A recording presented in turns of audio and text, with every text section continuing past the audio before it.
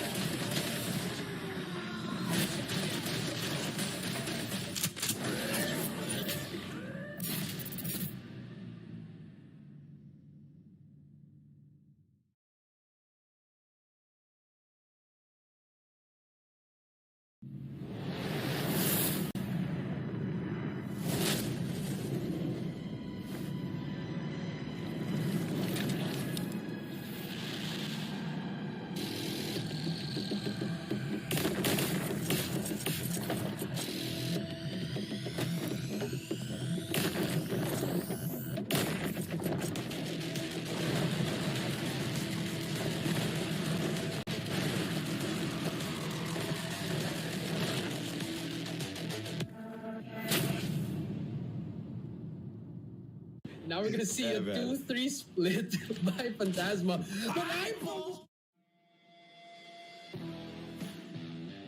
Hackney Yard, and they're stepping in there and giving it their all. Well, 3 versus 3. Yana with a beautiful grabbing spike kill. And it fell flat. RBO Esports, they stepped up, man. I mean, earlier with the Kenshi comeback there, they came back from no. Oh, come on, Kenshi. Don't do stuff like that, man. Maybe towards the back alley of the B, but no, they're still trying to aggress here on the A side itself. But Lux will find an opening, pick up and close and personal. He's going to get a few tags and down. Trying to counter snipe as well here onto the A side. But look at this, Lux finding a second kill, a triple kill now for Lux in the round. Will he get the fourth? Yes, he will. He's 1 away from the A. Players just hanging around the auto repair. The players at Bravo need to be careful though, because questions will be asked by Whoopi as he takes down Shizen, and he will go in for yet another strike. Goes in for a quick scope in there, blocks that shot, but he doesn't miss the next one. Wings gets taken down as well, and the Bravo side has fully opened up. Oh. So unfortunate, because my son is looking in there with that sniper. Oh my Lord, Whoopi. Now we're gonna see a 2-3 split by Phantasma. But iPhone just goes through the defender. Why you do that like that? Why you do that like that? Triple kill. iPhone, can he get the last one? It's in Tiki. Does spot him. The shorty will take it out. Misses that first one. Misses twice. Reloads. Tries to get it.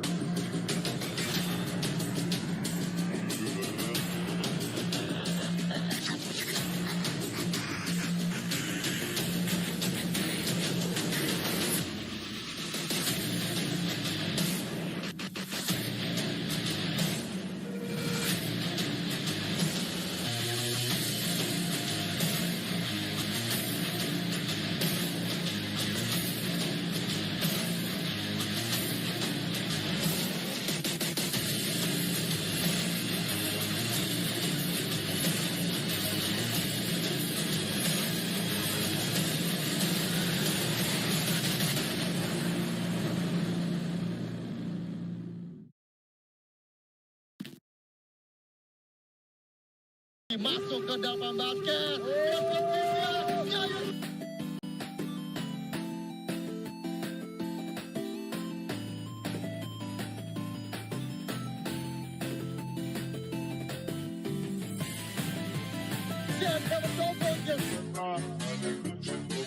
Tapi kita tidak dipercaya lagi. 2 lawan 3. Outstanding.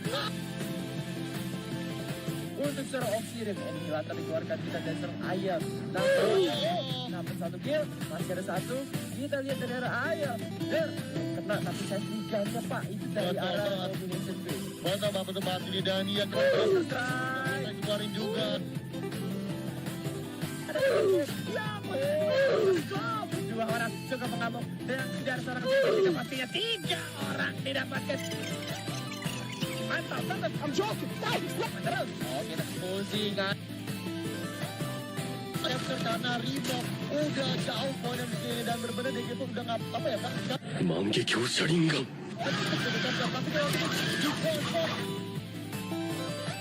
Berjaga harus tumbang juga di sana. Sementara Skuzi masuk ke dalam basket.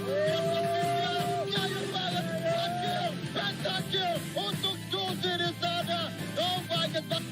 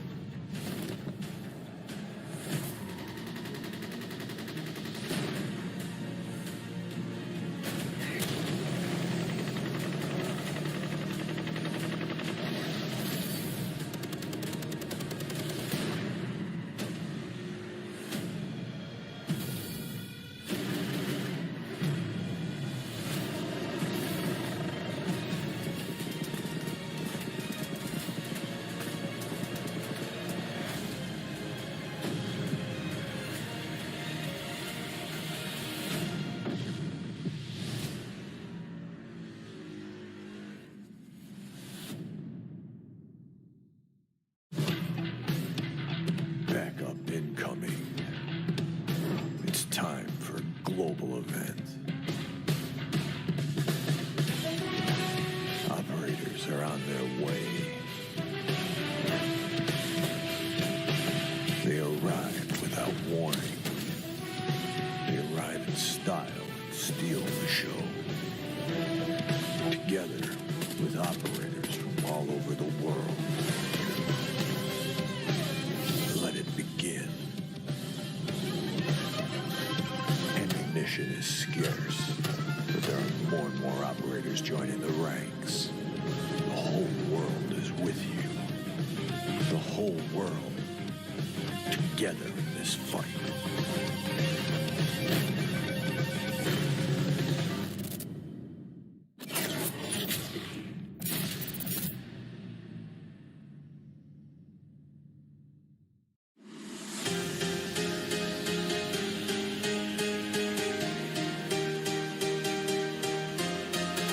Welcome, ladies and gentlemen, boys and girls. This is the Call of Duty Mobile Singapore Championship. Now, I am looking forward to seeing exactly which squads will be flying through the battlefield today like feather as well, because so many of them have worked their way all the way up to this point. Only 8 now remain.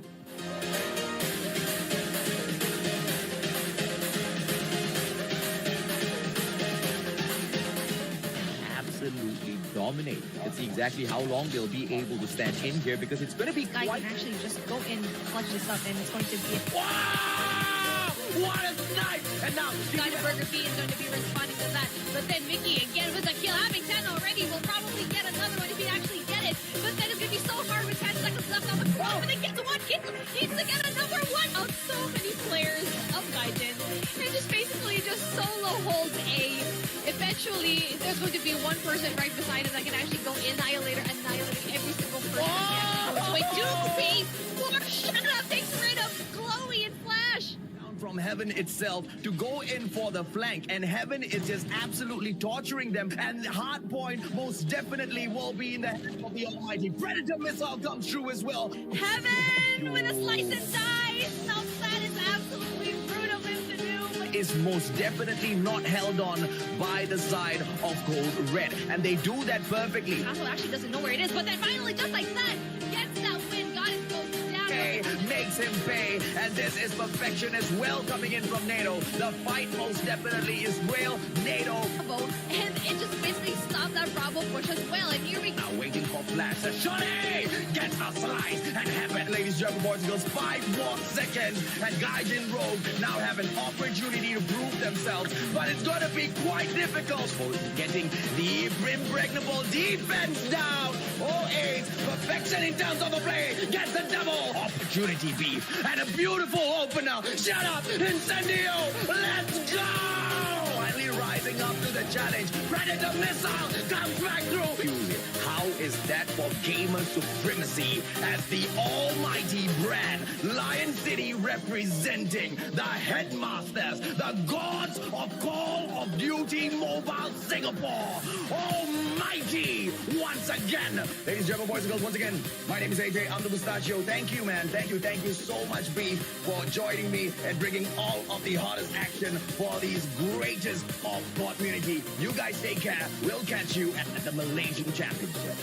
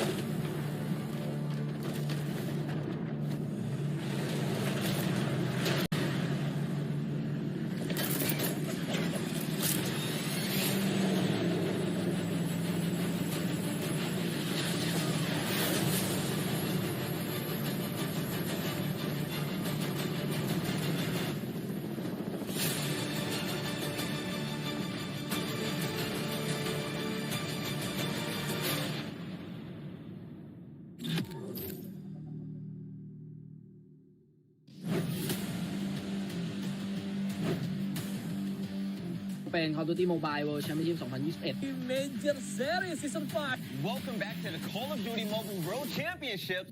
Is in the convenience store. He's not going to be able to fight him. Eds on the other hand, whoa. As yet, but with that takedown, this should open things up. Backstab from Zia. Pesan-pesan untuk tim saya, jangan menyerah, terus latihan dan satukan prinsip. ช่วยตัวเองครับกูเก็บไป28คิวพี่บอลจะแตะได้30อยู่แล้วแล้วลูกตรงนี้เก็บเพิ่มไป 但打狙还是要小心，这个穿点直接把 Momo 给穿死。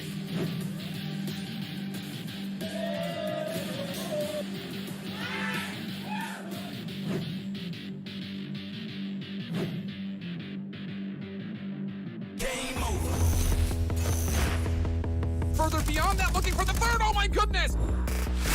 I'm taking it up a level, gonna even that score. Oh, and he's able to get both. Hit that floor every day, all day. All I do is win. I'm the best in the world. Now let the games begin. The one gets the second. I do it when I cold shoulder. You know there ain't no other going out with a bang. How you like Another one. Now 1 versus 1. What is this? game over? Ready? How you like me now? Game over. That's how I do it when I move over. You know I'm taking over. Game over. On top of the North American region, coming out of the lower bracket. Going out with a bang. How you like me now?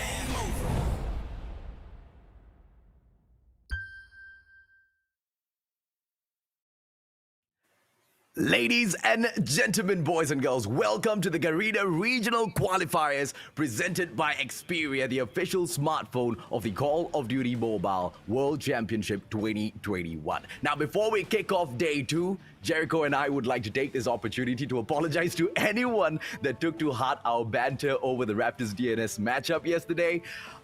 Yes, we were a little naughty. We are quite good at hyping up the crowd, and each and every single tournament we try our best to carefully entertain the viewers and at the same time shoutcast our hearts out. And in the heat of the moment, sometimes lines tend to be blurred. And at the end of the day, though, our intention has always been to make sure the audience has a great time in here. Jericho and I, we were super pumped up yesterday from all of the excitement, but we have lived and breathed Call of Duty Mobile for the past 2 years, man. Raptors DNS, Jericho and I, we have history, and the storyline which we shoutcast have been carried over from other tournaments in here. But it doesn't really matter, because we hear you, community, we hear you loud and clear, and we'll be more aware of how we craft our sentences moving forward. On that note, my name's AJ, I'm the Mustachio, down here with the one and only Coach Jericho. Welcome, buddy. Hey, what's up? What's up? Welcome, guys. Welcome back to day number 2. You had such a great day number 1 for Group A, and now AJ, it's the I would consider this the group of death, maybe. All right, maybe a lot of people would say that. Also, you know, A and B, they're both top teams, best teams. Yeah. But this one, you know, when you look at the schedule, it's like, all right, it's gonna be a long day. It's definitely going to be a long day, man. I mean, we have one team in here that I have got my doubts about in terms of how they are going to be performing. We will be running you through all of those teams, ladies and gentlemen, boys and girls. Once again, this particular tournament has been broken down into Group A as well as Group B. Now, the players from each and every single region, they are not allowed to be within the same group. So if you see a Malaysian team in Group A, their partner, the second seed or the first seed, the other team will have to move into Group B. Hence why we have this as Sharper Esports, Almighty, Remo Dewa, Omega Esports, Raptor DNS, and RSG in Group A, the others in Group B. Only 8 of these teams will be able to make it into the playoffs, Jericho. Yeah, only 8 teams. So, you know, those bottom 2 from both groups, no, they're going to have to say goodbye. So every game will matter. And these are the teams. For your Indonesia region, we have Remo Dewa, DG Esports. For the Philippines, we have Blacklist, International.Ultimate, and Omega Esports. For Thailand, we have Sharper Esports, WDC.Freeslot. For the Taiwan, Hong Kong, Macau region, we have AFN Gaming and Raptors DNS. And for Malaysia, we have Sem9 and RSG. And finally, for the Singaporean region, we have Almighty and M42 Esports. Oh, I'm excited, man. I'm super pumped to see every single team from Group B jumping on in to perform. And that one team that, you know, I've got my concerns about is going to be... Try to go through all of the matches for the teams in here so far. You know, to a certain degree, they had those strats which were pretty much, I would say, basic. We are very used to it. AFN Gaming, they bring in a whole new, method of taking these maps, and I'm very curious to see how they do against teams like Sem9 as well as Blacklist International.Ultimate, Jericho. Yeah, I mean, I'll be honest with you, AFN Gaming, I've only saw them during the group draw because I've only known Sem9. So maybe, you know, I want to see something from them. You know, they came out from I think, was it the Taiwan? I think it was the Taiwan. Yeah, Taiwan. Yeah. Yeah. So, you know, I'm expecting something new as well. Also for Blacklist International, it's a huge expectation, obviously coming from Ultimate, and then they got picked up by Blacklist. So a lot of expectations here. So it's gonna be all these 6 teams have something to prove. Yeah, and DG we are looking at M42 Esports as well as Dunia Games Esports. Do they even need introduction, Jericho? They are going to be super tanky powerhouses. You know, when you said that this is going to be the group of death, I just couldn't help but to smile, because I disagree. Both Group A and Group B, they're filled with teams that have got the absolute finest in terms of skills as well as strategies to go out there and dominate Call of Duty Mobile. It's really hard for me to take Group A and compare them to Group B and say that this group is way more stronger, man. But I can tell you this, the action is going to be as hot as it was yesterday, Jericho. Yeah, it's definitely going to be hot. You know, starting off with match number 1, we have AFN Gaming going up with Dunia Games Esports. And for our match number 2, we have Blacklist International.Ultimate versus WDC.Freeslot. And for our third game, we have AFN Gaming versus Sem9. And for our fourth match, we have WDC.Freeslot versus DG Esports. That's going to be a hot one. Mm-hmm. And to close out the day, we have Sem9 versus M42 Esports. Oh, so many hot action back-to-back in here. I cannot wait. And we kick things off with AFN Gaming actually jumping into a matchup with Dunia Games Esports. So this is the best opportunity for us to see exactly, where they rank, exactly how they stack. Raptors DNS, I think they are going to fall somewhere along the same rank as well as playstyle. But once again, I'm really curious to see exactly how they pull those strategies off against one of the best in the Call of Duty mobile world, man. Dunia Games Esports, these guys from Indonesia, they are not to be trifled with, Jericho. Yeah, they're coming in here, handling business well, no mercy. So if you're AFN Gaming, you have to adjust on the fly. To all those teams that are struggling with Dunya, the way that you have to beat them is you have to adjust every time something happens. Every second you have to adjust. You can't let them dictate the pace. Yeah, I mean, let's talk a little bit about Dunia Games Esports, right? 5 times national champions of Indonesia, but still they struggled in the recent Indonesian Jams, lost to Remo Sadewa, and we saw from yesterday exactly why. Remo Sadewa, what a team, a absolute powerhouse, just crushing each and every single opponents that were offered up to them. But Dunia Games, they've been there, they've done that. They were the reigning champions for so long in Indonesia. It's not going to be easy at all for the Taiwanese team, Jericho. Yeah, it's not going to be easy at all. Especially the Dunia Games, just to touch on it, they're always in the mix, but they can never get through.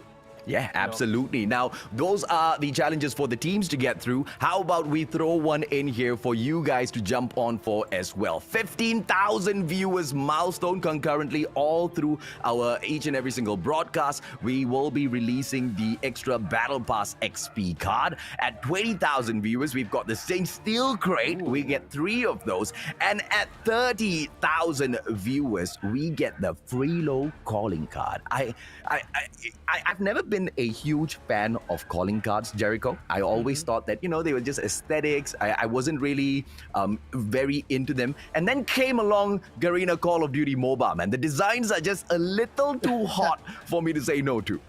I mean, I can agree with you. Calling cards are just it explains of who you are. You can be unique. You can copy someone. Yeah. You can tell on how a person is. So, I mean, I'd want to have that freelo. Well, let's see exactly what the teams will be bringing in here today, ladies and gentlemen, boys and girls. AFN Gaming, Kai, Arthur, Wei, Momo, as well as M4. Jericho, you need to help me out here with the fourth name. I'm sorry. We'll just call him AFN. I think unless production gives us the translation, but these guys, they look prepared. They got the sponsorship and everything ready. So this might be a different showing for the Taiwanese region. Oh, absolutely, man. I mean, with Mountain Dew backing them up, are they going to be able to climb all the way to the top? Or are we going to see them get kicked down to the ground by Dunia Games, who knows exactly how to bury squads? We've seen them step into multiple tournaments so far. AFN Gaming, on the other hand, we will have our opportunity to, I guess, dissect how they take hopefully they win their coin toss so we can see exactly what their strategy as well as mindset is going to be like. Because if Dunia Games gets that coin toss as well, it's going to be pretty rough, Jericho. Yeah, it's going to be pretty rough. You kind of want to have that coin toss against a top team like Dunia Games. But then again, you're here for a reason. So AFN Gaming, they got to show up here. But here we are with DG Esports. We have Venom, Jetsky, Zen, ZZ, Ihan, and Jeff. All these guys just being prepared, If you guys are wondering why isn't Clove isn't here, I think it's because of the age restriction, AJ. So let's see how they're gonna play without their, their number 1 rusher, the number 1 slayer. Yeah. So let's see how DG Esports works here. I'm a little sad to not have Clove in here to join Dunia Games, but DG Esports, they are in good hands, right? Because each and every single player within this team, Ihan, Jeff, I'm not so sure of his playstyle just yet, but Ihan, Jetsky, Venom, we know exactly how they flow. ZZ is an absolute tank. Each and every single one of these players, they play their role down to the T, and the better part is most of them are flex players. They easily drop in and replace any one of their team members who have already fallen, which makes them quite the tough squad to break down in those defensive positions. Yeah, it's gonna be really tough here, without that pressure that that Clove can do on his own. But we already know what Ihan and all the other boys can do. But I think Jeff can be that player that can actually try to help them. But unfortunately, due to the coin toss, AJ, Dunya Games is going to pick first and also going to ban first. Yeah, this is going to be a tough one. Dunya Games, we know how they go out there and wreck, and but we might not see them play all of their strong cards just yet. I'm not going to take, all of these map bans and picks to heart at all. They might be hiding their strats. We definitely know it's a strong team to make it to the playoffs. Hackney Yard as well as Raid, these will be the banned maps. Dunya Games is able to bring us into Hardpoint and choose map number 1. Let's see exactly where that is. I was about to say Summit, but they've pretty much mastered each and every single map out there. But at Summit is exactly where we've seen them trash quite a number of brands so far, Jericho. Yeah, but honestly, Summit is it's a one-sided map, so I feel like that's what they're trying to do. They want to apply a lot of pressure for AFN so that they can just spawn out and they can just grab all the points. But moving on to Search and Destroy, AJ, firing range. This is the pick by AFN, but as I remember, DG, they're pretty good in firing range, but I feel like AFN might show something that we haven't seen. So it can be a dark horse kind of map.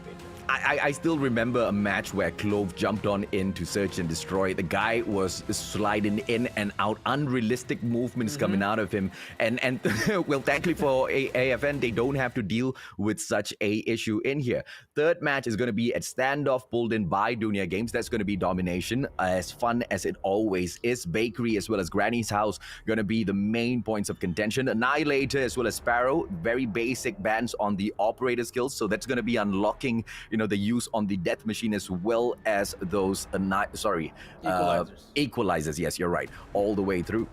Yeah, I mean, I like it. I like the ban, especially the Sparrow. It's good. We've seen what the Sparrow can do in Summit, especially in that third hill, AJ. It can decimate a whole team, even if you're just on your own. So I feel like I like the equalizer because yes, you can get some kills there, but most of the time, sometimes you just lose your gunfight. So it's really gonna come down to how you use it and when you use it. So I like the ban from AFN.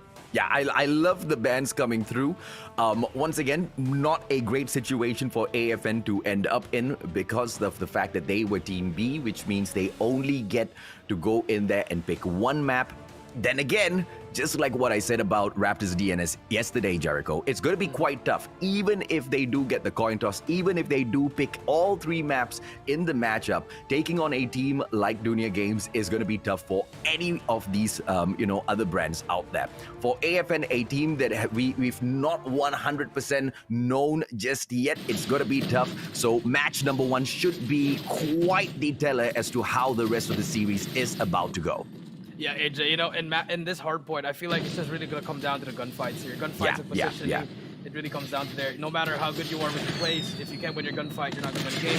But as you can see here, AFN actually starting really strong, AJ, with applying a lot of pressure, double peeking together. I like what they're trying to do here, just putting a lot of pressure on these teams. Oh, Dunya Games now making the quick flank in, and they should be able to take over the hard point for quite a while now. A pinch coming through from the side of AFN is going to be quite tough to defend on the side of Dunya Games. 9-13, not too shabby at all, but it's all about who's able to string the points in towards edge platform. Hard point number 2 a little bit more open, but ever since the cluster strikes are not allowed in these competitions anymore, that open area has become a little bit more easier to manage. But maintaining that guard on that spawn from the green radar station, the one that belongs to AFN Gaming right now, is going to be super crucial. Yeah, it's very crucial because you want that spawn for your turbo. If you look at your map, AJ, number 4 is already on the flank. It's going to be Zed. He's going to be able to flip the spawns. That's what they wanted. And now DG, they have full control of the second hill. Fully streaked out is Jet Sky with 7. And can he get more? But yes, essentially got embedded massage to use, but beautiful plays coming in from AFN Gaming. They still have their trades, they're not getting the points, but they're getting the gunfight that they need. So it's still a close game right now. Yeah, I'm wondering exactly when is he going to be pulling that sentry out. It's definitely going to be a waste if it's placed right now, so we probably might see it come out for a pop at the cable car platform. But I love how Dunya Games have managed to go in there, flip the spawns out. They make AFN Gaming now spawn out of Gorilla Base so far away, and that's just going to be putting them in a sticky situation. AFN's not going to be able to come back and take this hardpoint over, and hence why all of them, they trickle through. They want to play cable car platform. They're backing away. They're giving Dunia Games a lot of initial points, but this is hardpoint. One good run can make it back through, and there you go. Dunia Games, finally that sentry comes out for an early placement. It should be able to deliver the maximum amount of points in this sort of a situation. Yeah, it's going to deliver most of it, but let's see if AFN can break it. I like the setup here, but here comes the push coming in from AFN. The double push at the back will give that bait coming in, but I think they're trying to go for the spawns. Yes, they are. They're trying to get it right now, but big gunfights here. They still lose it. They lose it. They have to get the reset going. 45 seconds. They have to work together here. If you look at DG, they're just playing around right now. They have everything that they need. All they have to do is wait and pre-aim. Yeah, this is really tough unless AFN goes and secures that spawn. But even if they do, it's a little bit too late. But look at this. Gods of RNG out of nowhere. AFN Gaming just getting that spawn since it wasn't controlled by Dunia Games. 20 seconds in, they should be able to mount the pressure. But out of nowhere, Hoga 26 in the hands of AFN Momo. But unfortunately for him, that backup comes a little bit slow. And now 12 seconds. Dunia Games still holding on to the hard point. They are running away with this match, and in fact they are running away to the next hard point as well. Yeah, that is true, but now they're gonna be right there with it. It's gonna be a 4v4. Kai starts to push, gets one, but gets traded out. But here comes his teammates. Can they help him? But Jeff is still alive. The trade comes in. Equalizer is gonna be used there. Redimessa takes out one person, but they have the spawns up. But can they break it? They need to break this in order for them to make the comeback. But Dunia Games still pushing there, but finally breaks it. And now can they start the comeback? Oh, and it looks like they might just do exactly that. And this is one of the weaknesses, ladies and gentlemen, boys and girls, of the Dragonfire. Unfortunately, the assist is just not going to be much in there. DG Venom in here with the Death Machine should be able to take control of this situation. Dunia Games now at that 100-point mark. I thought AFN was about to get it done right, man, because they managed to move on in towards Guerrilla Base. They were taking Red Garage and they pulled in the fight from the back. But unfortunately, they fall one after the other. They are not winning a lot of their gunfights here. Yeah, they're not winning a lot of gunfights. That's why he's taking over and getting a lot of points. It started off really good at the start, but now as it moves to the third and fourth, they're not really winning much of their gunfights, but I can see that they're really trying. You know, it's really hard to go against DG here, but I think they can still try to do this. Still a lot of time here, AJ. A reset's coming in, but they have to be perfect at this point. Well, here comes the final run, perhaps 122 to 46. AFN still struggling, but the third sentry now in a row being pulled out by Dunia Games. Now, a majority of the reason as to why we keep seeing the score streaks played by Dunia Games falls back once again to the fact that they just keep winning their gunfights back to back to back. And now Predator Missile being pulled out, not going to be able to find anyone. ZZ still wins his gunfight with the A as well. 139 now. AFN Gaming, they do not look like they are primed to take over the situation, especially with that sixth man in that plane. The sentry gun has been on the assist. Third hard point in a row now, and it's just absolutely tough to break down. Yeah, it's really hard to break down. Once you put that sentry gun all angle, you have one angle covered.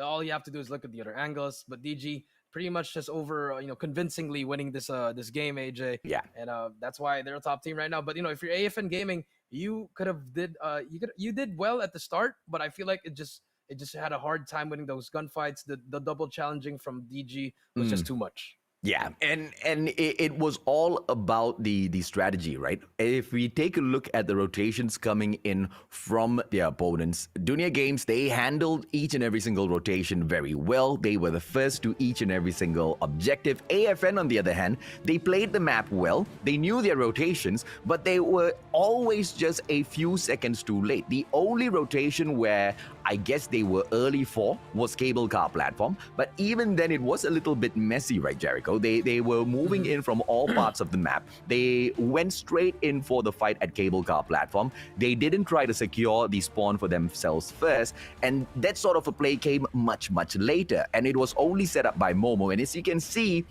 he wasn't really hitting his mark much from the back there. Yeah, he wasn't really hitting it. I think if they wanted to break that P3, it was going to be that first break, but after that, it was just really hard. And then once they did get the RNG spawns, AJ, they just couldn't break it. One by one, they went in there. The whole Grid 26 couldn't do anything. And, after that, it was just in P4, they just couldn't do anything after that. Yeah, and I want to see a little bit more from AFN, but it might be a little bit too much to ask from a very steady as well as sharp Dunia Games. They have taken this first game, and it seemed quite effortless, didn't it? There were a few situations where AFN did step in to take the hardpoint back. But once again, we have to fall back to those gunfights. Those gunfights got won over very, very convincingly, very easily. Even at the Blue Raider station where we saw AFN managing to go towards the guerrilla base, I was under the impression that they were going to flip the spawns immediately, push the Dunia Games players out of there, and Dunia Games might go in for an early rotation into control room number 2. And eventually it would have ended, looking at the way they were piling on the pressure. But even at the Blue Raider station, at the 4th hard point, they couldn't cut it, man. It ends 150 to 50, and we have to move on into firing range. That's going to be Search and Destroy, a map pick of AFN. Let's see exactly how well they do that. Yeah, I mean, I think this is going to be a must-win for any team that loses game 1. You want to bounce back immediately and get that game number 2. But I like this map pick from AFN. They want to show why they're why they're also one of the best teams and their region, AJ. So I feel like S&D should do well because they were winning some of their gunfights that were 1v1 with DG. So maybe 9 times out of 10 maybe they could win that. So we'll see that in S&D, or maybe snipers would be a good thing for them. We'll see different kinds of plays from AFN. Yeah, AFN went in there for the pick, and I believe we are going to see Dunia Games on the defensive side first. Is that correct, Jericho? Yeah, Guerrilla side is Dunia Games, yeah. All right, so Dunia Games, I'm just curious, man. They want to see exactly how to take this fight early on. I'm curious to see exactly how does AFN jump on and pressure them from the get-go, because the longer they allow Dunia Games to pick up these early points, it's going to be so much more tougher to make a comeback later on, man. They need to pile up the confidence from the get-go. Yeah, that is true. So here we go. Game number 2. We have AFN Gaming versus DG Esports. Search and Destroy on firing range, and we're hopping on board with DG on the offensive side. And they're going to go for a little bit of a slow push here, which is I find that odd because I always see them very aggressive, but I know it's S&D, so maybe they want to slow it down, try to get some picks here. But if you look at the defense of AFN, they got a 2-3 split actually. And they're just trying to play for picks. Time is your friend here if you are DG, so let's see what they can do. Yeah, they backed away into a 2-1-2. I feel like I like this balance a little bit more. We should be able to see player 5 taking that mid shot, but he's not going to be able to find Ihan just yet. As we know, Ihan, a very capable sniper from the side of Dunia Games. This will be a battle of snipers at the get-go. They want to take down a couple of players before going in for the openers. High! Gets shut down by Zen from the side of Dunia Games. A quick pop, and it should be able to pile on. Face J does not take anyone down, but ZZ from the back eliminates Momo. Kai gets dropped by player 5, and this is a 4-3 situation. The attacking side of Dunia Games still can overcome AFN. Still in round number 1, 40 seconds on the clock. Yeah, they can still actually rotate here, but AFN gets a hit marker on that, gets to trade it out. M4 takes out Ihan. It's going to be a 3v3, but look at the middle. Number 1 is going to be wrapping around Venom. They don't know he's there. Takes out 1 as well. Venom stuck in a 1v2. Will get away with his life. 20 seconds left. Bomb is down, and if you're AFN, you already won the round. All you have to do is play time and play around the bomb. I thought AFN already won there. I thought I saw Venom going down, but unfortunately, no. It's a 2-on-1 situation. Venom trying to turn things around. MX9 does not get the hit glitch. Player 5 takes him down. And what's that, 3 frags so far? AFN, what an opener. They need to keep this up, Jericho.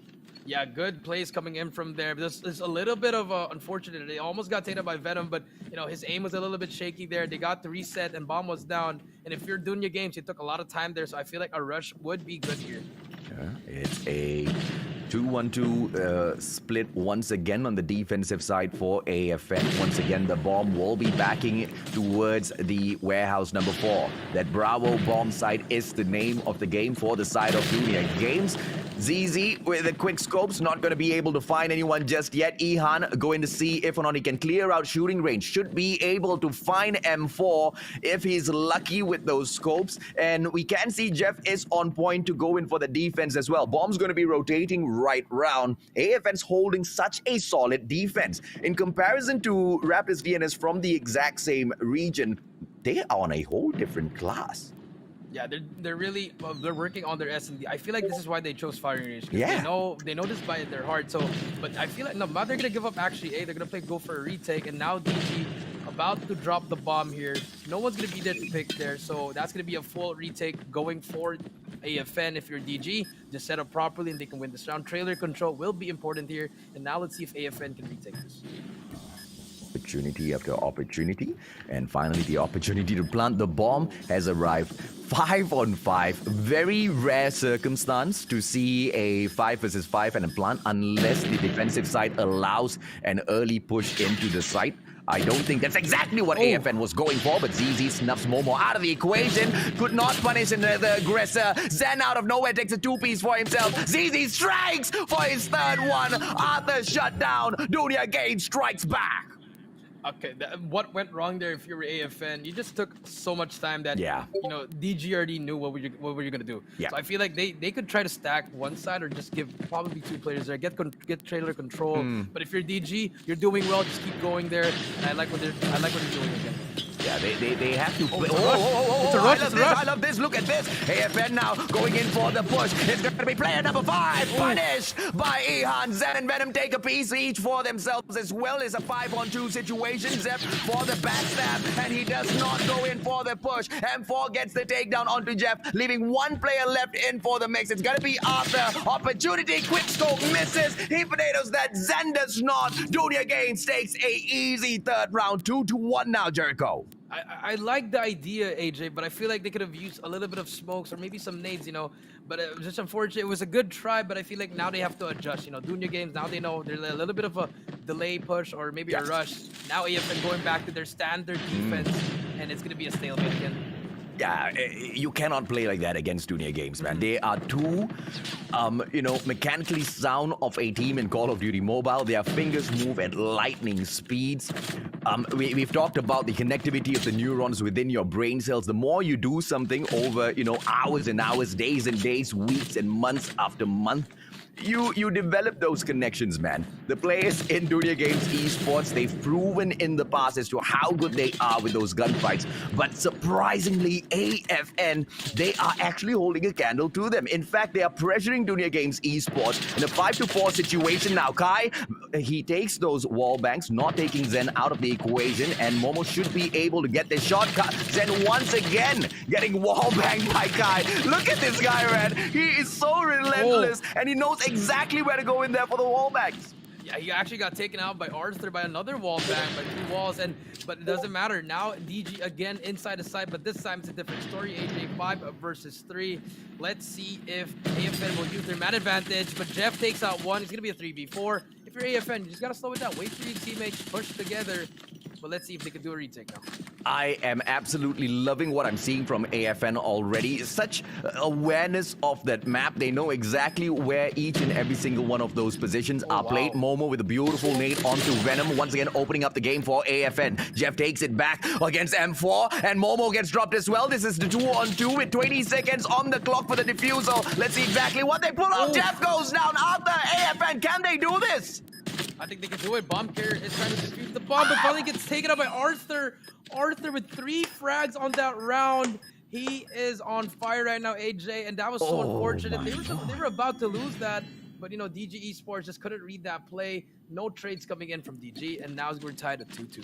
Oh, loving it, man. Absolutely loving it. AFN Gaming, they are in here, and I don't know if they actually manage to stomp out DG Esports. We might just see this whole competition blown wide open, man, because that'll be a huge game changer. Dunya Games Esports, one of the teams that the COD community is kind of begging to dominate this competition. Yeah, that is true, AJ, but it just shows that even if you are a pro team, you still have some flaws in you. And for now, right now, S&D, it might be that one for DG, but let's see. Maybe they can turn things around once the sides are switched. But Arthur takes out Zen. That's the first one. Takes out another one. Let's hop on board with Arthur with this master of a sniper. But inside the side, now we have DG again. Same situation as last round, AJ. 3v5. Let's see if they can pull it off, or will AFN get that retake? Oh, this is just so beautiful, man. Dunya Games being held back now. 3 players left. AFN, beautiful defense so far. And look at the stack in terms of the defensive pressure. Slowly, bit by bit, inch by inch, they are moving in. They are closing down the space which Dunya Games Esports is commanding within firing range itself. Jeff caught out by Kai with the shotty. Beautiful play so far. And they are on the hunt. 2 more players on the map. It's going to be ZZ as well as Venom. Venom gets that kill. M4 snuffs out Kai back to back, and it's gonna be ZZ. One final player in here, but the bomb is on the ground. Let's see how he defends this, or is it gonna be defused in time, Jericho? But he has to drop him. They don't know he's behind him. Arthur's gonna hop on the bomb. Does spot them, but will not shoot. Gives them that information, but he just has to peek right here. He's there for the trick. He takes out 1, but no, M4 takes him out. And we're the switch of the half. We're gonna get 3-2. AFN Gaming leading by 1 around now. Let's see how good they are on offense, or will DG answer back on the defensive side? Palm sweaty already. AFN actually taking down a top dog early in the competition. That's going to be a huge momentum boost for these guys. I mean, after tanking a initial loss at that hard point and to make a comeback like this at Search and Destroy, it's definitely... Man, Kai takes out Ihan once again, opening up well for AFN, and they've already secured White Warehouse. They should be able to plant the bomb and down the clock to 45 seconds. Yeah, but this is what I was expecting from DG Gaming, actually. AFN is actually just rushing in there because they know that, you know, you just have to rush fast in firing range. But DG just struggling a bit here. Arthur takes out ZZ again. 4 versus 3. Look at the defensive positioning on this side. They're just backing up each other, pushing all the way at the back and just covering all the angles. I like this from AFN. DG takes out Momo. Zen takes out another one. Now it's going to be a 2v2. Let's see what's going to happen next. Oh, opportunity for Zen, and he actually gets a double kill out of nowhere. And Dunya Games Esports, they equalize 3-3. I'm loving this action here, Jericho. Yeah, I was praising AFN and then they lost the round. Very unfortunate. But I mean, I like the rush though. I like what they're doing. But Zen, you know, Zen just a little bit better there. That double kill there, really getting that momentum. Now we're tied to 3-3. This is looking like around 11, AJ. I cannot believe it. AFN, I mean, after the movements after planting the bomb, still applying so much of pressure over at Barracks, playing time enough, making sure they distract. Arthur gets the kill onto Jeff. Ihan goes down as well. Kai managing to strike. They were not able to keep Momo alive, but it doesn't really matter. The numbers game still working well for AFN as they strike onto Zen as well, leaving Redem and ZZ once again alive in the final moments. 1 minute 30 seconds, and AFN can openly plant that bomb. DG Esports, they're gonna struggle for a bit. Yeah, they could actually just go for a rotate, but they're gonna force it. And bomb carrier goes down. Venom touch, you know, 1v1, you get stunned. Unfortunately, gets taken out. And at the same time, M4 takes out ZZ. Now we're gonna be 4-3. I'm liking what I'm seeing from AFN, and if you're DG, you're struggling a bit in S&D, yes, but just a little bit small mistakes that's really costing you each round, AJ. But they have to fix it on the fly. Who killed Venom moments ago, Jericho? I think it was M4. Oh, that was such an amazing play from him, man. I mean, split-second decision, waiting to... he listened, waited to understand and confirm that mag was fully used up before sliding out, snuffing out his opponent. Perfection. 4-3 now. Dunya Games Esports trying to turn things around to take this game right back into the bag. Force a win. Second time round, and catches Ihan. I'm surprised he did not see that. I think he was on the snipe and scoped in, Jericho? Yeah, I think he was already scoped inside, looking over B bomb side. But now look at this. Dunya Games not recognizing the play. No rotations coming in, so they can clearly walk inside B and plant the bomb. I think they should be able to know it's now. Yeah, they're going to be able to know it's now. Bomb is going to go down 3v3. Let's see how they're going to be able to try to retake this. Dude, I never actually thought, you know, they would get outplayed like AFN. Not only are they able to equalize all of a sudden in terms of the gunfights, but the strategies on Search and Destroy are being played quite solidly. Kai now shuts down Jeff. One more. Oh, goes in for the reload on the shotty. Unfortunate for him. He did get the hit marker though, Kai. Arthur with the opportunity on the backstab manages to go in there for the pump. Second one, quick scope, does not hit, but he is alive one-on-one. Oh! Arthur giving them that 5th round, and AFN one more away for upsetting in the S&D. And I see now why they chose this map, and they know this by heart. Yeah. If you're DG, you're just struggling right now. Oh, they are playing firing range to perfection in search and destroy, attacking, defending, it really doesn't matter. And now it's a stack onto shooting range. Venom and Zen getting those initial kills, putting the numbers onto the side of Dunia Games Esports. Zen now, he should be able to catch another player out. It's going to be M4 in the barracks hut who stays put. He might be able to get the backstab onto Zen, who steps out, catches him. Arthur shuts Zen out of the equation, and it looks like it is a situation 3-2 now. Dunia Games still in front. Yeah, they're still in front here. They have each player covered in 3 lanes, but they can get the bomb. Try to play a rotate, stick together if you are AFN, but let's see what they can do. A lot of time on their side. I feel like if you're Arthur, try to pick up a weapon there. The MX-9 would do well there, but he's going to stick with his sniper and his shorty. I think he does spot one player there. One player loading down, trying to hit those wall bangs, but Ihan gets a hit marker. Unfortunately, now that's going to be giving the information. They can try to go for a rotate, but they're still trying to wait it out here. Bomb is still down, and DG just holding down. There's still a stalemate, and I understand exactly why, right, Jericho?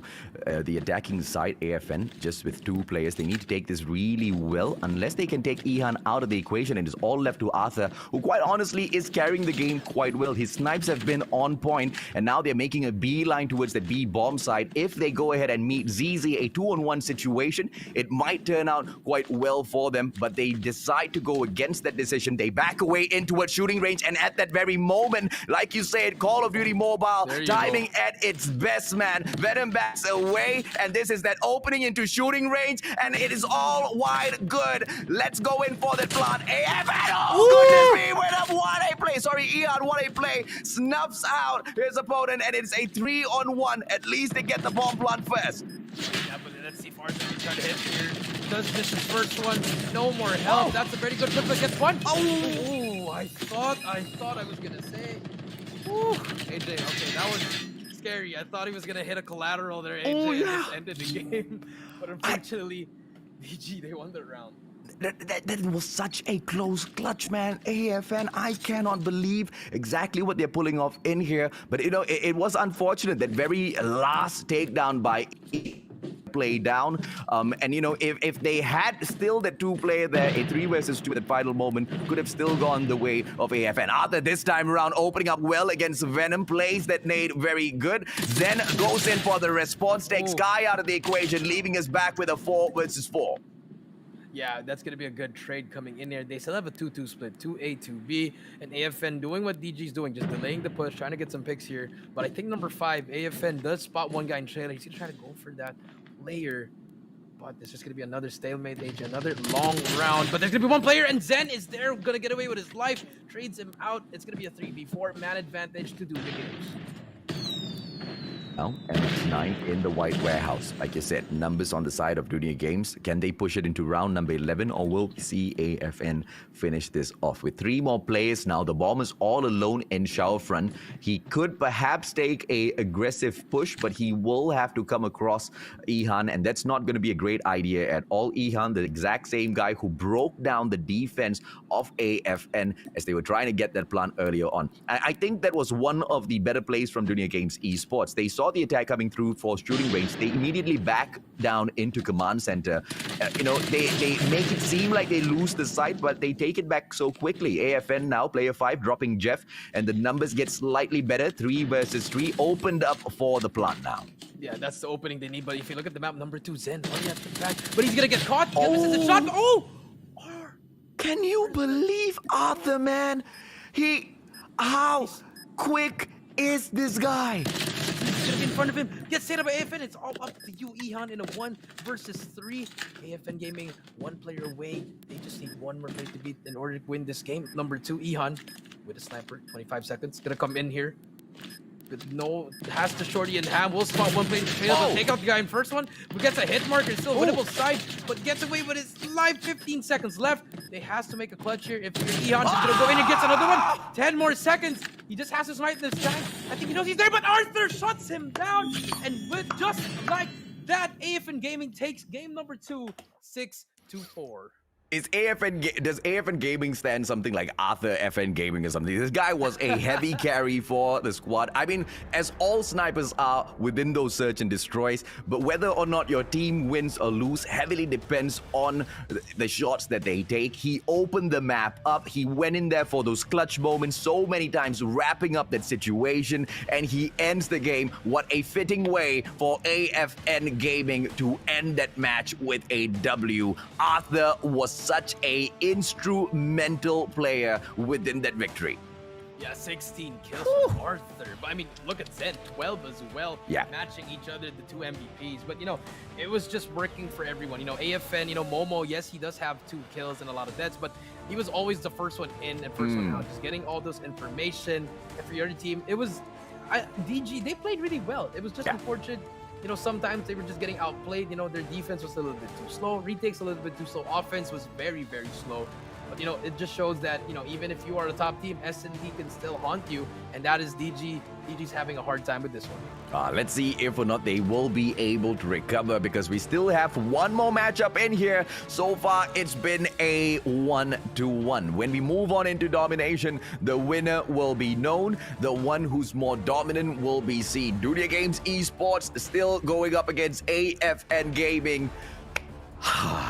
This day has kicked off, and it looks like it's gonna be absolute fire. 150-50, Dunia Games wins the first one, but 6-4, AFN turn things around at the...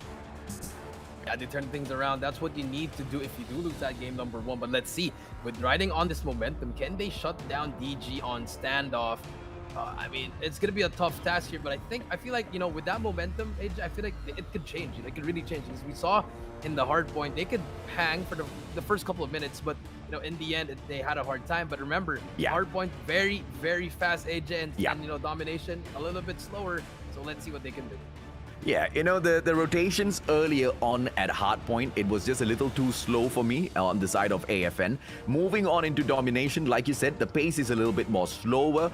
The power positions definitely need to be played. The back and forth at that B flag is most definitely going to be a issue for them to deal with. And Guerrilla Squad is the place where we see AFN wanting to start. So they should be able to cap that C flag, immediately mount that pressure into the second floor of Bakery, and push in for that B flag, right? I want to see they do it this time round, because in that first game, when we went into Hardpoint, when it came down to the gunfights, it just seemed so one-sided. Thankfully, it got switched around in that search and destroy, but we have to acknowledge the one that turned things around mostly was Arthur. And this time around, that sniper's not going to be able to play as instrumental of a role, Jericho.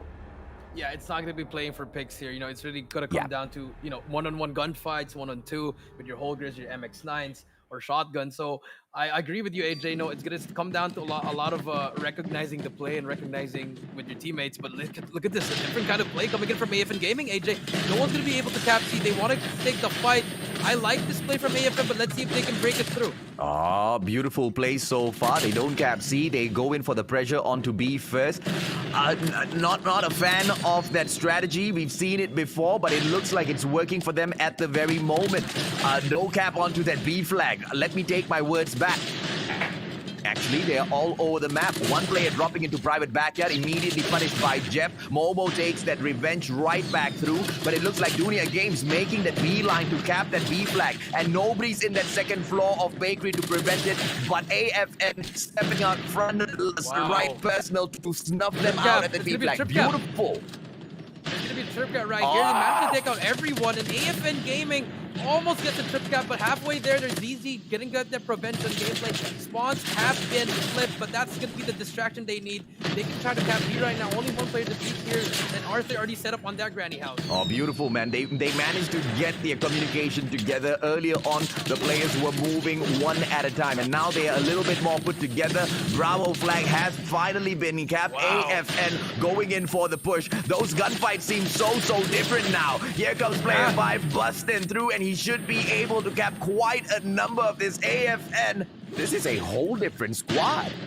Yeah, I think this is a warm-up, AJ, you know, and maybe S&D is their warm-up, but right now, DG struggling a bit here, trying to get away from their spawn, but they're just getting trapped now, but finally, kills that person on box, and now they start looking. Jeff is on a roll, but gets taken out again by player number 5, and Kai with a nade. This guy gets a trade, but here comes the cap coming in from... Okay, now the B flag cap coming through. It is a split, but AFN manages that really well. They are at Granny's house, but what's more interesting is they're stacking onto private backyard. A 2-on-1 situation, almost always falling in, and now player 2 moving into hotel, does not get the kill, but the pressure is most definitely on. AFN aggressing forth, 41 to 26. What do you know, Jericho? They might be able to pull this off. Yeah, the pressure that they're applying is just, you know, giving DG a hard time right now. Managed to take out M4 with that death machine. Very good takedown there. And finally, DG again resetting. But look at the way they're playing. They're just picking up lanes. AFN, one by one they go, and then they win their individual gunfights. And DG, no answers. I think Kites gets another triple kill with the death machine. All AFN Gaming right now. Momo there as well. But finally, no more forces there. Can they try to make a cap? Arthur goes down as well. Momo's going to protect the B flag, and DG finally going to get that cap. 60 to 35. The Predator! The Predator saves the day there, a triple with the Predator, and once again, Arthur instrumental. But Zen stepping out for Dooney Games once again. The Indonesians seem to be struggling. AFN Gaming have been so solid so far with the rotations, with the flanks. They've been so I don't even know what to say. They are absolutely killing it out there. Hotel Yard is being lit up. Look at them win these gunfights. Yeah, they're just winning everything with that first half. 75 to 43. Imagine holding down Dunya Games. I repeat, Oh Dunya my Games lord. to 43 points in the first half, but let's see if they can do it the same time again. Now DG, they have to answer back here. Let's see if they can do it. But AFN, they like the A and B side, so now they have it again, AJ. It's similar to what Hackeyard can do. They like that one side, but here you go. The push is coming in from DG, and they're going to be starting off really strong. Zen with that first block, but the trade comes in here. Can Death Sky do something? But AFN number 4 gets that equalizer, and now AFN gets control of the middle map again. Oh, beautiful opportunity after opportunity. And AFN, they make the beeline. Earlier on, we saw that one player stuck in private backyard, and he wasn't really instrumental. Jeff went in for the Punisher. But this time around, it seems like the strategy from AFN Gaming seems a little bit more clearer. Look at the way they stack themselves. They're not really playing onto Granny's house, which they will go ahead to regret in a couple of seconds. But they stack private backyard, and the second player from private backyard continuously goes in for the backstab at Bakery second floor as well. And that's been quite the setup for main role at the B flag, Jericho. Yeah, they're always making at least one person overextending their spawns because so they want that distraction, AJ. That's where, look at number 5, AJ. Momo already at the back alleys. And look, he's trusting his teammates. M4 goes down there, but there's still going to be time for the trades.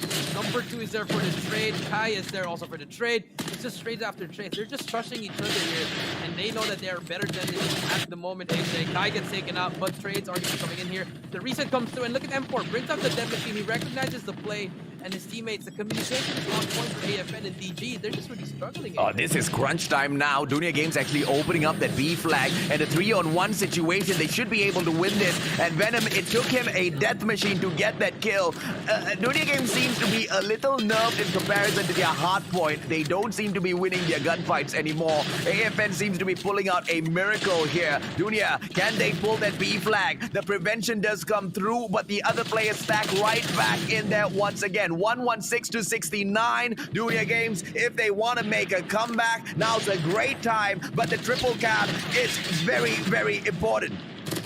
Yeah, I think they kind of do need it now, but finally they managed to get that double cap. The push is coming on Jet Sky, and then gets him one more clear to beat Jet Sky. Finally going to try to hop on that, but it's going to be 3 players trying to push for him. Jet Sky, big gunfight here, but going to get taken out, and AFN, they have to reset here. DG, keep applying that pressure, keep going and going. Big gunfight coming down, and see actually number 4 and number 1 on your map. You see that? There's going to be a big gunfight there. So let's see what's going to happen here. Everyone is all around here. Everyone has to win the individual gunfight. Yeah, Kai and ZZ, man, that's just a cat and mouse game. They're still chasing each other, trying to kill one another, because the cap at Charlie is definitely what AFN needs. But Dunya Games doing the impossible. They will pull that triple cap into the bag, and now a beeline by AFN. They want the gorilla base. They want that Charlie flag. flag. Are they going to be able to prevent it? Yeah, they do prevent it. Dunia Games out of nowhere. They are making that comeback. 104 to 128. AFN, they've been so solid from the get-go.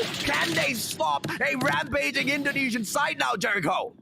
Yeah, momentum's on their side. No one is near Jetsky, just hitting that spawn trap. He's gonna be just annoying there, going back and forth. We'll get that information. Now everyone's gonna be trapped. If you're AFN, all you need to do is push one side. But Jetsky says no. Jetsky to 5 kill streak. They can keep on going here. More players to beat. Finally gets taken out.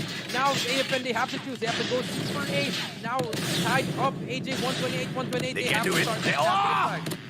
I thought they were about to do it now. A couple of seconds, 2 players dropping in. C flag trap most definitely will be possible. But I think Dunia Games might have already done it. They are running away with this match. 138 to 128 now. 10 points between them. AFN, they need to find a way to cap that B flag within the next 10 seconds. Because if they don't, it's probably going to be game over. Hunter killer drone being sent out. Dunia Games still on the prowl for those kills. It's not going to be able to find anyone. But Dunia Games, they've managed to get it done. The comeback is real, Jericho. Yeah, and this just shows why they are DG Esports. Calm, cool, collected. 150 to 134. That was a very impressive comeback, AJ. They were down by a lot. Oh my lord. And you know, they made that comeback with, yes, there was a little bit of a strategy in there. They made sure their C flag was not capped. But the one thing we need to pay attention to was the fact that with the majority of these situations, those players from Dunia Games, they were taking on 2 versus 1. I mean, look at ZZ, man. He was playing cat and mouse around Bakery, taking care of that C flag for a long time, solo. He was a one-man army. And Dunia Games, because if they had let go of that C flag any earlier, Dunia Games would have lost this game. Yeah, they would have lost that game. So that was such a good recognition by them. They wanted to get it. They won their gunfights. And after that, they even took over the other flag. And then they just started making the comeback. The spawn trap by ZZ and Jetsky, you know, at the back alley, AJ. It was a massacre there. And AFN had no answer. In the end, it was just a little bit too late. Yeah, and I want to see exactly what more AFN can offer us in this competition, because they almost got it done, Jericho. They were so close to absolutely stunning the whole of the Garena region. In fact, the whole world with their play. Dunia Games, 5 times Kings of Indonesia, almost getting taken down in the opener of the Garena Regional Qualifier for Group B, but they managed to turn things around with absolute supremacy when it comes to gunfights. Mechanically sound they were in that first match. 150 to 50 was the win, and they took a loss 6-4 by a tremendous display of aggression from the side of AFN Gaming. Arthur was instrumental for AFN to pick that win up, but Dunia Games, they show us exactly what they are made of when they made that comeback from absolutely nowhere, Jericho. Yeah, just absolutely nowhere. You know, that's just, you know, they are one of the top teams here, and that's why they just showed it there. You know, but if you're AFN, yes, you did lose, you know, you choked it, but it's okay because, you know, it just shows that you can still hang with these players. Just have to fix a little bit more there. Just unfortunate, you know, they just all lost their gunfights at the same time, which forced them to spawn over at gas station, and DG just took over the whole map. They already knew what was gonna happen next if they killed them all. They just had to lower it down. Spawn trap was gonna come in there, and in the end, they took it home. Yeah, let's talk about that, right? Because it's not easy at all to achieve what Dunia Games just pulled off for themselves. They held on to Granny's house, they held on to Mid Square, they held on to the Guerrilla Avenue as well, and they won each and every single one of their gunfights. At least not each and every single one of them, but a majority of them. 90% of those gunfights were being won, and you've got that spot on, Jericho. They kept sending each and every single one of those players from AFN into gas station. The rotations from gas station to any one of those flags really long, and AFN, they pulled it together. They pulled it together because at the very last moment they made a beeline for that C flag, and this is exactly what shows you know, the experience of Dunia Games. They didn't care, man. To a moment in that game where they thought, okay, now's when we can let go of that C flag. They made that decision, and what a decision to make. They played the game of calculation so well, Jericho. Yeah, they knew what to do after that, after B, and just going through for A. They are really playing so well. But, you know, going back to the highlights here, AJ, number here, right here. Game number 1. It started off really good actually, but Jets came here on this third hill. It just things just changed, you know. AFN Gaming, they stagnated and they couldn't do anything actually. But you know, they tried, but the sentry gun also helped DG, and DG they just brought out their death machines at this time as well, which really ultimately gave them a lot of points, and also the early rotations at this hill, AJ. Yeah, absolutely, man. I mean, cable car platform, that's hardpoint number 3. It saw a sentry. Hardpoint number 4 saw a sentry as well. And then control room number 2, we saw that final one being set up. In a situation like that at Summit, DG Esports, they were just so solid, right? Nothing AFN did within Summit itself could have overcome that amount of pressure, because the rotations were right, the gunfights were all good and clean. But search and destroy, there was a problem named Arthur, which DG had no answer for. Yeah, no answer for Arthur. Arthur really just turning up. You know, he single-handedly won them 3 or 4 rounds actually. But you know, you can't mention the others, because he was getting those kills because his teammates were you know, getting him with the information, waiting for him and trusting him with his sniper.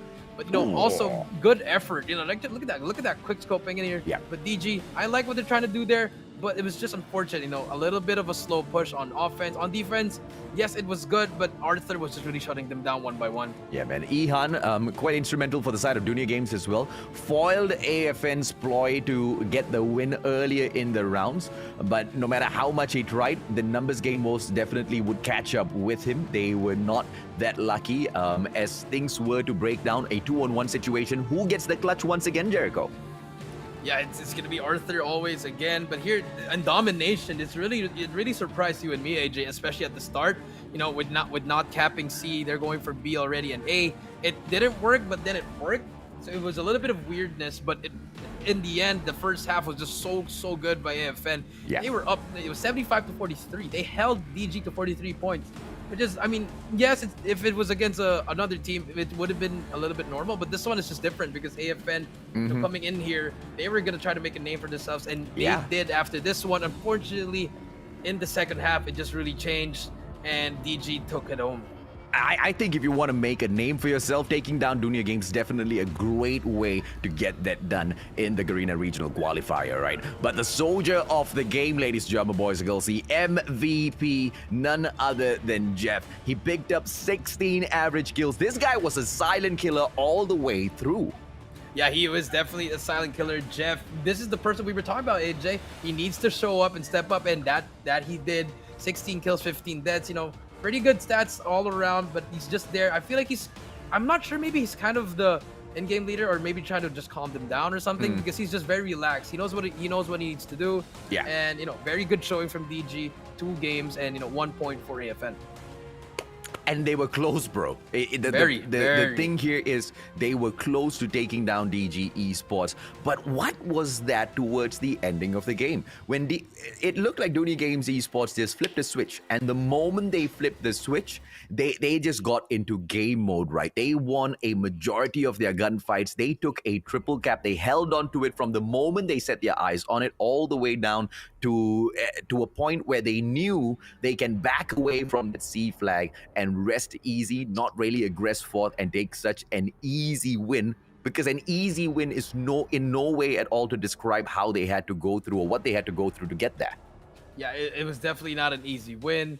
It just mistakes over mistakes, and you know, another team just capitalized on it. So it just shows that, you know, if with that experience from DG, they know what to do in those moments. You know, they know what to do. They gotta win those gunfights. It's gonna bounce to the other one, and then momentum. I mean, that's it. That's history. Yeah, I was quite shocked as well, because AFN, they were not really playing Granny's house. We usually see a majority of the pressures played from you know, that hard point, usually where it spawns. But in this particular circumstance, they were pulling off a very interesting approach. Private Backyard always had a player there, and as much as possible, they tried to stack 2 players at Private Backyard, and the overextension from Private Backyard continuously into Bakery because they didn't play their own power position, but they wanted to focus so much on their opposition's power position, and I felt like that might have just given that game away from them for them. But whatever it is, ladies and gentlemen, boys and girls, AFN will be coming back once again in the third series of the day. Jericho and I will take a quick short break. When we come back, it's gonna be series number 2. Blacklist International.Ultimate takes on WDC.Freeslot.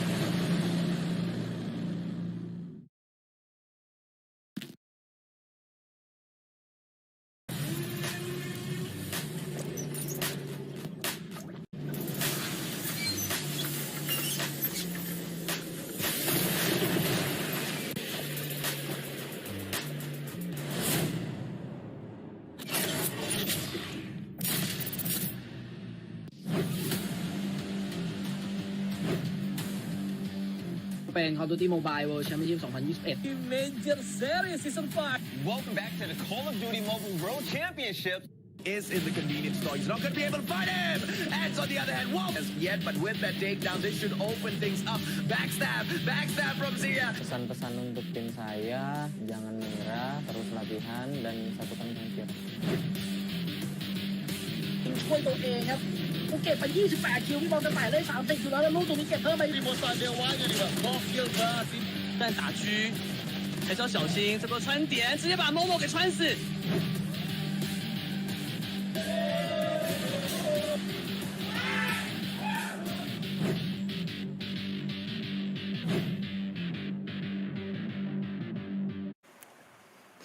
Welcome back to the Call of Duty Mobile Garena Regional Qualifier. I am your host, VV Jericho, with my partner, the Mustachio AJ, and we just started off with the first series with a banger. Actually, I really enjoyed that series. You know, AFN Gaming versus DG Gaming, and then especially that final game, the comeback. Yeah. Really, really great start to the show, AJ. Yeah. And now our next game is going to be Blacklist versus WDC. But before that, we have something to share.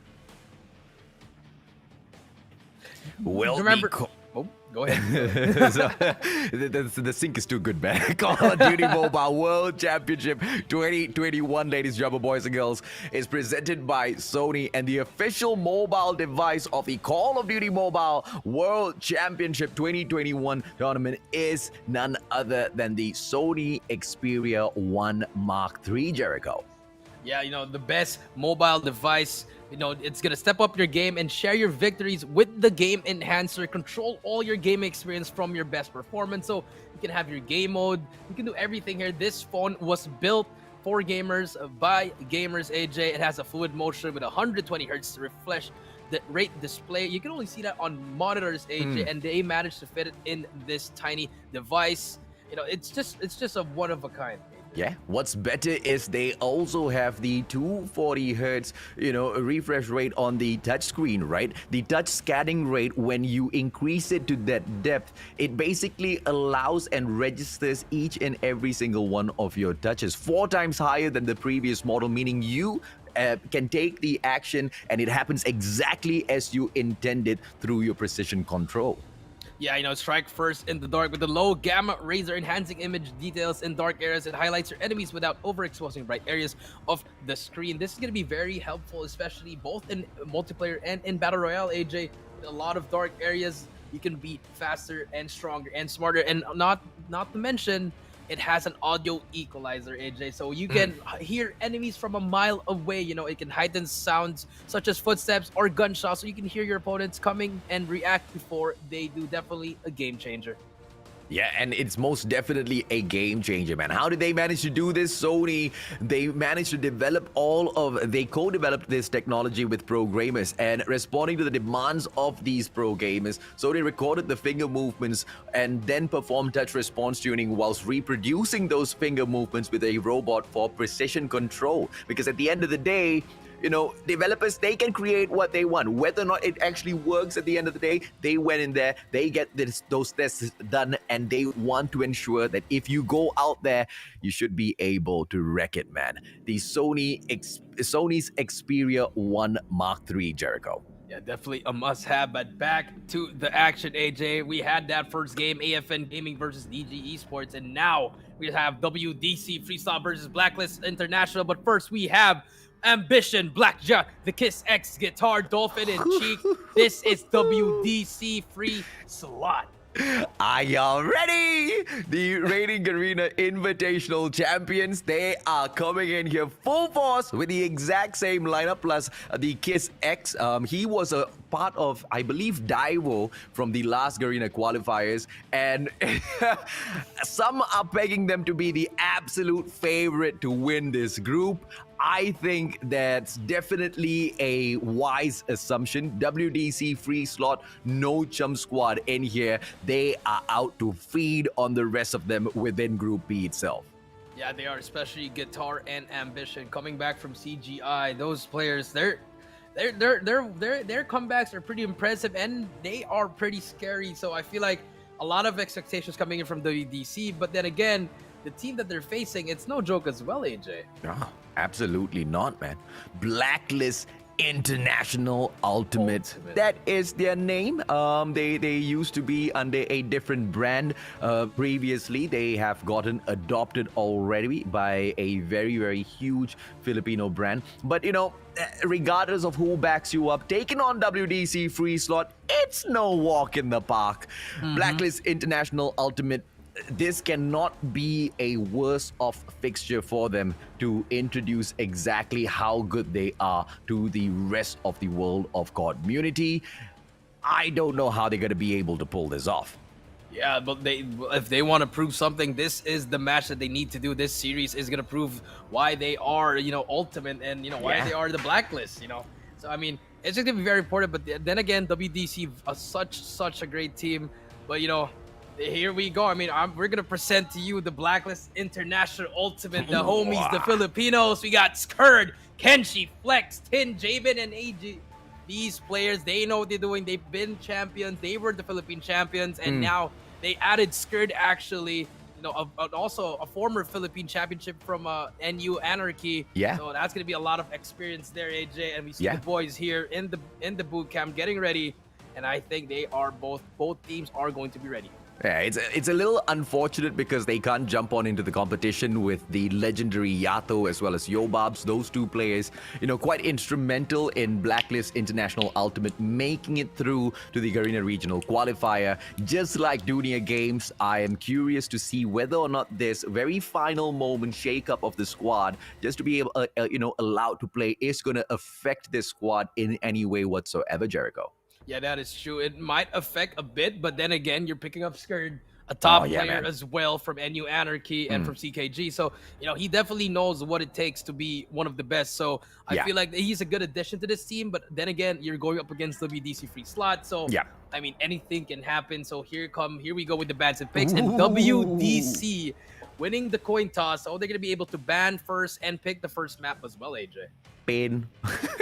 This is just painful, man. The dominant brand potentially winning that group A, they are the ones who will be able to get the first ban as well as pick 2 maps out of 3. Crossfire is the ban for WDC.Freeslot. Blacklist International.Ultimate taking out firing range from the mix. I am curious about that one. No, I think that's a good pick, AJ, because as far as I remembered in CGI, every time they play firing range, Guitar drops 40 or 50 kills. And WDC, they prefer to go for Summit. Not the best map because it's a one-sided map, AJ. You know that. P3 and P4, if it takes over there, it's going to be over. But I like it. And then we're going to go to Takeoff in S&D. Okay, Blacklist International. They're going to try to play their mind games with WDC. Let's see if they can make a comeback here on game 2. But, you know, Takeoff S&D. I like it. And finally, we're going to go back to Standoff as well. It's going to be a gun. It's going to be a war in Standoff. So I like the map picks. It goes to show that if you really like this map, you just go and pick it. Yeah, I think this one is just all-out brains picks coming in from Blacklist International. They force pick Takeoff for Search and Destroy because the last thing you want is to drop Domination to the side of WDC.Freeslot at Takeoff, right? We know exactly what sort of a map that is. Hardpoint is an absolute hell. Domination just equally as painful if you do not know Takeoff in and out. It's not the easiest map to go out there and take control of. Sparrow, Annihilator, basic bans on the operators. I'm very curious to see exactly what Blacklist International.Ultimate can bring into this next matchup, because once again, they are taking on the favorites who might be able to bag everything. But I guess the saving grace here is at the end of the group stages, 4 best teams will get to move on. But at least they get to test their worth against what might be or who might be the top dogs right now at the early stages, Jericho. Yeah, that is true. I feel like, you know, both teams, if they are going to lose, this is the match they both can lose, you know, AJ, because at least they're going up against each other top teams and they have more games to work with. But, you know, this is going to be a test of who is really the best here right now, because, you know, we have the best from the Philippines at the moment, Blacklist International, and also from Indonesia. Indonesia, WDC. Freeslot. So they know what they're doing here, AJ. So it's just gonna be a all-out gunfight galore, AJ. So I'm just excited on this game number 1, AJ. Yeah, let's see exactly what will break down in here. WDC.Freeslot taking on Blacklist International.Ultimate. You guys take a pick. Let us know in the comment section exactly who do you think will be able to rise up to that number 1 spot. Whether or not it's going to be WDC.Freeslot at Summit, because, you know, when we drop into Summit for Hardpoint, it's all going to be about those spawn flips. We've seen that happen so many times around. When you go into Control Room number 2 for Hardpoint number 1, you want to be at the Guerrilla base. It gives you a easier access, but as soon as you take control of that first Hardpoint, you want to be able to take the spawn of the Green Raider station instead, because that's going to be a solid setup for that second Hardpoint, so you can continue to string your points in all the way through from the first HP down to that second hill. But it's easier said than done, isn't it, Jericho? Easier said than done, obviously, AJ. So a lot of you know, it's just gonna be battle for rotation, honestly, in Summit. You know, it's a one-sided map, so rotation is key. You're right, AJ. Rotation. But not only rotation, you need to win your rotational gunfights, your first early gunfights, because once you kill those guys off rotation, you get an early at least 10 to 15 seconds holding that time. So it comes down to the gunfights. If you can't win a gunfight, you're not going to be able to get some points here. So, I mean, I don't know who's going to have the better gunfights here, AJ. Well, that's exactly what we are about to find out. You know, both teams supreme. At the end of the day, once again, we have to emphasize this is the Garena regional qualifier. The best of the best of the best of each and every single one of these 6 regions are here to fight it out. And it's all going to go down to their strategies that they pull off in there, as well as those micro decisions that they make each and every single moment as they respond to their opponents. And if they're not able to respond within those microseconds itself, it's going to be a goner, man. I mean, you look into Summit, not only are you going to be trying to flip those spots, your opponents are going to be trying to do the exact same thing as well. Yeah. When you die, you don't get to choose exactly where you spawn out from. So, you know, the communication, getting back in there, going in with the movement solid together, yeah, that's going to take a lot of coordination, which puts me to the point of what I'm most afraid of. Blacklist International.Ultimate, although they did adopt a couple of amazing players from other teams, that's the synergy that WDC.Freeslot might have over them. Yeah, but here we go. Game number 1, Hardpoint, Freeslot versus Blacklist International. We do see Flex on the hill already, but WDC taking over already on that second hill. Control is being given by them, and Blacklist International starting off a little bit slow there, but Dolphin gets a 2-piece as well, takes down 2 players. And Blacklist International just slowly trying to get on the groove here, just pushing together. Let's see if they can get control of the second floor of the map, Nathan. Well, the second floor is definitely the main point of contention so far from Guerrilla Base. As you can see, WDC.Freeslot having their players spawn out. But the great blessing here is a couple of players from the side of Blacklist International.Ultimate as well, spawning out from the edge platform, which means they don't really have to travel that far to get these fights. Blacklist International.Ultimate also focusing on keeping the spawn at the green radar station. Therefore, they are able to trickle in one after the other. WDC managing to pull this hardpoint into the bag for the time being, but at the end of hardpoint number 1, it's quite close between the 2 teams. Yeah, both answering back as well. You know, WDC with 30, Blacklist 25. Let's see if they can do it. Cheek already inside the hill. They actually have control of that second hill and also for that third spawn. But Tin is there, gets one as well. But the trade is in. Flex gets one as well. Good trades coming in from Blacklist. I like the pressure that they're doing. The coordination is there. If you are Blacklist, all you have to do is just win more of your gunfights. Motivate defeat Flex. Can he do something here? Gets taken out by another player by WDC. But 36-29, back and forth we go, AJ. It's just a bloody war right now.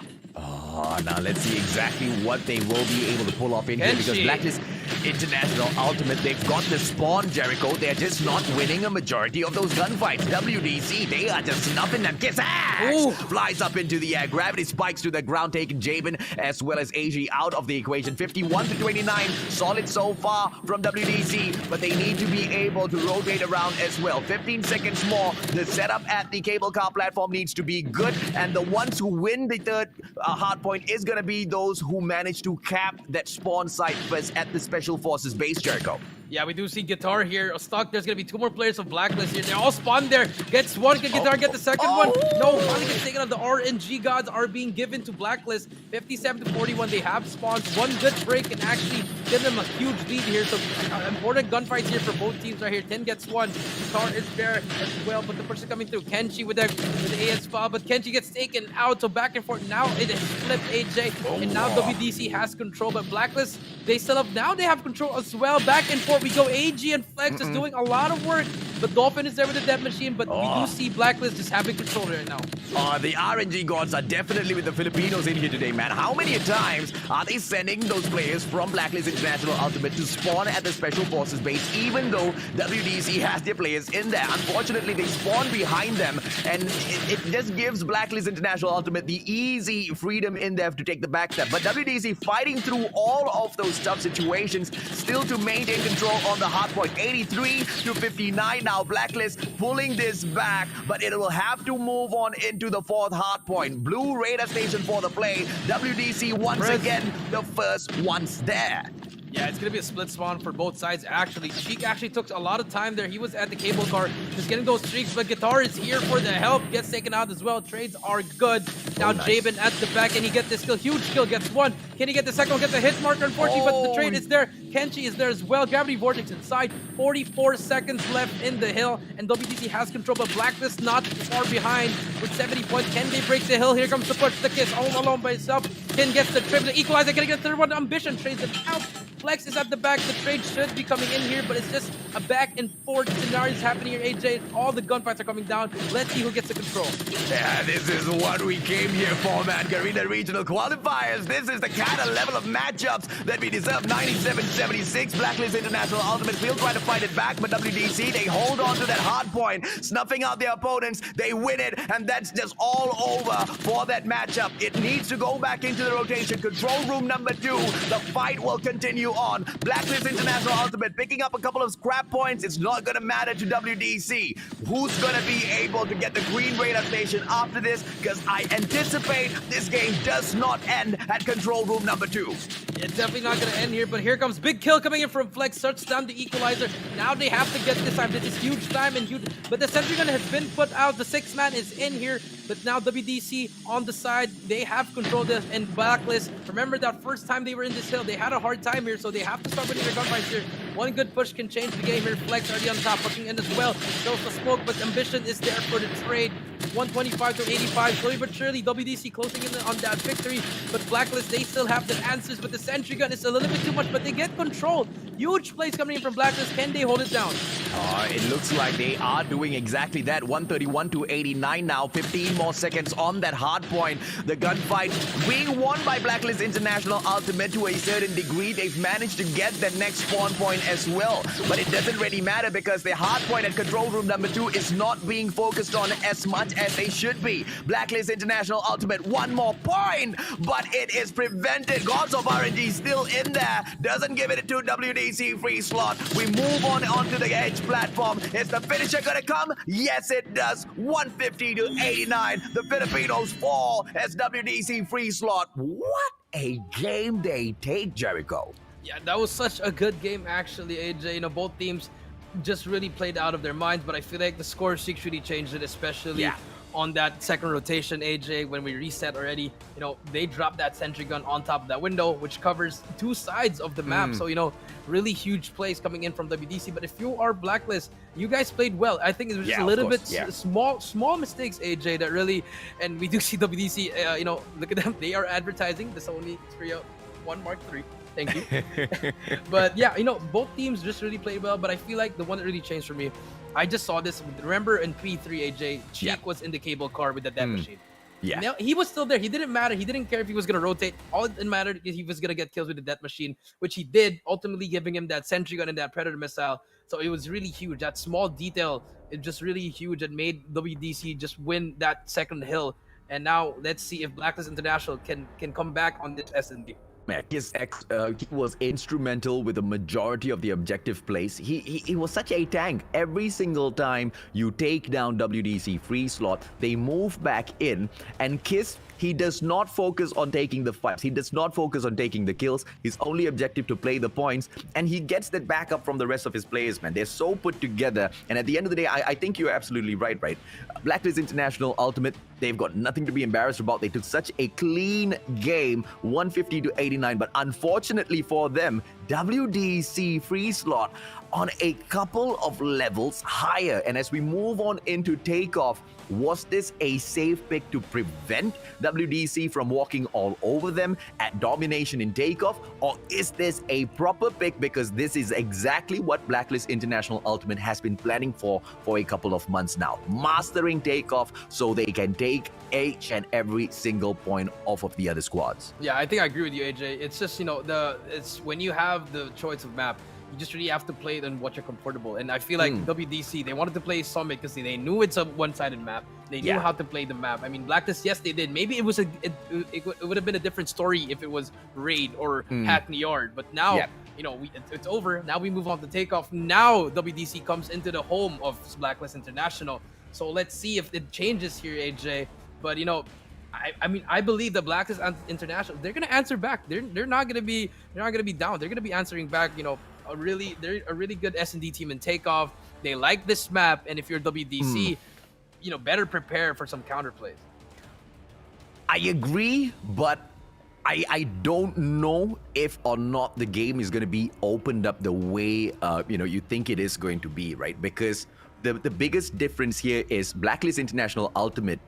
They were so point on when Yato was their sniper, right? Yeah. You take their best player from that search and destroy out of the mix. Yes, once again, you've thrown in some big names, but are they going to be able to hit as good as the legendary child Yato? This is going to be a very interesting matchup, ladies and gentlemen, boys and girls. A very tough game for Blacklist International.Ultimate as they take on WDC.Freeslot, who have already won one game in here in such convincing fashion, Jericho. Yeah, and now they actually brought in Skirt here from CKG, actually. Maybe he's that S&D guru that they need. Kenshi takes out Blackjaw for that first blood. I like what they're doing here. A little, just, you know, a team push. AJ, no one's really doing a little, but Jabin with the bomb carry does go down. Bomb is down, but Ambition and Dolph. Ambition gets 2 as well. All they go down, and it's all up to Kenshi in a 1v4. Guitar gets another one. Kenshi stuck in a 1v4, finally gets spotted. And I think this should be around for WDC.Freeslot. Yeah, it's one of the most difficult maps to play on, and Search and Destroy here is just a pain because of the size of this map, man. So many of those slots where you can just go in there and sneak. You should be able to get those surprise jumps onto your opponents. I don't think Blacklist International.Ultimate is playing this badly, but WDC.Freeslot clearly no takeoff like the back of their hands. Yeah, that is true, AJ. Now moving on to round number 2. Same style of gameplay for Blacklist. I think they're just trying to play some picks here. They left the bomb because they want to get some picks here, AJ. And if you are WDC, you work what you did last round. Same positioning here. Just, you know, have a backup all the time, AJ. If you look at them, they're just, you know, they're just turtling around each other. If someone goes down, the trade's going to be there. So now I really like this from WDC. And if you're Blacklist, you could try to go for the rotate, but someone is there. Cheek recognizing the play. I like this play from Cheek. He knows it, that something's going to happen, so he calls it out. And now it's going to be a stalemate again. Yeah, you have to play your power positions, man. Second floor, Aurora launch, absolute clutch of position to play. You have the lookout onto Bravo. You can leave Alpha over because the rotation from Aurora launch onto the A site is not too far at all. Dolphin with a 2-piece. AG and Jabin immediately punished. He looks for his third one. He manages to get that for himself. Guitar out of nowhere snuffs out Skirt. And just like that, it's a 5 versus 2. Blacklist International allow it to drop to a 5 versus 1 as Flex. Oh, come on. That shows, you know, WDC, they are slowly but surely working their way in this map. And you know, and if you're Blacklist, yes, 2 rounds down, but it's okay. You can still adjust to this against its S&D. You know, it slows down. Maybe you could try to go for a rush. Maybe you want, you know, have a double sniper setup, or maybe try to go to B. But if you're WDC, same setup all the time. Just have your backup because you can always double challenge because it's a very small map today. Small corner, small room. So a lot of times you can be with your teammate. And I like this coming in from WDC. Let's see exactly how they go in here for the push. Launch center, the side of Blacklist International.Ultimate holding back for the time being. And I think that's a better play. I think the rush maybe towards the final 45 seconds might be a little bit more, you know, apt. But that all depends on exactly how they want to go in here for the push. Once again, the Bomber aggressing forth, allowing 2 players to stack up in front. Kenshi with the scope first is not going to be able to find anyone. But just behind that wall stands Dolphin awaiting his presence. Yeah, Skirt has to make this play here. The timing is going to be very impeccable here. Skirt on the right side. Look, it's just, you know, if you could just call out, but Dolphin going to come in. Going to take out 1, but Skirt is there for the trade. He's not actually going to get out as well, too. Dolphin, just 1 shot, but Skirt gets that trade. Good trade coming in from Blacklist. Now the push is coming in, but HG, there's going to be a player near them. Number 3 gets taken out by Ambition. There's going to be 1 more player. He recognizes Skirt, goes down as well, and now it's going to be stuck in a 2v3, 2v4. And once again, the situation does not look good, but Flex managing to take Cheek out of the equation, and therefore he brings the numbers slightly closer to each other, but he overextends himself. Blackjaw forces him out back to the lobby, leaving everything in the hands of Jabin. The sniper for the side of Blacklist International.Ultimate. Is he going to be able to find each and every single one of his scopes? Pick that ball. Oh, finds someone. Has to back away. Brings out the shorty, but immediately punished by that MX9. Ambition, very ambitious in this game as WDC.Freeslot pick up the 3rd point in a row. Yeah, very good plays coming in from Freeslot. Their defense on takeoff is they're just really doing it really well. And if you're Blacklist, you really have to switch up your plays at this point. Stop going for A, stop waiting with your snipers, maybe just try to go and bash in your heads, rush in and go for an MX9 or use a Holger here. Because, if you look at it, Freeslot, they're always spread at each other. Now they're spreaded, now they have actually the advantage here, AJ. They can just try to push for A here, and this is what they're going to do. I like this play. The rush is coming in here. Nice. Now let's see if they can plant the bomb. Oh, this is the kind of play that we need from Blacklist International. Kill right get there. in there, get those kills. Jabin drops guitar out of the equation. The numbers look good on the side of Blacklist International.Ultimate. The bomb has still not gotten planted yet. Blacklist need to step up. Kenshi drops ambition. Here comes the numbers. WDC might lose their first round, but we know how they've taken their gunfights. Even 2-man down, they should be able to turn things around. Let's see exactly how they manage this situation. Dolphin shut down as well by AG, and this looks good for Blacklist. There you go. I like that switch coming in from them. Very, very good as Jabin takes out Cheek. And just like that, that's the adjustment we need, AJ. Let's see if they can keep going. But I feel like also if you're WDC.Freeslot, you should have just stick to your 5-man stack.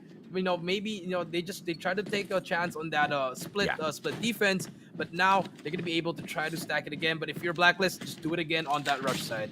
Yeah, absolutely, man. And it's a little sad that they found that out on the 4th round, but they are not allowed to pull off the exact same cheese once again. Jabin drops Dolphin, and I think that's a great opener for the Filipinos. They should be able to stack Alpha once again. The bomber is all alone. Flex needs to be really careful with his engagement. Over-engages. Jabin punishes guitar. Once again, the Filipinos bring the numbers up 5-3. Yeah, this is so very flawless at the moment. Jabin's gonna be able to peek one more person. AG on the right side, timing, but Jabin gets taken out. But the trade should be in there. No trade actually coming in from AG. Does not recognize the player there. Sheik inside as well with the katana, trying to find someone, but gets taken out. Flex takes it out as well. Ambition. Flex takes out 2 huge kills. Double kill coming in from Flex, and it's all up to Blackjack in a 1v3. Huge plays coming in from Flex here. Let's see if they can try to make the comeback here. Blackjaw. The timing is so real here. Call of Duty Blackjaw takes out 1 here. He's going to be trying to get away with his life, but Kenshi snipes him. And huge plays coming from Blacklist. Good answer before the half. Now they're going to be switching sides, AJ. Let's see their defense, and let's see how Freeslot can answer back on offense. Yeah, they're playing it quite all right, but clearly from the way they are taking takeoff, I don't think that this is their first choice for a search and destroy. So it goes down to perhaps confirm that they were forced to pick takeoff because, going in for the option of the ban on firing range was the main one. You've pointed out exactly why. We've seen WDC.Freeslot, just pop off on firing range in the past. And if they don't put takeoff off the list, Domination's probably going to be a guaranteed loss based on the way WDC plays this. And if they bring them into takeoff, it's just going to be a GG.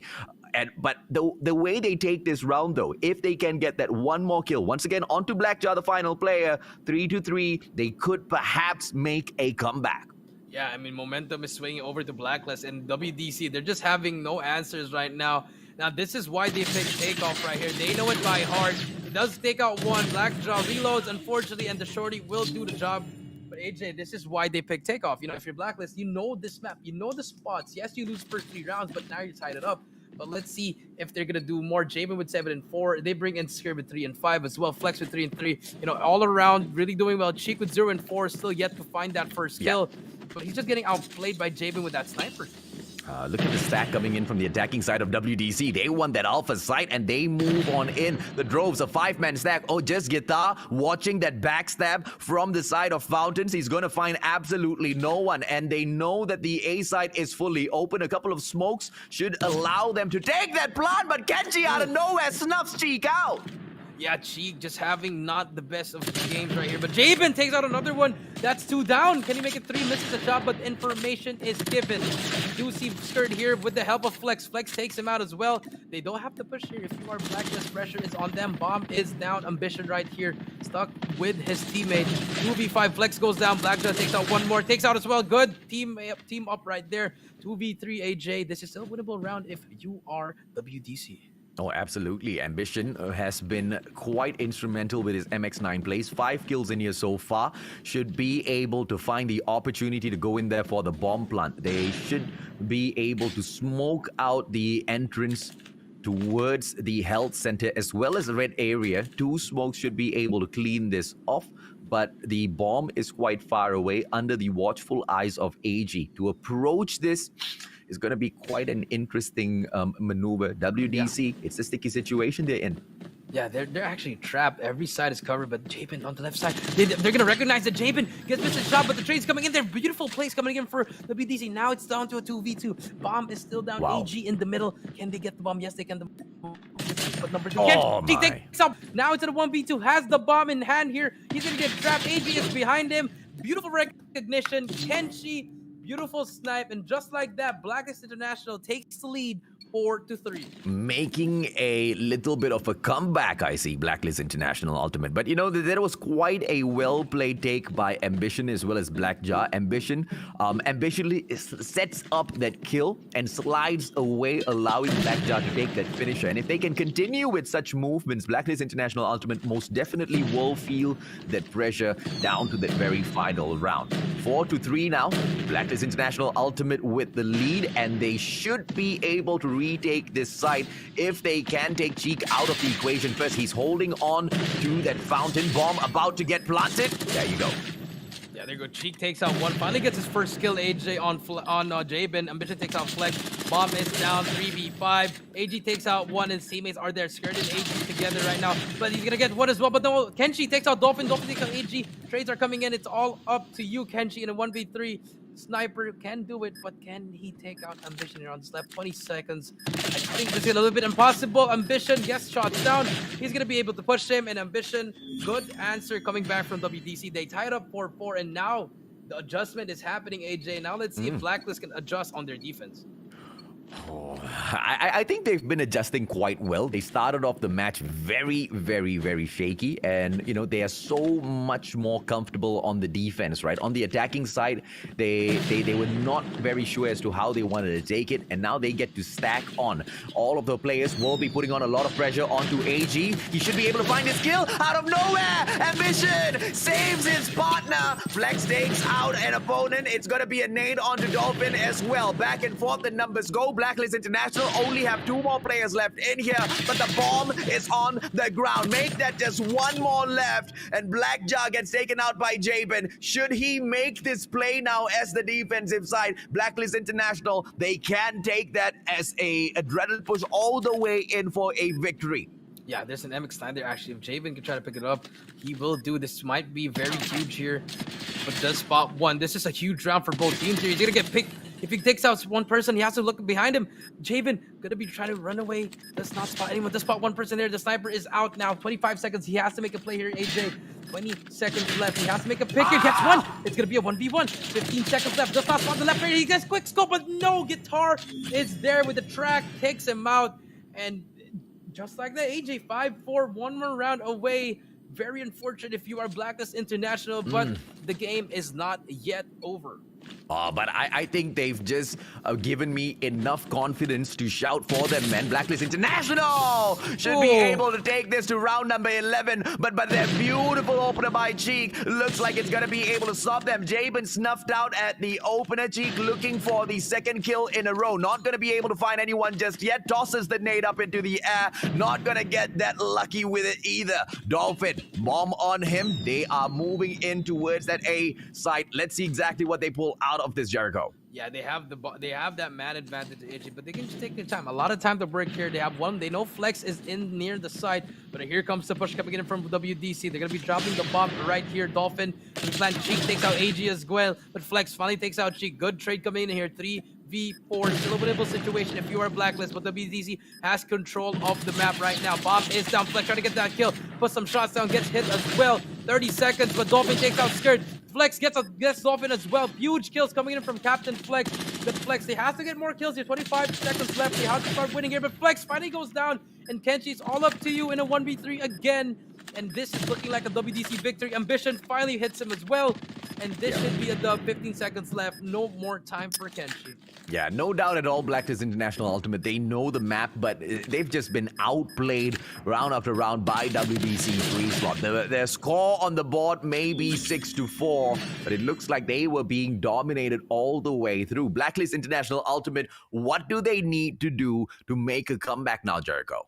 You know, they just have to really stick to what they know. Yes, it was takeoff, but they managed to win some rounds here, AJ. But WD.Freeslot, they adjusted every round. You know, when they lost those 4 rounds in a row, they adjusted. They worked each other. They teamed up. You know, they were double peeking, cross-firing together, and they were just really calm. And if you're Blacklist, you were doing really well. It's just small mistakes in the end. No trades. You were letting Kenshi play too far from your teammates, which ultimately no trade was coming in. Yes, your teammates are getting kills. You're just going to leave him in those situations. You know, you left Kenshi in a 1v3 for at least 3 rounds, AJ. And that's really hard. You know, even with Javen with 11, it didn't matter in the end. WDC taking it 6-4. Yeah, and Jabin got taken out in that very final round. He was the first one to die. That was game over already. He was the playmaker for quite a number of these rounds. You know, those close quarters combat against the players from WDC. Terrible idea, if you ask me. And Jabin should have been the guy to survive long enough to at least snuff out 1 or 2 of the opposition before they go in there for the play. But once again, man, a majority of these things easier said than done. WDC.Freeslot, not a chump squad. 150-89, 6-4. They now have 2 wins in the bag, and they go in for the 3rd. Domination at standoff is their map pick as well. Blacklist International.Ultimate seem to be struggling, Jericho. Yeah, they're struggling right now, but then again, it is against the former champions of the CGI. Yeah. So, you know, I mean, it's okay. It's really okay. I mean, if you're asking me if I'm the coach, it's fine. At least we know that we can hang with them. We just have to fix some of our mistakes, especially in Hardpoint. But now they have 1 more map, which is going to be Domination. Remember, anything can happen in Domination. You know, I feel like it might change here. If you are Blacklist Ultimate, you have to get this win. And I think they might be going all out for this. The question is going to remain whether or not WDC.Freeslot will allow them to rampage on. They tried at Summit, they got shut down. They tried at Takeoff, unfortunately for them, they got shut down yet again. And then, of course, we move on into standoff now. Game number 3. So far, those gunfights. What are your thoughts, Jericho? Do you think Blacklist International can overcome WDC just purely based on gunfights? I think they are they're not equally matched, I would say, but they have the moments that, you know, like, oh damn, Blacklist, they can really match up here. And I feel like this is where they can do it in Domination. A lot of positional gunfights, more on, you know, corner checking. AJ, if you are a Blacklist, you gotta play really ratty, you know, a little bit more campy.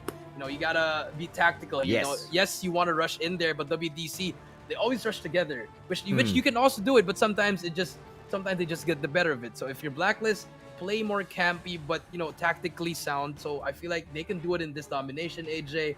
So it's gonna be really huge here. They need to win this one.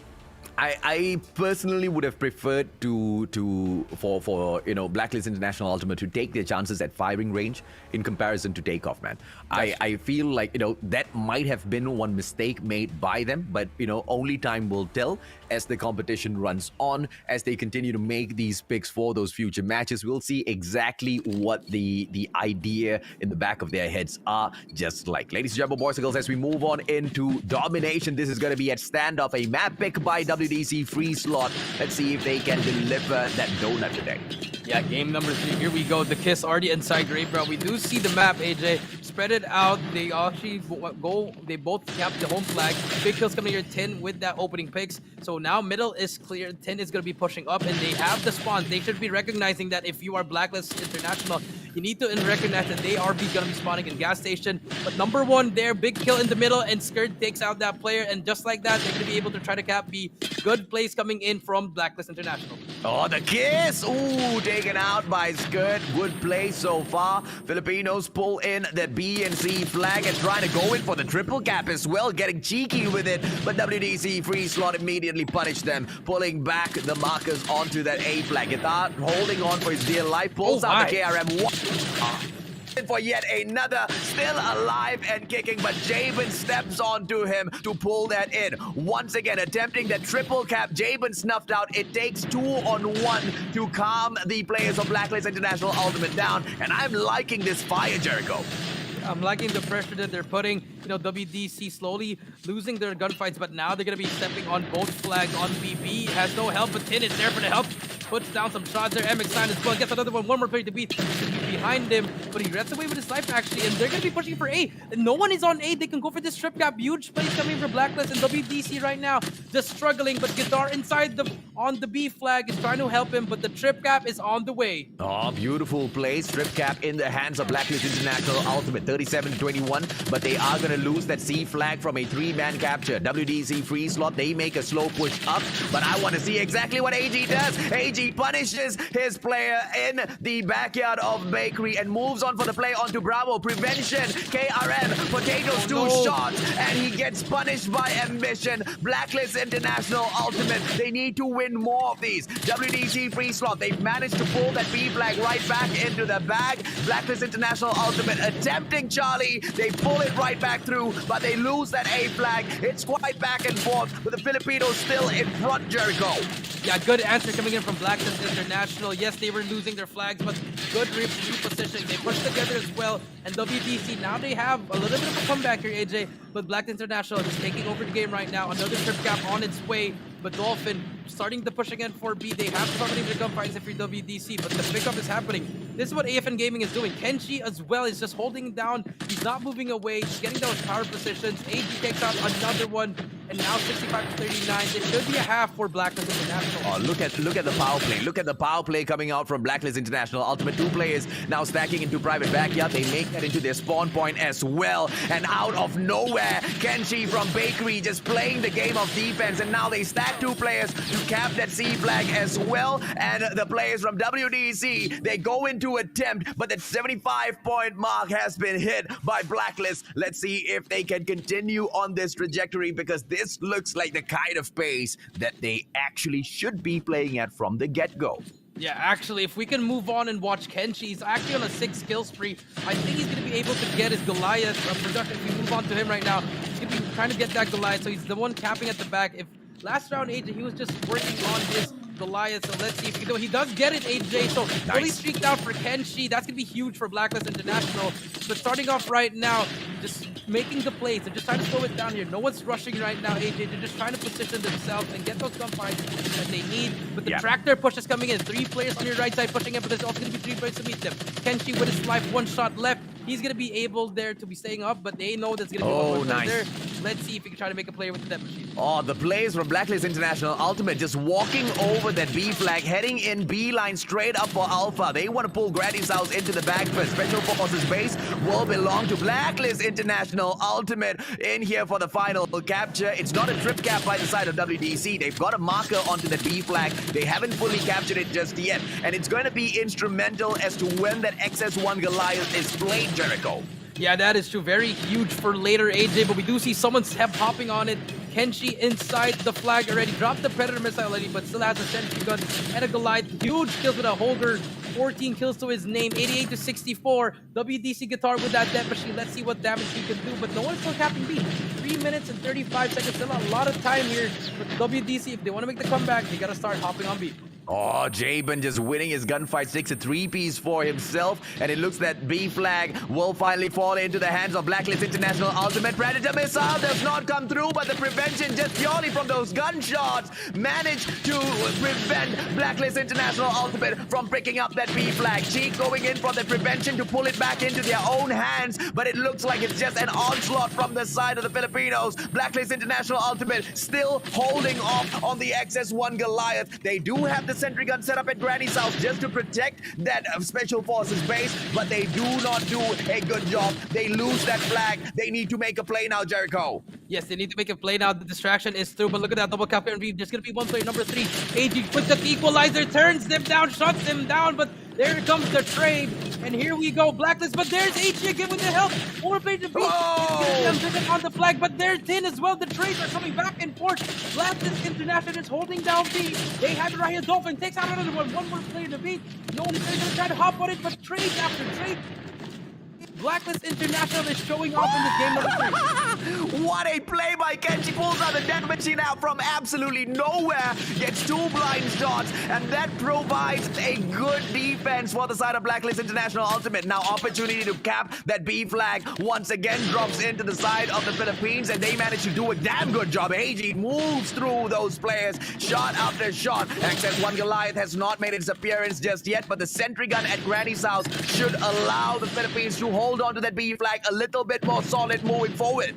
Yeah, they have to. They can hold this one right now. I think the XS1 should be able to be useful right now, but here comes the push from WDC. Guitar starts to push, takes one out. Can he have help from his teammate? One player to beat, takes him out as well, get turned on, but Tin is the trade. Skirt is there for the trade as well. 131.01. If you are WDC, you need to start capping the flag now, or else this will be game over. AG just starting to heat up as well. Javen on the side of your screen, trying to push up. One player to beat, gets taken out as well.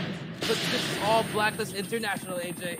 Oh, absolutely, man. Blacklist International.Ultimate 140 to 105 now. It's a game over. XS1 Goliath finally comes out just to say a little bit of a hello. Not really to bring on any much damage in here. It's just a showpiece, ladies and gentlemen, boys and girls. Even if WDC pulls that B flag, Blacklist International.Ultimate have already won this match. Hands down, 150 to 110. They managed to pull a lifeline for themselves. Very important at the Garena regional qualifiers, but overall, they still see defeat, Jericho.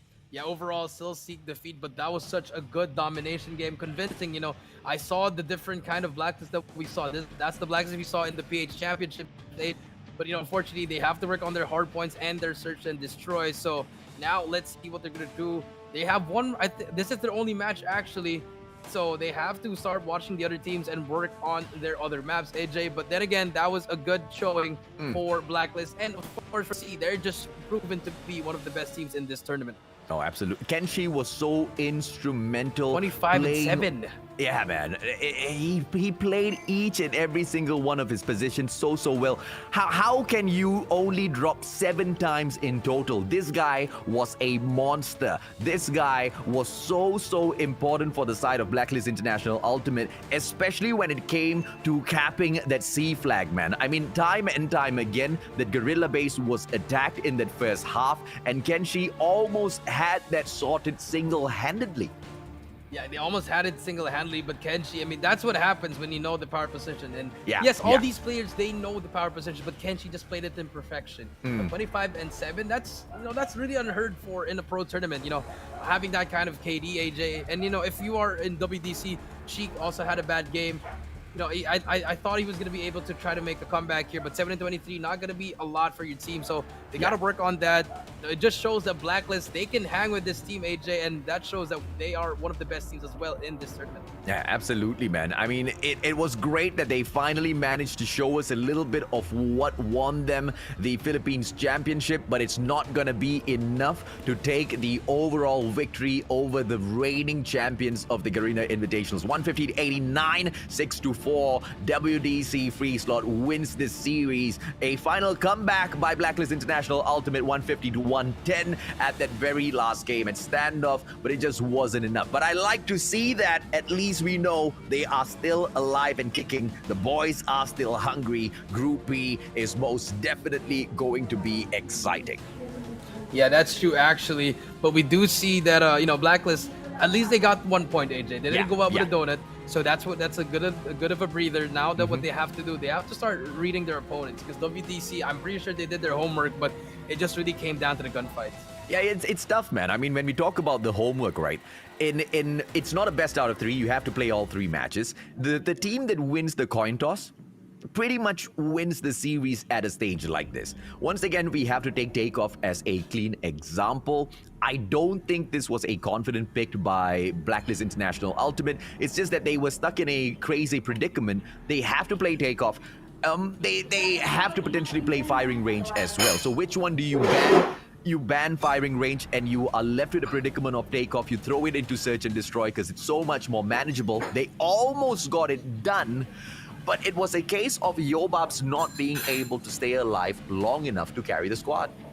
Oh, you mean Jabin actually? Jabin, my apologies, yes. Yeah, because he was sniping. He was out sniping Cheek in the first half, like the first 4 rounds. But during the second half, Cheek just turned up. You know, after getting a couple of kills, he turned up when it mattered most. So he is that SMG specialist for WDC. Now we're gonna be hopping on board with the highlights, AJ, on Summit Hardpoint. It was pretty close during the first 4 hills, but when it came down to the second rotation, AJ, that's where WDC pulled off. There's so much of pressure, right? I mean, even to this point, 25-22, WDC, they were making their comeback. But I think Blacklist International.Ultimate, they focus way too much on managing the spawn instead of picking up those initial points at control room number 2. Although that was good, they could not, trickle it into play for the second hard point as well. They just allowed WDC to walk all over them. Those gunfights were won back to back to back. Blacklist International, they kind of treated that first match as a warm-up. Yeah, maybe kind of a warm-up, but they struggled a bit too, WDC, right here, Guitar actually just getting absolutely destroyed by RNG. But here in S&D, this is where things started switching. WDC, we know they're one of the best teams here, but we didn't know how good their S&D was. It was pretty good for takeoff, and knowing Blacklist, they could have switched it up. They lost the first 3 rounds, AJ. Maybe they could have switched it up after the first round. Maybe they could have won that round, which ultimately could have changed the whole series, AJ.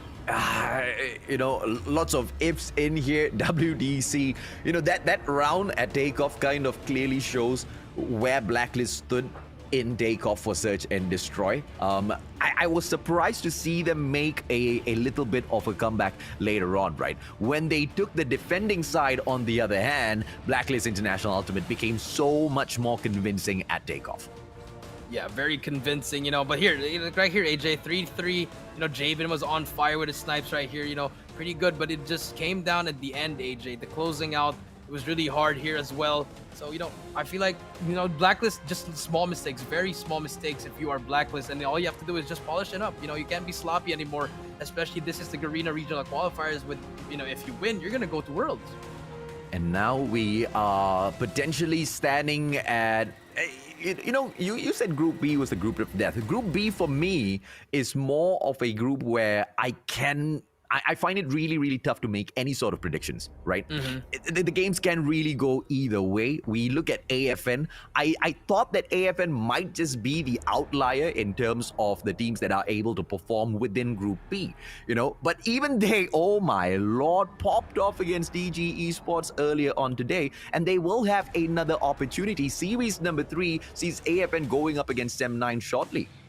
Yeah, so I mean, that's a lot of potential. All these teams, actually every single team in Group A and B, they all have the potential to be the representative for Garena. So I think we just need to see what's gonna happen. I feel like the pool play is just it's just like the proving ground. We're just trying to find who's gonna be the best of the best. But once the playoffs start, that's where we're gonna see teams switch it up. Just turn up already. Unless we find a team in Group B that's just like, we don't care. We're gonna turn up immediately. So it's gonna be very important going through this next bit. Yeah, Blacklist International.Ultimate waking up at the final moment, but it just wasn't enough.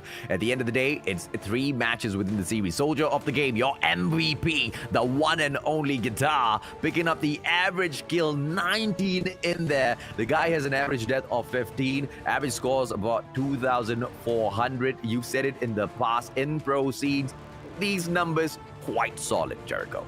Yeah, very solid, good plays coming in here. 19 kills, that's not bad at all. Yeah. It means that you're just doing your job. Guitar, most of the MVPs, they're the most confident players in the team. Yeah. They're just the one that goes in there. They know what to do here. They're not going to tell their teammates what to do anymore. If I go in here, you trade me immediately. If I get this kill, then you push with me. It's already automatic. They're the backbones of the team. So I really like, Guitar. He's just really, really such a great player. Yeah, I want to see exactly what more does WDC.Freeslot have in these games. Are they holding back? Or are they going all out? Is Blacklist International.Ultimate still holding back? This is still the first opportunity we've got to see both of them in performance. Unfortunately for us, Blacklist International.Ultimate will no longer be performing in here for today, but WDC.Freeslot still has an opportunity to show us what they are made of yet again, this time as they take on Dunia Games. That's going to be series number 4. Today is going to be super stacked, Jericho. Yeah, it's very stacked, AJ. But before we do go on a break, we do have a special message, guys. We just reached a milestone, and I believe it is our first milestone for today, AJ. Yeah, absolutely. So you guys know exactly what to do. Take your screenshots as soon as the code pops up on the screen. Your extra speed get it when you hit that code into the game and download it for yourselves. So it's very important, man. I mean, you pop that thing, you go into Hardpoint shipment, you play at least 10 times, you're probably at least like a tier 35 or something. So, you better use it, and don't forget the screenshot, guys, because you guys deserve it. You guys did it, and you guys are getting a reward. Yeah, absolutely, man. Now, let us know in the comment section as well. What do you think of the competition so far? Which other teams have you got your eyes peeled for? Are you supporting the team just because you're from the exact same region or nation? Or are you supporting the team because you are a true COD community fan and you want to see the absolute best represent Garena at the very end of the day? Because that's exactly what it is. Because when we move on to the World Championship 2021 for Call of Duty Mobile presented by Sony, only one team can represent Garena as a whole, Jericho. Yeah, only one team, man. But all these teams, they're all capable of being that team. So they have at least 5 more days to prove to the world who's going to be the best of the best. So you guys are gonna, let's see what happens, AJ. Yeah. Okay. So prediction time, man. AFN, we've seen them perform. Sem9, not in this competition just yet. Before we jump onto a break, who do you think potentially might be able to pull the next match? I like AFN's chances, but I'm gonna go with Sem9 because they took down RSG, AJ. I mean, that's it. That's simple. Yeah. They took down RSG. So, I mean, I think they're going to be prepared. So, I mean, with that being said, AJ, we're going to go to a short break, guys, and we'll be right back for series number 3.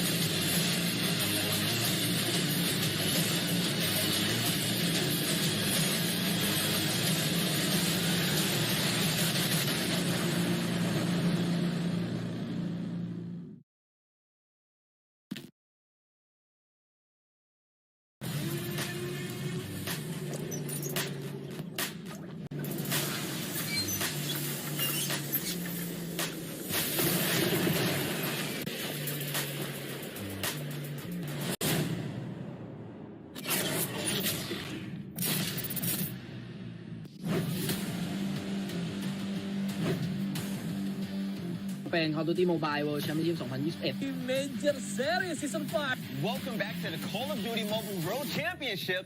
Is in the convenience store. He's not going to be able to fight him. And on the other hand, whoa! Yet, but with that takedown, they should open things up. Backstab from Zia. Pesan-pesan untuk tim saya, jangan menyerah, terus latihan dan satukan pemikiran. ช่วยตัวเองครับกูเก็บไป28คิวพี่บอลจะแตะได้30อยู่แล้วแล้วลูกตรงนี้เก็บเพิ่มไป 你莫三连玩的你们。 但打狙还是要小心，这波穿点直接把 Momo 给穿死。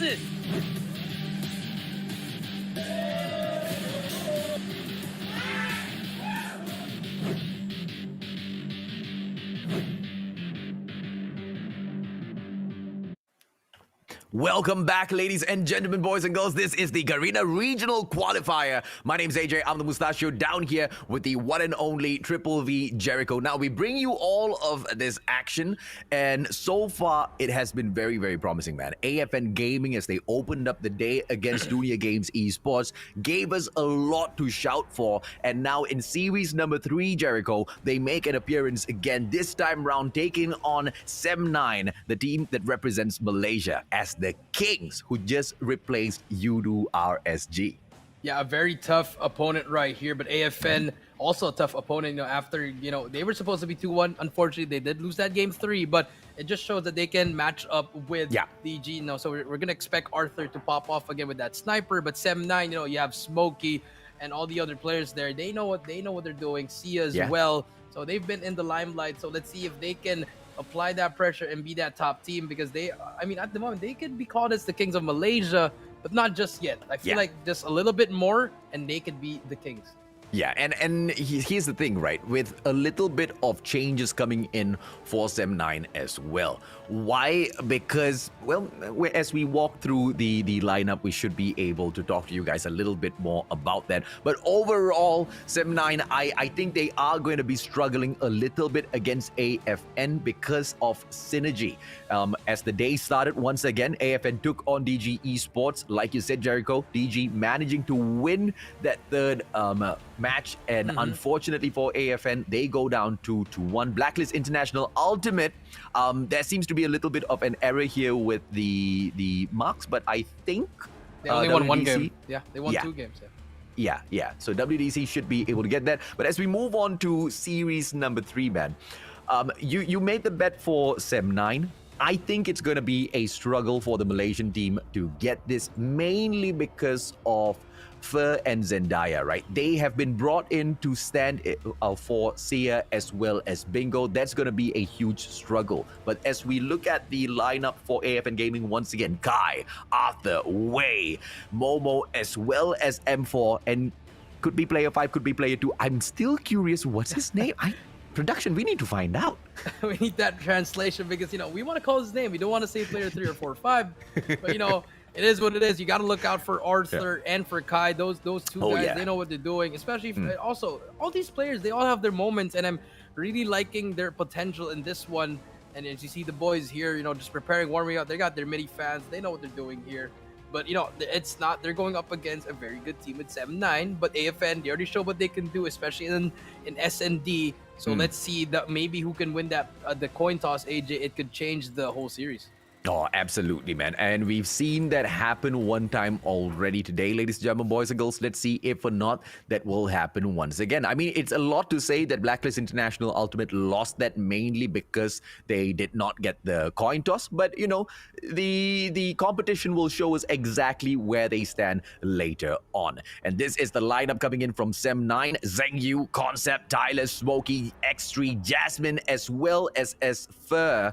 Fer, as well as, I believe, Zendaya. Zendaya might have changed his name over to Tyler. They were brought in to stand in for, once again, Sia as well as Bingo. Sia was quite instrumental in terms of Sem9 making it through to this stage. So without him in the mix, I think they are going to be struggling a bit to find their momentum here, Jericho. Yeah, I think Sia and Bingo really bring a lot to the table. Sia without Holger, the anchor position, he's the one doing that. And Bingo being the forefront, the pusher, always the one roaming around, being confident, being that MBB for the team. So let's see who has to step up. Maybe Smokey has to take over the role. Jasmine has to hit his shots with a sniper. Oh, yeah. Or maybe Concept has to do more. So I feel like let's see what Fur and Zendaya can do. You know, just like in DG, you know, we didn't know if Jeff could do something, but then again, he turned out to be the MVP. So I feel like Fur and Zendaya, they have to prove a lot here. So let's see what happens here, AJ. Yeah, absolutely, man. I'm curious to see if or not Jasmine will be accurate from the get-go, because he has been one of the most promising snipers to come out from Malaysia in quite a while now. Second to only Derp, who has gone in there to focus his mastery on some of the other weapons, so we don't see him popping off as much. Jasmine, on the other hand, the last time we got our eyes on him, he was furious. He was absolutely relentless on those snipes. Sem9 winning the coin toss, they should be able to dictate the pace of this matchup. Let's see exactly which map they ban out first.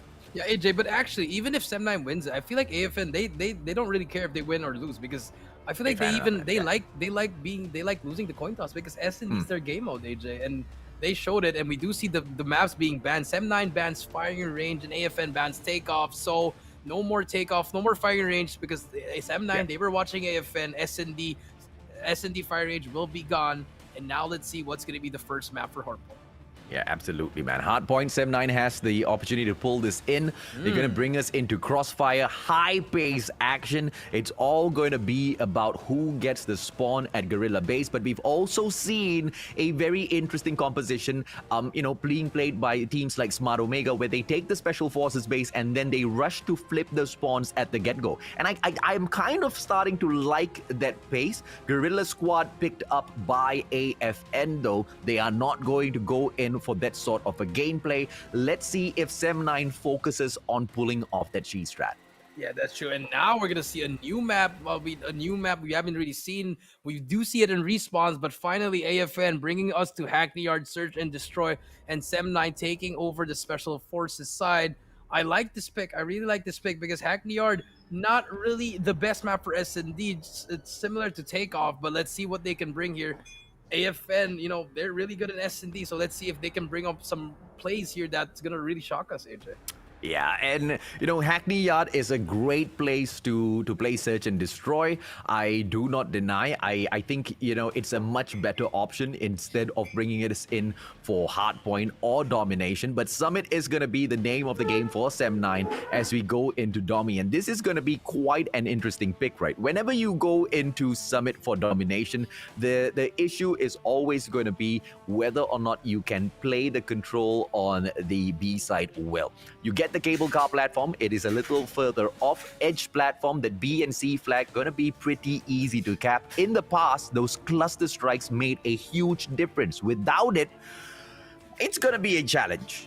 It's definitely gonna be a challenge, AJ, but then again, now Summit Domination, not a one-sided map, unlike in Hardpoint. If it's a Hardpoint as Summit, it's definitely gonna be one-sided, but now it's just gonna be a battle of second floor, AJ, and that near the second hill, that's going to be all the control. A lot of Holgers are going to be coming out there and just applying pressure in all these three lanes. You really want control. I mean, it's called control center for a reason, so you definitely want control for that one. Yeah, I'm very, very interested to see if or not Sem9 will be able to pull this off because of the reasons I've already stated. Synergy is going to be something that they're concerned about. AFN Gaming, on the other hand, they don't have to worry about that. They've taken the matchup against Dunia Esports. They almost got the win.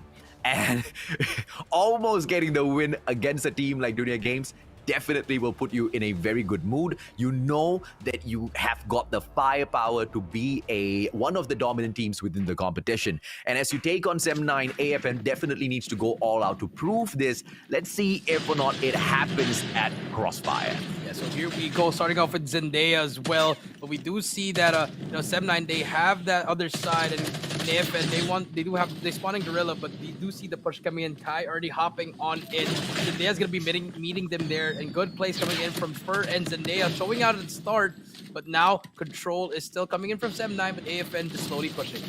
And it needs to be player 1 going in for the kill. Manages to get Momo's assistance in taking Zendaya out of the equation. AFN Gaming taking over the hard point. And it's always going to be quite chaotic at that central building unless you've got the hold onto Butchers, which is exactly what Sem9 do. And they should be able to take over the hard point. And S2 players make the play at Butchers as well as central building. The remaining players from the side of Sem9, they are flooding into office building already. They are going to go in for that juggernaut capture all the way from the get-go, but the cleanup from the side of Kai just seems to be a little too solid. Sem9, they need to step it up. 20-13 is not enough. AFN can catch up in a blink of an eye, Jericho. Yeah, and I feel like Zendaya's doing that. He's being the bingo of the team here. Zendaya just applying a lot of pressure here, but we do see AFN first on the second hill. One player to beat. Kai takes out Zendaya, and now they have control. He has a hunter killer to help him as well, but all he has to do is stay down and just pre-aim with that shotgun. One player to beat is there. Kai takes out Smokey. Kai takes out Spur as well, but Zendaya is there for the help. And now Sem9 has control of this hill. Let's see if they can start players mounting a small comeback or even put more points in it. But as soon as I said that, they break the hill. AFN gets control again. Yeah, because of the power position play, right? If you want to get office building, you need to take control of corner first. And corner building, as you guys can see, Smokey jumping in to get the deed done, taking out all of those players at the office building because his partner, player number 2, Zheng Yu, has already taken over the corner. If you do not play your power positions, you are going to struggle. Sem9 is playing crossfire to the T. And now the rotation over to the third hard point, Laundry, is going to be a challenge because AFN Gaming, most of their players are in that central point of the map in corner building. They should be able to get the initial hold onto the third hard point. Let's see how Sem9 snuffs them out of there. Yeah, but we do see now Sem9 Esper. They're pushing in here, but AFN already on rotation.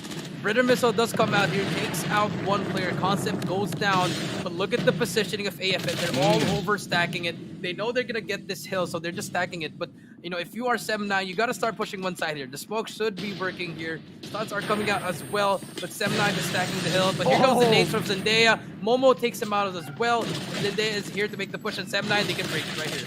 Oh, beautiful play by the Malaysian. Sem9, they break this stronghold from AFN, and there seems to be absolutely nothing AFN could have done about that, right? Such a clean movements coming through. And look at this, AFN's actually abandoning Laundry. They want to set up the Tailor Shop. That's going to be hard point number 4. They know Tailor Shop is one of those hills where the money, those dollar bills stacked in there. If you can hold on to the Tailor Shop, you should be able to make that catch up. But Sem9, they know the importance of how drop in there for the early defense as well. I think this is very, very cleanly played by the Malaysians so far, Jericho.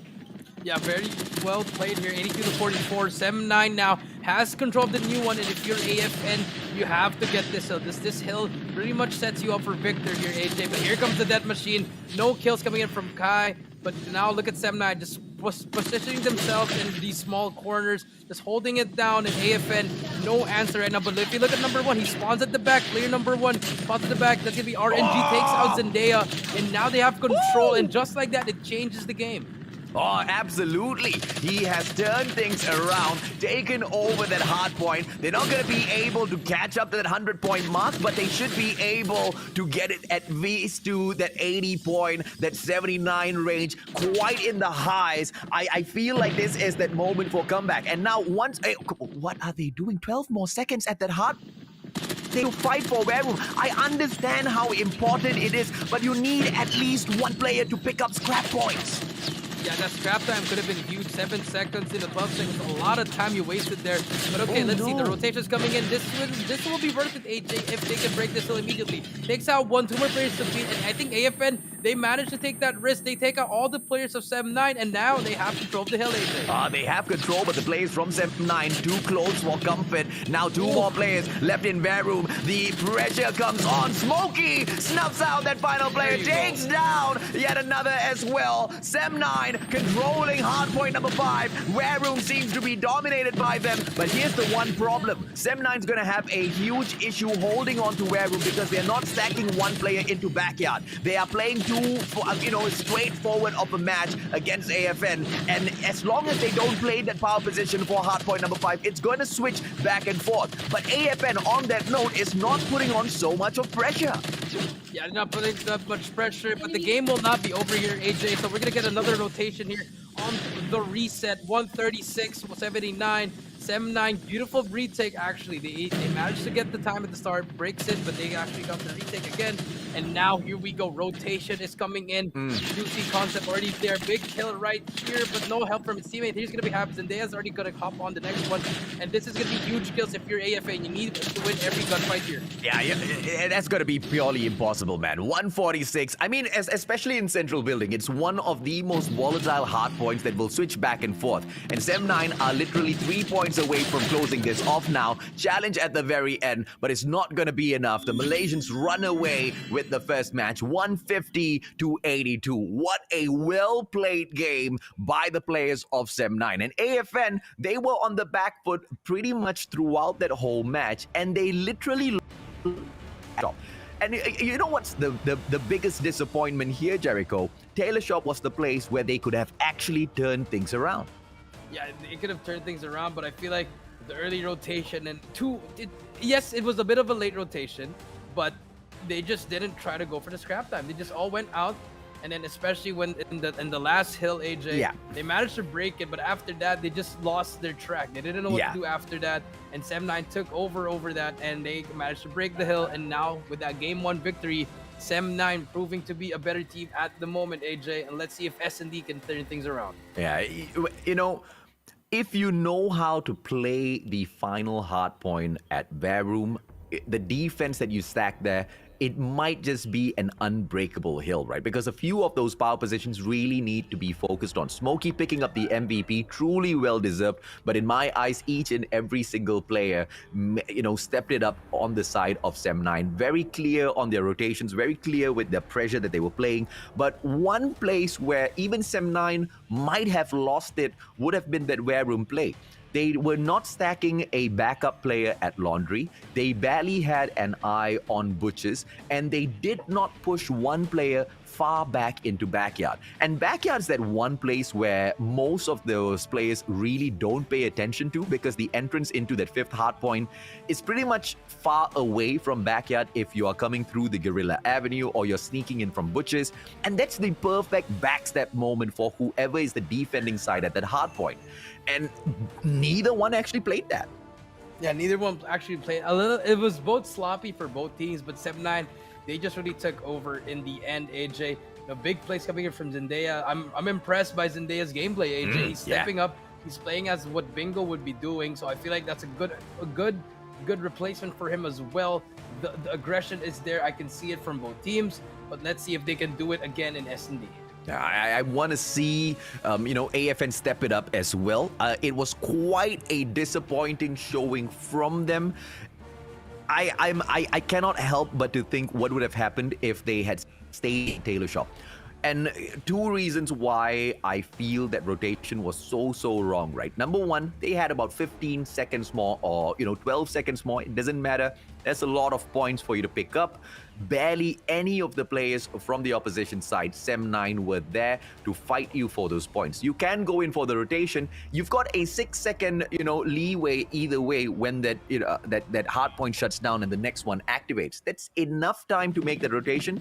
But if you want to make an early one, leave one guy behind, right? I mean, it's not so tough to do that. Yeah, that's true. I do agree with you, AJ. The scrap time, really huge here. But here comes a fast push coming in for Sem9. 4 down immediately. AJ, bomb is down. It's all up to Arthur in a 1v5. But then again, it is Arthur. But 5 players of Sem9, I think this should be a round for them. Yeah, I think this is a all-out victory for Sem9 already. I have Jasmine, sniper on point. Let's see if or not he will be able to strike a few more times. I'm excited already. Yeah, I mean, it's really good. Jasmine hitting those early shots. Flawless round coming in from Sem9, AJ. But let's see. Let's see what is going to happen here for AFN. Are they going to adjust? But they seem to do the same thing again. Here comes 7-9 Concept, does spot one on the left, misses a shot, gets the second one. Can he get the third one? But no, M4 takes him out with a shorty. 4 versus 2, man advantage goes into 7-9. Smokey takes out M4, and bomb carrier is down. Last player to be, it's going to be Arthur again. And it's not really working for them. I think they want to let Arthur try to get some picks for them since he is the sniper, or maybe make him switch an MX9 and let him rush with you guys. Yeah, let's see if or not Arthur will be able to make a play 2 times in a row. He is the final player left, but at least the numbers look slightly kinder to him, taking on 4 players instead of 5. Let's see if or not he can make a play here. Manages to spot a guy. Arthur smokes him out. Smokey, no pun intended there. 3-1. Doesn't look like a great situation to get stuck in, but he's still alive and kicking. 1 minute on the clock is quite a bit. Yeah, a lot of time here, but it's 1v3. Bomb is down on B. Arthur just spot there. I feel like he shouldn't shot there, you know, because he had the information there. Now they know where is he. 45 seconds left. Let's see if Arthur can get this clutch, but look at the positioning of Fur. He knows there's going to be a player here, and this is going to be the timing. The Shorty's going to be faster. Holger versus Shorty gets hit markers, head marker. Arthur gets a quick scope. Beautiful snipe. This spot, one more player. 30 seconds left. It's still winnable if you are AFN Gaming. If you're 7-9, just have to stick together. Get those trades coming in. Now let's see what happens. I think Arthur must have heard him. Come on, Arthur. But 7-9. But Jasmine already spotted on the left. Already ready. Come on, Arthur. Here comes the push coming in. Jasmine. Arthur does not spot on the left, but no, Jasmine. Beautiful adjustment for Jasmine. He hid behind those blue barrels, AJ. And with that, 2-0. Now, I was rooting for Arthur at that point because the guy was on a roll. He almost made the play there. Unfortunate for him, the numbers just wasn't on his side. The rest of AFN, they need to step up. I mean, how many times do they expect Arthur to continuously pick up the slack for them in this search and destroy, right? Not just in this particular search and destroy, even in the previous one. That's true. You know, you can't let Arthur be alone. And now that's what they're trying to do, AJ. They're letting Arthur dictate their pace and try to get some picks here with the sniper. Arthur with the stun in hand, and also Nate gonna be trying to nade someone on the right. B is clear, only one player to beat there, which is Zheng Yu. And now let's see if he can try to make the spot. One player, but no! Jasmine says good night. And now it's gonna be a 4v5. No more Arthur for AFN. Let's see if Kai and Momo and M4, but Momo gets saved up by Esfer. It's gonna be a 5v3, AJ. And if you are AFN, you are in a world full of pain. It's crosshair placement. You need to know Hackney Yard to the T to make sure those peak points with your quick scope is just point on. Jasmine pulled it off quite well. We saw that shot coming through of perfection. Jasmine looking for yet another and holds his corner so well. M4 now taken out of the equation. Jasmine looking for yet another, is not going to be able to find Kai. Let's see if he can strike again. Esper gets dropped by a player from the side of AFN Gaming. We still haven't figured out his name, man. Yeah, please, production. Someone say it, please. But then again, it's the 2v3. Very winnable here. Kai on the attack on the flank. They actually switch sides here, AJ. No, now they actually switch sides here. Bomb is down. We have a player in office, which is Zheng Yu. One on blue van and one on broken car. It's all covered up, but 20 seconds left. AFN, they have to start moving now. His name is Bokabi. Bokabi. Thank you, production. Bokabi. All right, Bokabi. Sounds like a fly name. Oh, Jasmine! What a position to hold! But unfortunately for him, Bokabi is there to take that fight back. Zheng Yu drops Bokabi. 7-9 takes round number 3. AFN still seems to struggle. Yeah, now we see what's happening. AFN, maybe Hackney wasn't the map pick. Maybe 7-9 were practicing this map and they knew that if they go to Hackney, they have their own counter plays. But now let's see another rush coming in from AFN. Let's see if this will work this time. M4 on top of AC. Can he try to do something? One play to spot there. Finally takes out Smokey and Esfer. And now they have finally control of this. But Concept says no. They attack on the second one. Unfortunately, misses that shot. But it's now going to be a 2v3. Man advantage goes to AFN. And Bomb will go down. Jasmine and Zheng Yu for the clutch. Jasmine, what a nade. Goes in for the pop. Is he going to take the player out? Hit marker does not take him down. Bokabi gets lucky. Goes in for the worm. Manages to get away. But Zheng Yu from the back tries to go in for the punish. Bokabi catches him instead, leaving Jasmine all alone. He is lonely. AFN should be able to pull one round back now. Yeah, full one round back. I think AFN does spot him. Bokabi spot him, but Momo takes him out. And just like that, finally, AFN Gaming gets on the board. Let's see if or not they can not only get on the board, but win this matchup itself, because they've already lost the first game. They are on the back foot. AFN desperately need this. They've taken that loss against Dunia Games Esports. If they take another L, they're not going to be too happy today, man. This is 3-1 on the situation, 5 versus 5. The numbers look good on both sides, and taking the attack all the way. It looks like Warehouse will get taken over, and AFN Gaming almost getting the plant now, but turns around for the nade as well as M4 smokes out Smokey. M4 looks for yet another, finds nobody. The bomb should be going down now, and there is nothing that Sem9 will be able to do to stop that. Yeah, but Concept trying to be sneaky, but Momo spots him out. It's going to be a 2v4. Zheng Yu with that AMAX trying to get some kills here. Does not manage to gets taken out by Bokabi. Now it's going to be a 3-2, switching sides. And now let's see if offense is the one for Sem9 or AFN. Maybe they like defense more. I think they might just prefer the defensive side, right? You don't need to dictate the pace, just need to hold on to certain power positions and play the game really well. But Bravo's just all out in the open. AFN's betting every single penny on that alpha play, but look at Sem9. One player is just backing away into that Bravo bomb site, and if he finds that empty, he's going to be making that call over to the bomber. Esfer almost getting taken down there. Yeah, the wall bang hit marker, unfortunately, but we do see number 2, Kai, right here. But yeah, you have keep your eyes on Smokey. Number 1 there.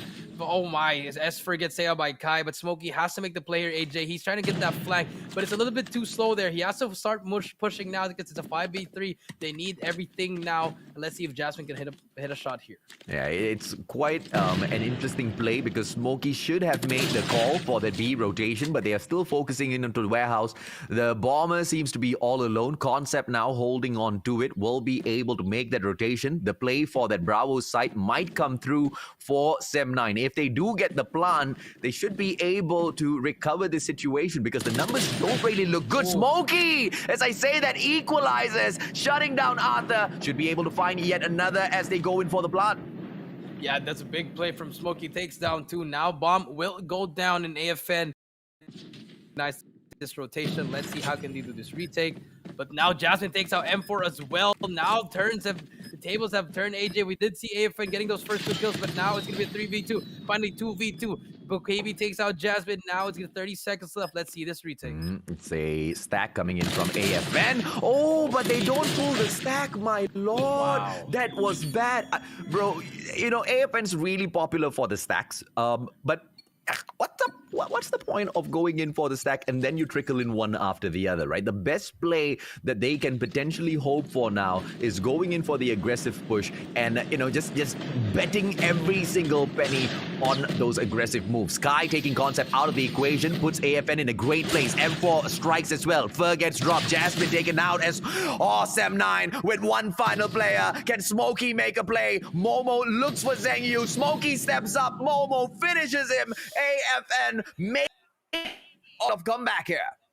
Yeah, they answered back. Very good answer after losing that last round. But now 4-3, same situation, just like in Dunia Games. They slowly make a comeback, and let's see if they can start winning, stringing some rounds here, AJ. Because, you know, unfortunately, they're just losing due to small mistakes, AJ. Yeah, and you know, it doesn't really matter, because for me, both AFN as well as M9 have been so impressive in the search and destroy. Either way it goes, I'm a happy man. You know, AFN, they were quite lackluster in the opening matchup, which I thought was a little bit weird. Sem9 was dominating them all the way through, right? So AFN, they don't have an option, man. This is a do or die situation for them right now.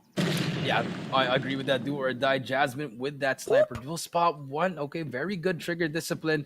Information is given, but bomb is going down. And look at AFN. They did not recognize that. I mean, if it's already like at least 20 to 30 seconds, you could at least send 1 or 2 for the rotation.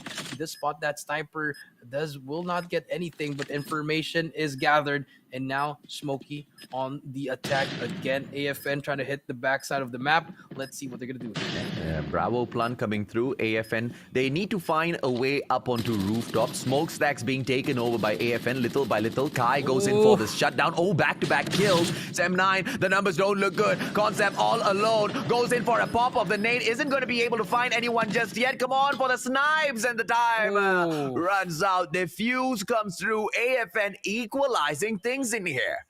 Yeah, that's a very good retake for AFN. No one actually getting taken out there. And unfortunately for Sem9, just a little bit too far on that defense. You know, they played it off and then they couldn't really get any of the kills. But this spot one, Arthur, ooh, I thought he was going to hit that, AJ. But we'll get that information because the B rush is coming in. And now AFN, they should actually rotate early now. But they're still trying to go for A. Yeah. But Jasmine does finally get spotted out. And then same situation as last round. Yeah, good place with the trophy. Anticipating those nades popping out. One right in front of Esfer. Hit marker onto him. Does not take him out of the equation. Arthur, great in terms of the placement. He just needs to be a little patient. One pops out. Arthur unable to take that shot with perfection. But it doesn't matter. He knows those positions. So he can reposition himself to be able to fight this a little bit better. 4-4 so far. And numbers stacked on either side. Sem9, they go in for the plant. The pressure is on, Jericho. Yeah, pressure is definitely on. Bomb is down. AFN again on the retake. They're going to be hitting the backside again and 2 on office. Let's see what they can do. But Jasmine can be one who can change the game. We'll be just scoping inside. Does spot one, misses snipe. We should be able to try to get one at least. But shots are all going down back and forth. Here we go. AJ, Jasmine trying to get some quick scope. Jasmine has not been able to strike twice in a row now. But the numbers are getting thinned. Their players are going in for the snuff. And here comes Bokebi. Opportunity. 7 killed in here so far. M4 steps up. Gets the job done. He takes the third piece. As Fur gets dropped. Bokebi goes down. It is Zheng Yu going up against AFN. But M4 gets the kill. What a play by Sem9. And this is an absolute crusher. I thought M4 was the one with the kill. Yeah, he did get the kill, but they had to defuse the bomb. Okay, no time left. Okay. Zheng Yu just had to kill one player, but M4 didn't get that bait. Good plays coming in from Sem9, AJ. Now they're 1 round away from getting this game too. Okay, now let's see if or not they will be able to finish this off. Unfortunate for AFN though. The time is just running out a little bit there. He might have been able to get the clutch if he had gone in there for the earlier push. You saw the weakness of AFN Gaming where they just decided to hold on to Warehouse, although the stack onto that Bravo side had already been done by Sem9. And if they had just started moving a little bit earlier, Jericho, we wouldn't have ended up in that situation. Yeah, that's true, AJ. But now another stalemate is happening. But, you know, I don't know what's wrong with AFN at the moment. They could have at least rotated like early or at least stacked B because they've been trying to go A for at least the past 3 rounds. Concept already at the back, but Arthur recognizes it. Will call it out, takes out Concept, and now it's going to be 3v5. Momo takes out Smokey as well. Bomb is down, AJ, and now AFN, they have control of the game. Yeah, this is what I'm talking about, man. As long as Arthur's alive and kicking, AFN should be able to take this. Zheng Yu spotting a player who manages to back away. Kai now making that entrance, takes that backstab, does not get the kill. And Kai makes 1 step in, snuffs Zheng Yu out of the equation, and Sem9 on the back foot. 4 versus 2, Esper as well as X3 Jasmine. A sniper should be able to get it done, but Jasmine picks up the MX9, goes in for the CQC, punishes Arthur, trying to equalize the numbers here. They need to take down yet another player. Yeah, they have to take out one more player here. Now we do see Jasmine in the middle. We'll spot one more Esper. No help is there, but they take him out. Now it's going to be a 2v2, AJ. They know Bomb is down and they're getting caught slacking, but Kai takes out 2! Huge kills coming in with the shotgun.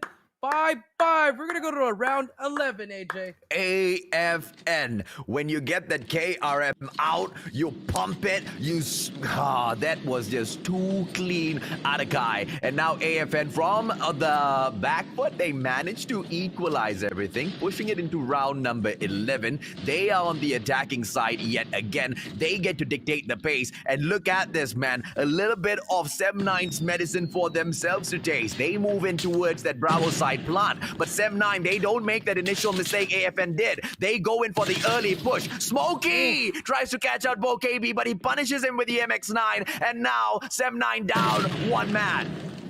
Yeah, it's Smokey just a little bit too aggressive there. Does manage to try to spot one, but didn't get anything. But Jasmine can actually make the play here, AJ. He is on that second floor office. He just has to play very sneaky. This timing would be very impeccable, AJ. The way that Jasmine's moving, he's just trying to watch both sides. But here we go. The push is going to come through Momo. Here we go, Momo. They're going to be trying to engage. I think he's hearing the slides, AJ. Yeah. He's just trying to see where he should go. But push is very slow for AFN, but here comes the nade. 55 seconds. Momo trying to find something. Come on, Momo. This is very intense. Yeah, he should, right he should now. have taken the nade. But now pushing back. They're going to be double backing to A. And now let's see what's going to happen here. Yeah, it's a stalemate. The time is running out. Attacking side AFN. They don't even have a solid hold onto Bravo. The bomb now rotates over towards Warehouse, but it's a 3-man stack from 7-9, so it's not going to look even good. Kai takes concept out of the equation. Maybe that... Putting the numbers onto AFN! 7-9! Now with just one last player! Esper tries to take a 2-kill, but he does not. Arthur gets the clutch, and AFN makes it back through! Wow, they're really, really good in SND. I think this is their game mode, AJ. Even though it went down to the wire, they know what they're doing. They know why they're good at SND, and this is why they are here, and they just won game number 2, AJ. What a play! AFN. I mean, after the performance in that Hardpoint, I had my questions, man. But in Search and Destroy, they prove themselves. They fight back from a situation where they made a couple of mistakes, especially when they're on the defensive side. They took the stack onto Warehouse. They weren't going in for the rotations early enough onto that Bravo side, but it seems to have worked out for them overall. Sem9, on the other hand, they did the exact opposite. At the moment they know the bomb's moving on towards that Bravo site, they go in for the push. Unfortunate for them, Call of Duty Mobile timing at its best. BoKB takes out their MVP Smokey, and that just starts the start to the end, basically, for Sem9. Yeah, honestly, I feel like Smokey was just too aggressive there. I think he just waited, and Sem9, they didn't recognize the play call there. I mean, I think Concept had a missed call because Jasmine was waiting in top office for such a long time. The moment he dropped off, Momo and the player below him, BoKB, just popped out of nowhere and took him out. And then, it just kept going and going. 1v5, can't do much there, AJ, and that's why AFN just won that round 11. Kai was quite solid in this matchup, but Arthur, although he's not your MVP, although he's not the guy that got the most number of kills, I think he was quite the game changer. What was that, 2 or 3 rounds that he got the clutch for them in that Search and Destroy? Hackney Yard. Yeah, he's just doing a lot. Yeah, they managed to make it back 6-5. They almost lost it, man. Almost, yeah. That's how you can describe this team. They almost lose the games, but they just pull it off. And now let's see if they can actually pull off their first domination victory in Summit. It's gonna be a tough one because Sem9, they chose this map. They're pretty heated after that. So I feel like, and we saw a preview of the respawns on Hardpoint. But then again, slower pace in domination. Let's see if Sem9 can answer back, or will AFN take it 2-1?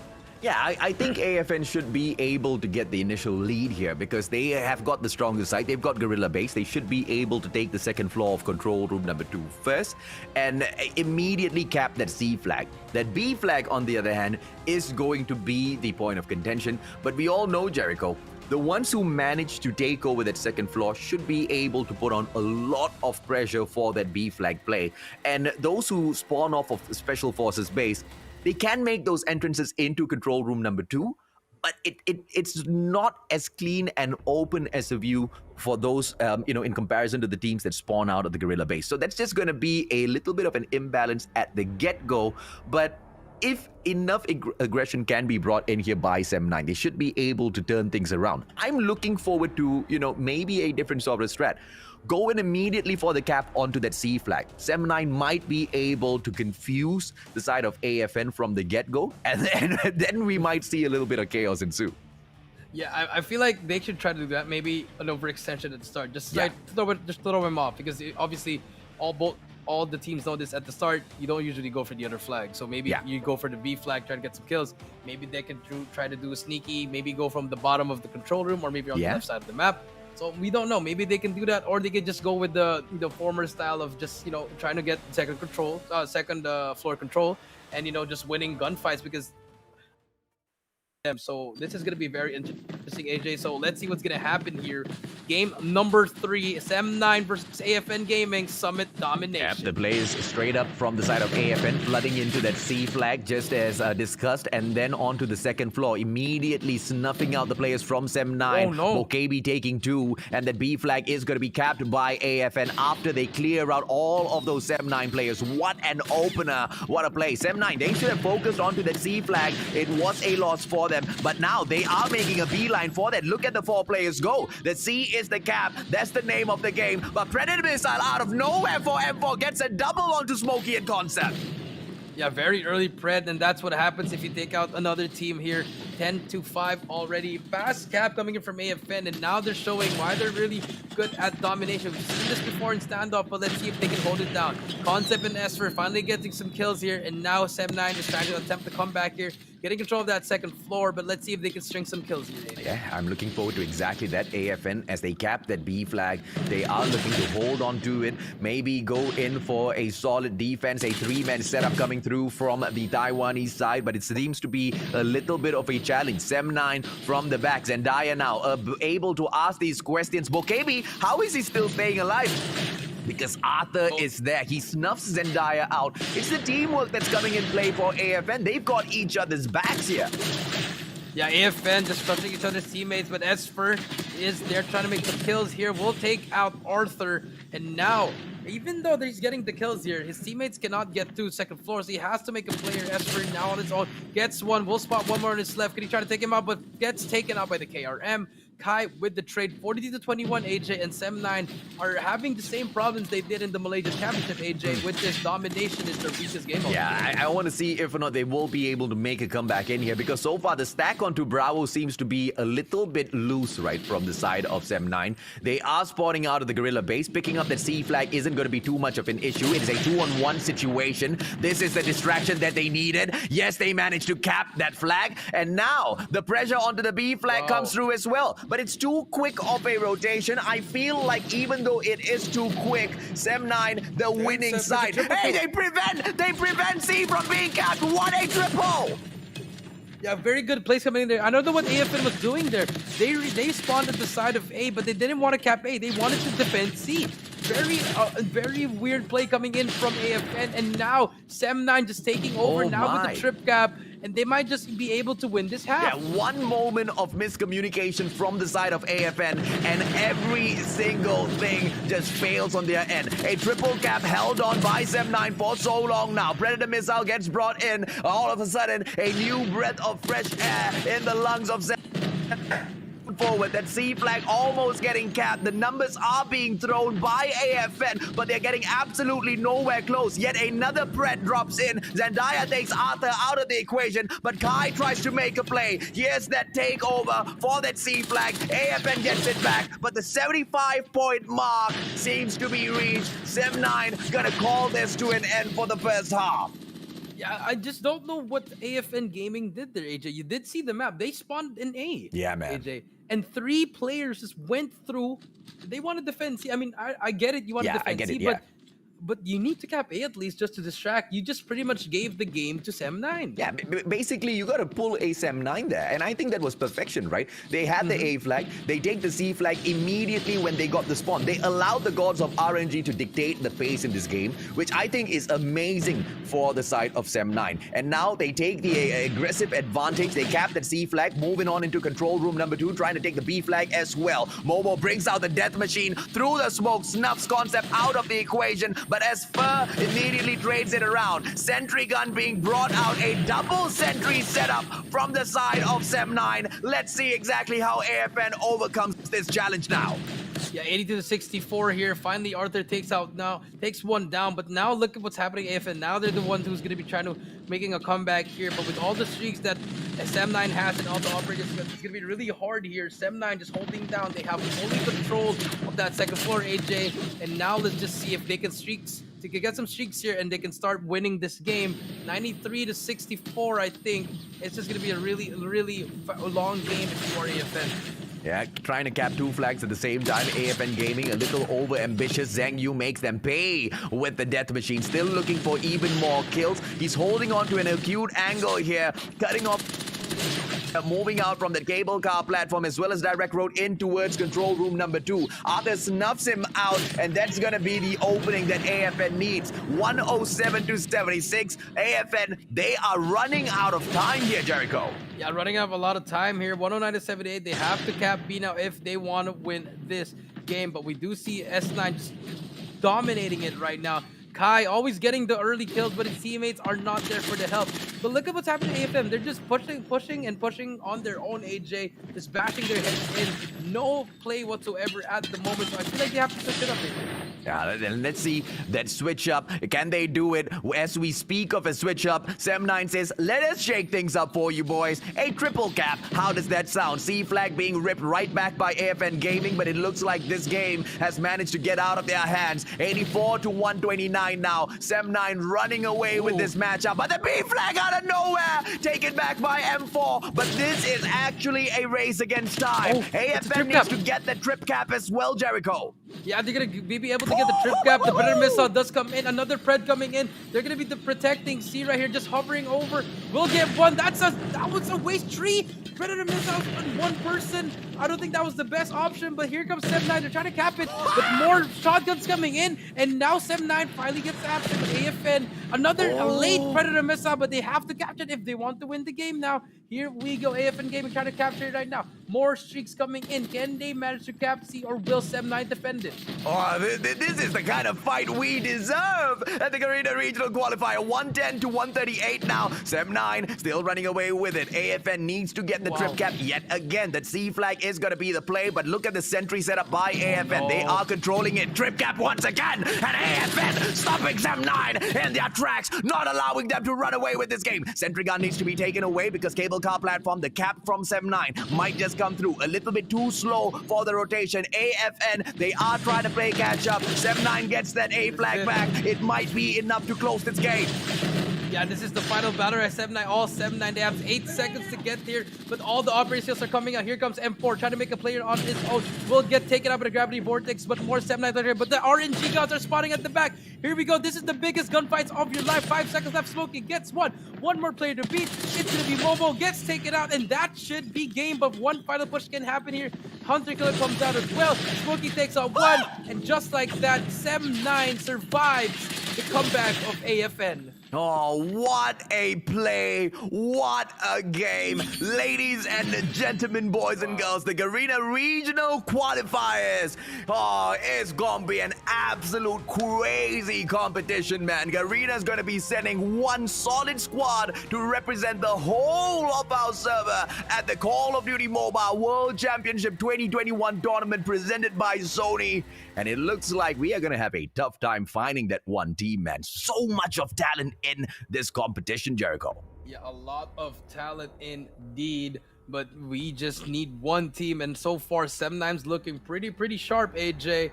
Just popping off there, you know, a little bit of struggles on Domination, but they managed to pull it out in the end. And for AFN, same mistakes, AJ, same mistakes that they did in standoff. They showed signs of life against in the end, but if they did that since the start, they could have at least won the game, AJ. And I guess no love lost, right? Because the biggest thing here for me is wanting to see if or not AFN had it within them to put up an amazing fight.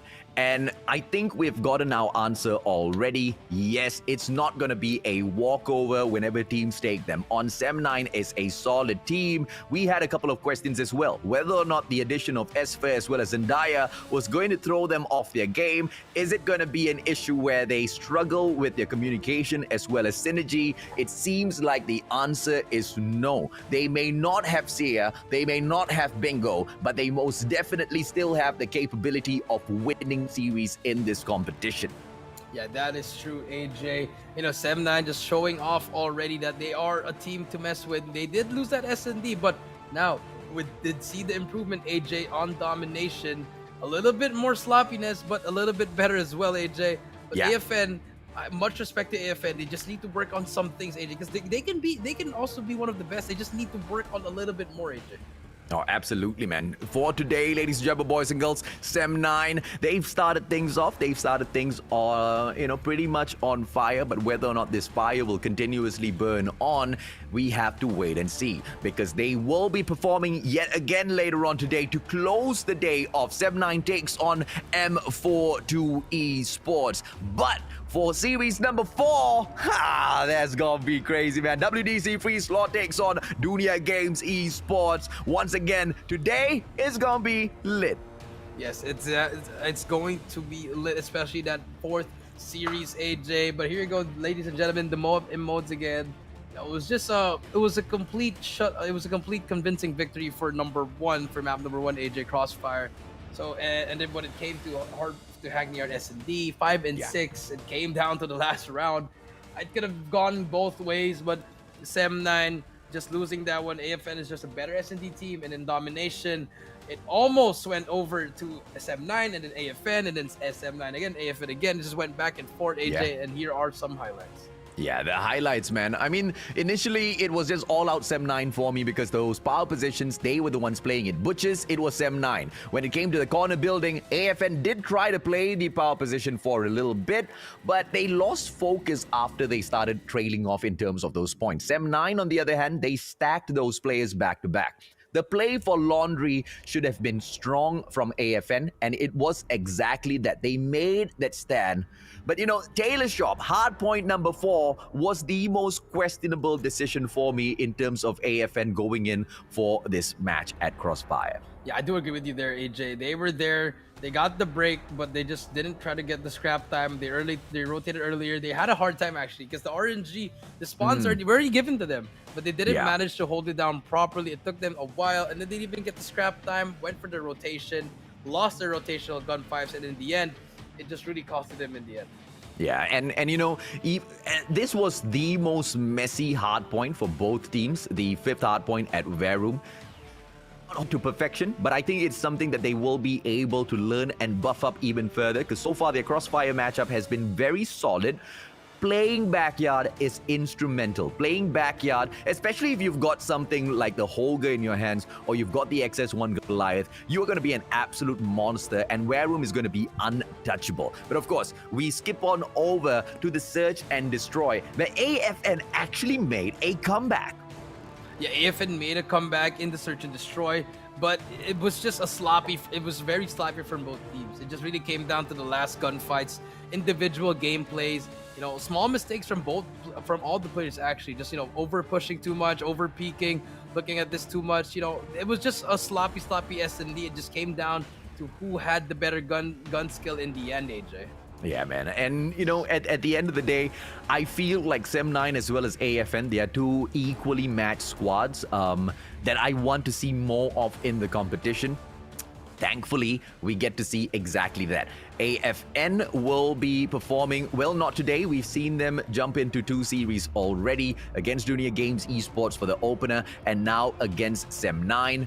Overall, in total, they actually tanked 2 losses. It's not a super awesome day for them, is it? But I think the fact of the matter of the fact is they managed to push DG Esports quite far.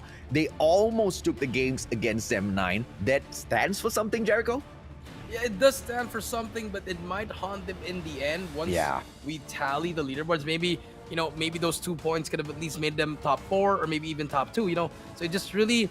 It's very unfortunate, but it is what it is. But at least now they can learn from these mistakes as AFN Gaming. But let's see if they can improve on it on the next day.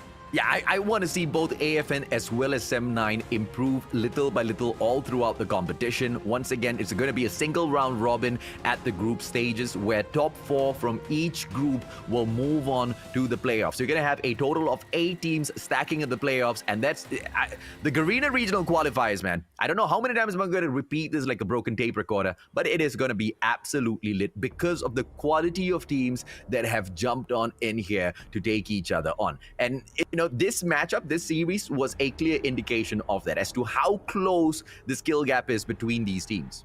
Yes, that is true, AJ. And now that we have the best of the best, it just shows that all these teams have something to prove. They want to be that player. They want to be that team. They want to be that org to be the one representing it. And this is just the beginning for both Group A and Group B.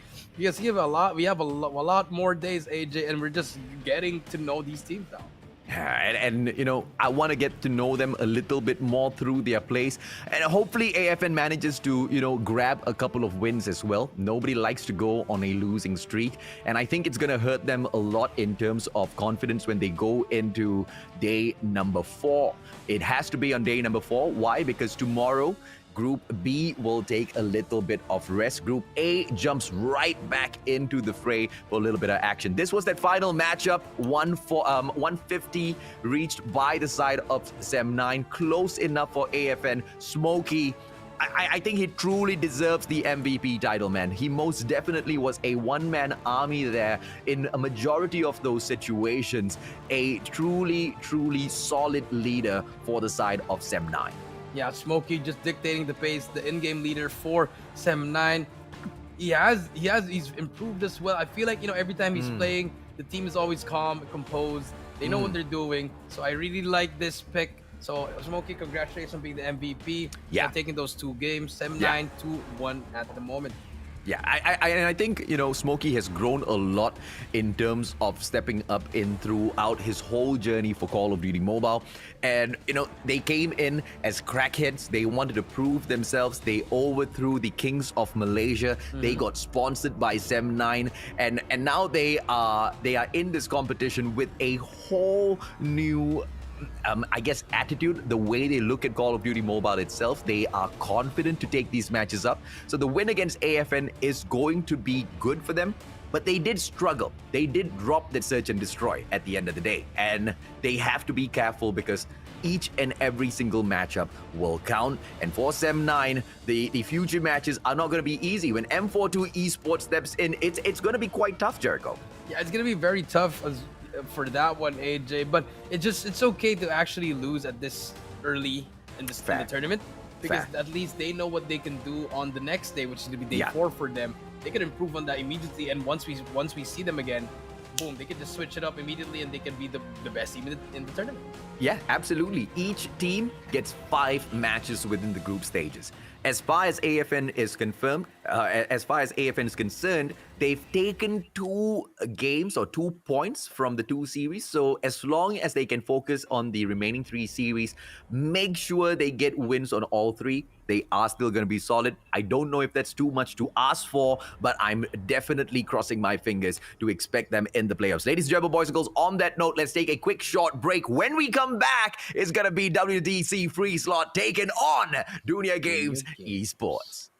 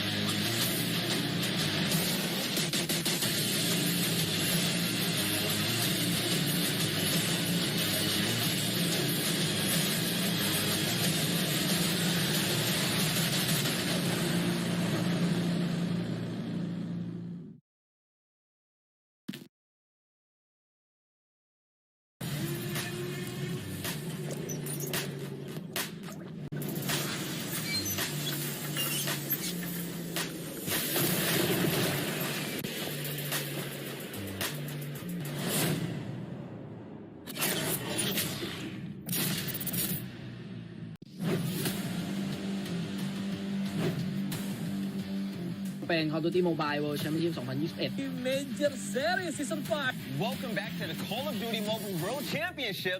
Is in the convenience store. He's not going to be able to fight him. And on the other hand, whoa. Yet, but with that takedown, this should open things up. Backstab from Zia. Pesan-pesan untuk tim saya, jangan menyerah, terus latihan dan satukan pemikiran.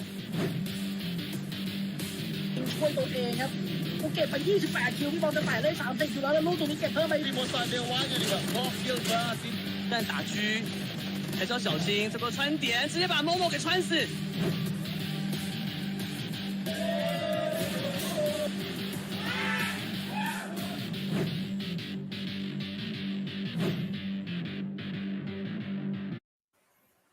Welcome back, ladies and gentlemen, to the Call of Duty Mobile Garena Regional Qualifier Group Stage. I am VV Jericho, joined by Mustachio, AJ, and guys, we have 3 games down, 2 more to go.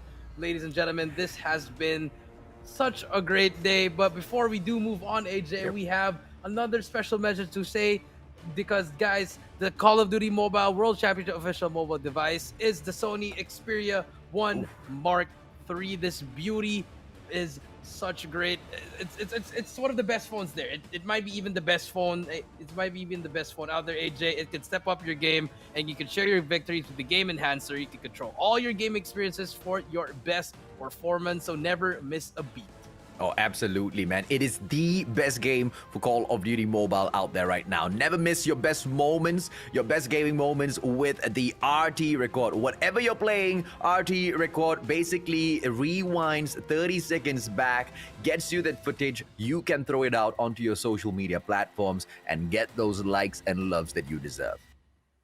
Yeah, not only that, it is going to be high quality, up to 120 FPS game recording. So with the RT record, you also have 120 FPS on it. So now you can relive your winning moments in all of their glory thanks to high quality recording and up to 120 FPS. So pretty much if you record your past 30 seconds, it's going to be in the best quality that you can have, AJ.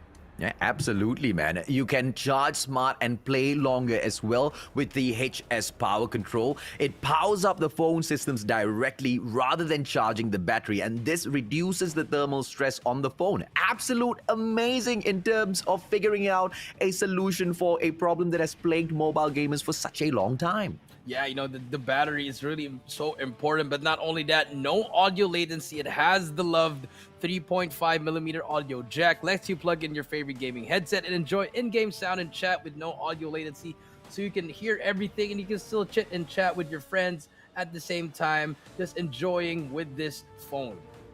Yeah, this is a solid one, man. I miss my 3.5mm jack. Superior gaming performance, ladies and gentlemen, boys and girls. The Xperia 1 Mark III is powered by none other than the Qualcomm Snapdragon 888, the 5G mobile platform to deliver the premium experiences you deserve.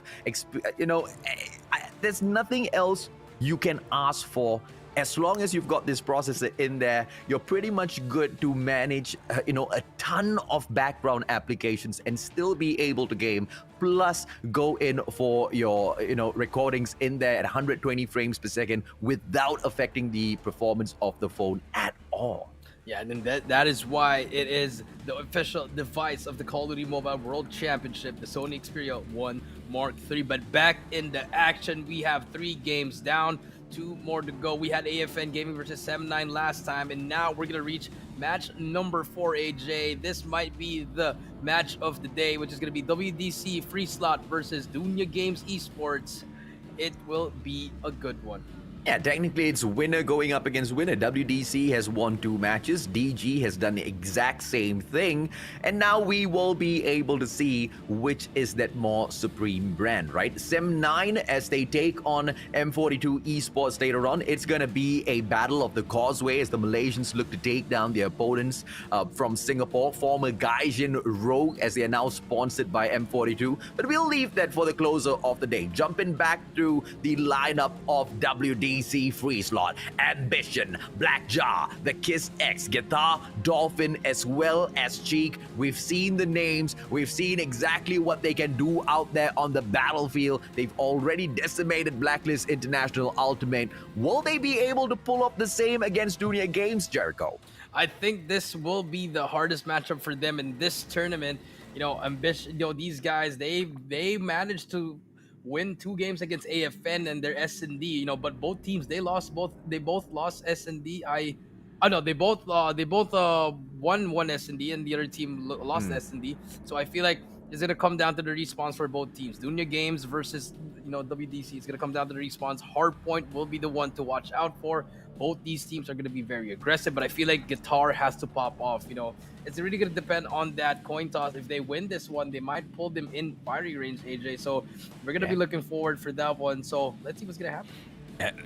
Each and every single team that goes up against WDC or DG Esports, they will be super nervous, but when they go up against each other, look at the calm and collected nerves of these players. They are waiting for that matchup. They want to see exactly what Dunia Games Esports has to offer. It looks like Indonesia will probably be able to deliver, but the Thais, man, they are looking to stomp their feet of dominance on this competition. And Group B, well, we will be able to see who is gonna be the giant of this grouping. Venom, Jetsky, Zen, ZZ, Ihan, as well as Jeff. They represent the brand of Dunia Games Esports. Yeah, these boys, we've seen them in action in the first game. Not the team to mess with. These guys know what they're doing, already warmed up. But let's see if they can improve in S&D. Remember, they lost to AFN Gaming, but WDC, their S&D is pretty good. So, if you're DG, let's see if you guys improve in it or try to watch on what they can do better. But let's see if DG Esports can pull off the victory.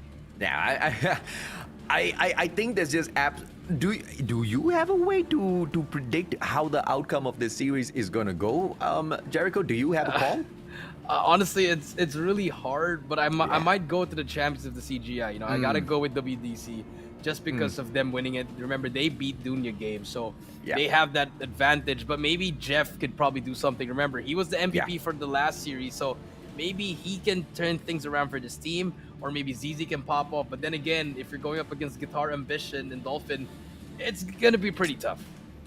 Very tough, man. I mean, Guitar, Dolphin, Ambition, yes. Let's not forget about Cheek as well as Black Jar, right? I mean, each and every single name from the side of WDC.Freeslot, they're pretty much, extremely dangerous on their own, right? But of course, when we jump onto Dunia Games Esports, the opportunity for them to pull the veil over the eyes of WDC, I think it's going to be possible, man. I'm on the side of Dunia Games here. 16.33 versus 19. Yet they're obviously winning this fight against Jeff. Average death, they fall quite about the same number of times. But look at the massive number of assists that Jeff has been providing Dunia Games players all throughout. Guitar, yes, he does manage to go in there with a slightly higher average kill. He gets the job done. But it's those team play assists that are going to be making or breaking those matchups. Yeah, because both these players, they play the same role. They're going to be going in there first for their team, being those solo slayers, tagging up a lot of enemies. That's why Jeff actually has a lot more assists, but Guitar just winning more gunfights than him. So I feel like these guys are going to be the ones we really have to watch out for. We got to see them dictate the pace for both teams. So I feel like this will be a great matchup.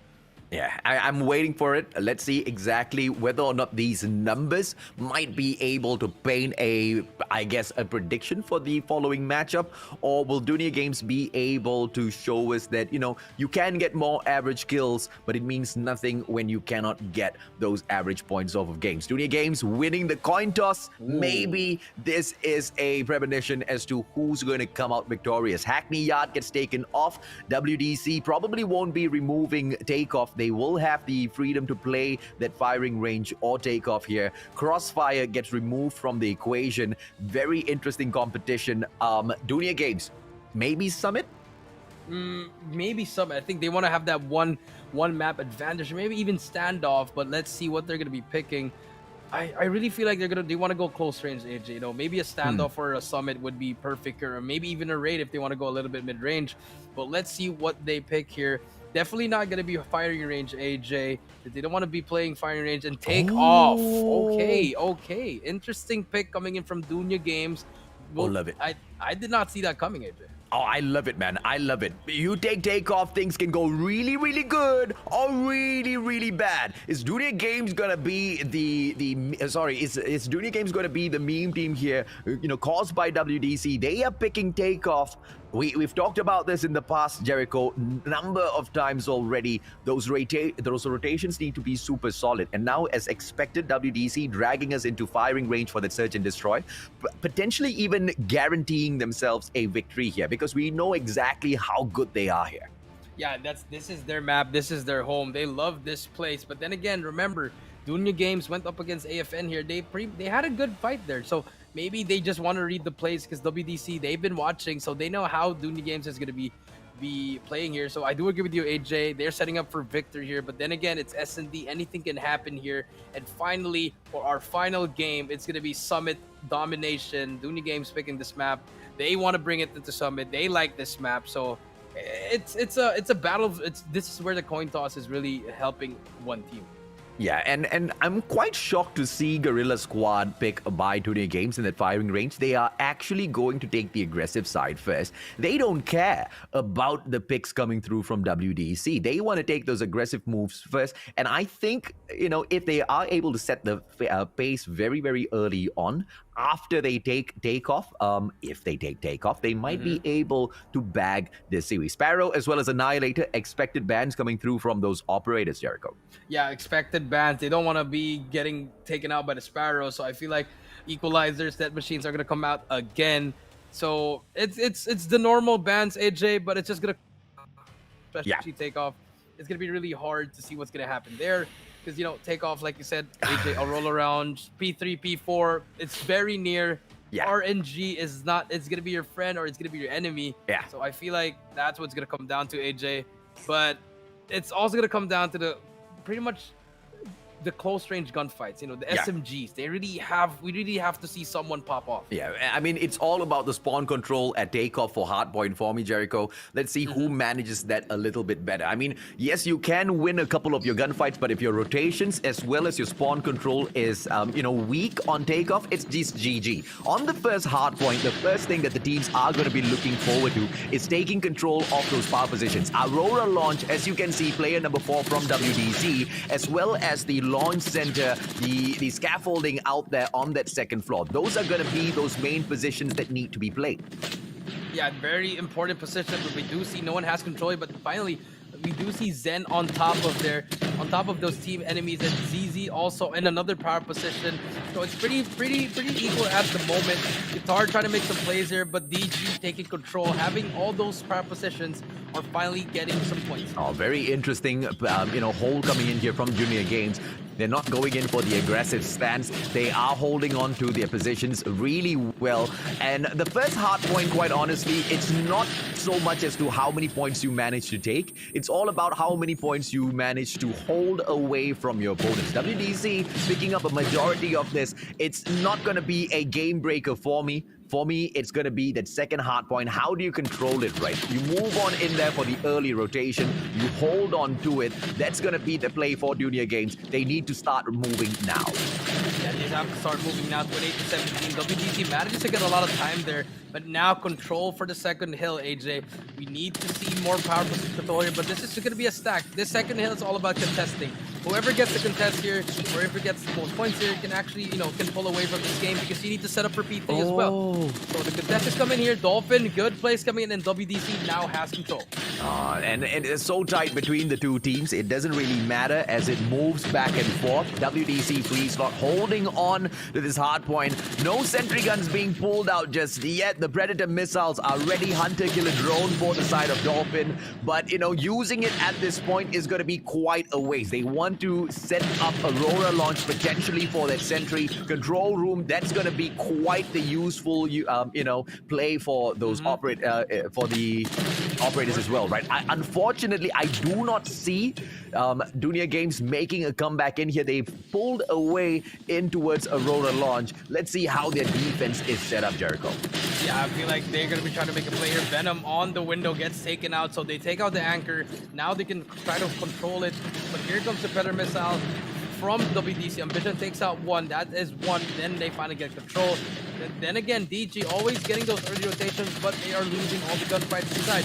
Having a hard time here, but finally trying to break through. But here it is. This is where you have to win your gunfights. But look at the setup of WDC AJ. Just crossfire. They're all parallel to each other. They know they just have to wait for each other and try to win those gunfights. And 71, and slowly counting, but surely they're about to reach the 100-point mark after this hill. At Dunia Games, they could have played their score streaks there, but they play the game of patience. They want to wait for the next hill.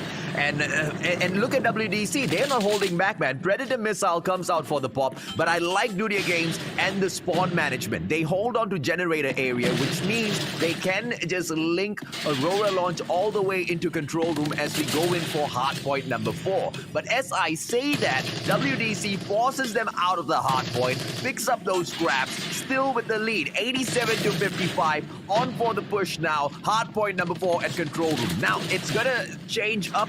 We need to see who spawns out of crane area. Yeah, we need to see that here, but Venom with the death machine gets 2 kills. Huge kills coming in just like that. Dunia Games is slowly making this comeback, AJ. And now they have that trap, AJ. This is what you're talking about, the spawn trap. The spawns are in here. This is where you have to use the operator skills and all those score sheets if you want to make this comeback. Here we go. Dunia Games slowly climbing back, but Ambition and the boys from WTC manages to break the hill.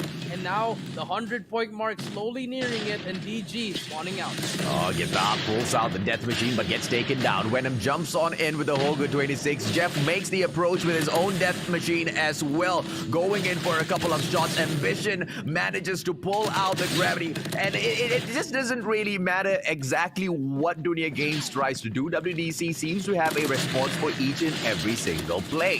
107 to 76 now. The fight for this hard point still continues. Dunia Games, one final player in there, but as Jet Sky goes down, WDC picks up once again a few scrap points. Yeah, very good hill actually from Dunia Games, even though they didn't manage to get that the tie, but they got a lot of time off that. So 178. Now this is a huge hill for Dunia Games. They need to get this time in order for that comeback, or WDC can actually end the game here if they want to, but it's not gonna happen like that because Dunia Games, they're not coming out with a fight. Here comes the push. DGZ already in the hill. They have to try to hold this 115-87 contest is in, but DG, they need to control that scaffolding. No one's really trying to get that power position, AJ. That's where they're struggling here. Predator Missile comes out, nothing gets hit, and 160-87, they still have control, but unfortunately, no power position control. Yeah, and that's shocking, man. Wasn't this a pick by Dunia Games? They pull in the play for takeoff. They're not playing those power positions. Aurora launch hasn't been touched. Nobody's going up into launch center scaffolding as well. They're taking a straightforward fight, trying to win all of these points purely with the supremacy of those gunfights. And I think they're going to fall flat on their faces if they continue on with that role. On for the reset now. The launch center is going to be hardpoint number 2, second time around. Let's see if WDC gets it done right yet again. AJ, even though they didn't get the power position, they managed to, make a short comeback here. Yeah. Actually, both teams not getting it, but here's Golfer trying to make a player, gets one, and here comes the teammate, and this is where WDC shined in the last rotation. Yeah. They really like this hill, so let's see if they can hold it down. 20 more points before the game ends. Golfer trying to make a play, takes out one. Can his teammates help him as well? But DG struggling to break the hill. 10 more seconds. Predator Missile comes out, takes out 3, and that should be a game, AJ. That is Dolphin a GG. Takes out everyone. Venom is there for the help. The contestants in. One more player to beat. They have control here. Here we go, DG. The game is not yet over, AJ. Death Machine should be able to pop right now. And WDC, they just need one more push to get this game. Oh, if DG actually makes it back through with the 7-point hole on WDC, I tell you, they will blow my mind, man. Because WDC has been so clean, so good all throughout. And look at this setup. Aurora launch. They've gone in there for the early rotation, and they are also holding on to a sentry gun. Not only do they do that, they win their final gunfights. They take scrap points in there. They're putting on so much of pressure onto Dunia Games. But it is Dunia Games that opens up hardpoint number 3. What a play, Indonesia! Yeah, What a play coming through, but the push is gonna come here. Here comes the pinch. 2 more seconds. Can anyone contest here? 1 more pinch to be Jet Sky. 1 more pinch to be Ambition is right there. 1v1 takes it over. The teammates are here. Hunter comes in, and DG has control of it. 139, 148, 140. Here we go. One last push for WDC if they want to win this. Every single player of Dunya Game is in. They just have to back their heads in here. Zen comes in. Ambition comes here for the trade. With the shorty, takes him out. But Venom, 1 more point. No one contests. Cheek takes him up, but the game ends. And Dunya Games wins game number 1. They blew my mind, man. They blew my mind. I mean, it was an early rotation from WDC.Freeslot. WDC moved on in towards hardpoint number 3. They set up their sentry. They were waiting for the win of that matchup. But out of nowhere, Dunya Games makes that push right back in. I mean, we have to look at the spawn control. Spawn control always Dunya Games managed to win those fights, but the power positions weren't being played as seriously. And I think that's exactly where they allowed WDC to take a majority of those points. But what happened towards the end of the game there? How did they break the play of WDC, Jericho? I feel like, it just really was really weird, AJ, because in our P1 you need to get that scaffolding, and both teams weren't even getting it. Yeah. And I feel like Dunya Games, they noticed that, like, okay, since someone's getting it, let's just not get it as well. Let's just fight them head on in that first one. And then the second one, Dolphin just went off with a 10 kill spree, even with the Pred. But I feel like they just didn't know where the spawns were coming. They spawned again in the same spot. Venom came in there. The gunfights were winning. They actually just managed to hold it out. Even though WDC gets the scrap time, AJ, the rotation came in. First in came out there. The death machine played such a huge role, AJ. Oh. And in the end, they just pretty much won the game, AJ. I mean, imagine though, get Dolphin dropping 38 and still losing the game. I am mind blown by the play from Dunya Games, and I do not understand what happened to the play at Aurora launch. How do you lose hardpoint number 3 with 7 points to close the game off? You managed to grab 5, but props to Dunya Games, man. They played for every single thing at the third hardpoint, and they managed to get the win. Once again, they played their rotations very, very much more cleanly in comparison to the side of WDC.Freeslot. But WDC.Freeslot, they were winning their gunfights left, right, and center, and I think that unsettled DG Esports just a little bit. But I think I have to agree with you, Jericho. That might have just been their play. Yeah, I mean, it's even making me tense, That's why I was finding my nail there. It's really intense, But I do agree with you, AJ. The plays were just really different for both teams. Yeah. And I guess that's why DG wanted to play takeoff. Maybe that might be the answer. Oh, that was one of the most solid comeback we've seen in a while. Too close for WDC. I am very sure it would be a little heartbreaking for them, but they have to stay strong as they move on into game number 2. This is going to be firing range, search and destroy, a map pick by WDC.Freeslot. They almost pulled a win over DG, but they got snuffed out at the very end. Hopefully it does not happen to them yet again. Yeah, now we're gonna hop on board with DG. The same strategy against AFN Gaming. They're just really slowing it down. But now WDC, same strat as well. Defense 2-2-1 split. No pushing yet. So let's see what happens here, AJ. But DG, just having to slow it push, just getting information. I think they have to get a snipe here. Ihan waiting for that pick. Let's see what happens next. I think it's a great defensive setup from the side of WDC.Freeslot. Not over-aggressive, a 2-1-2 hold.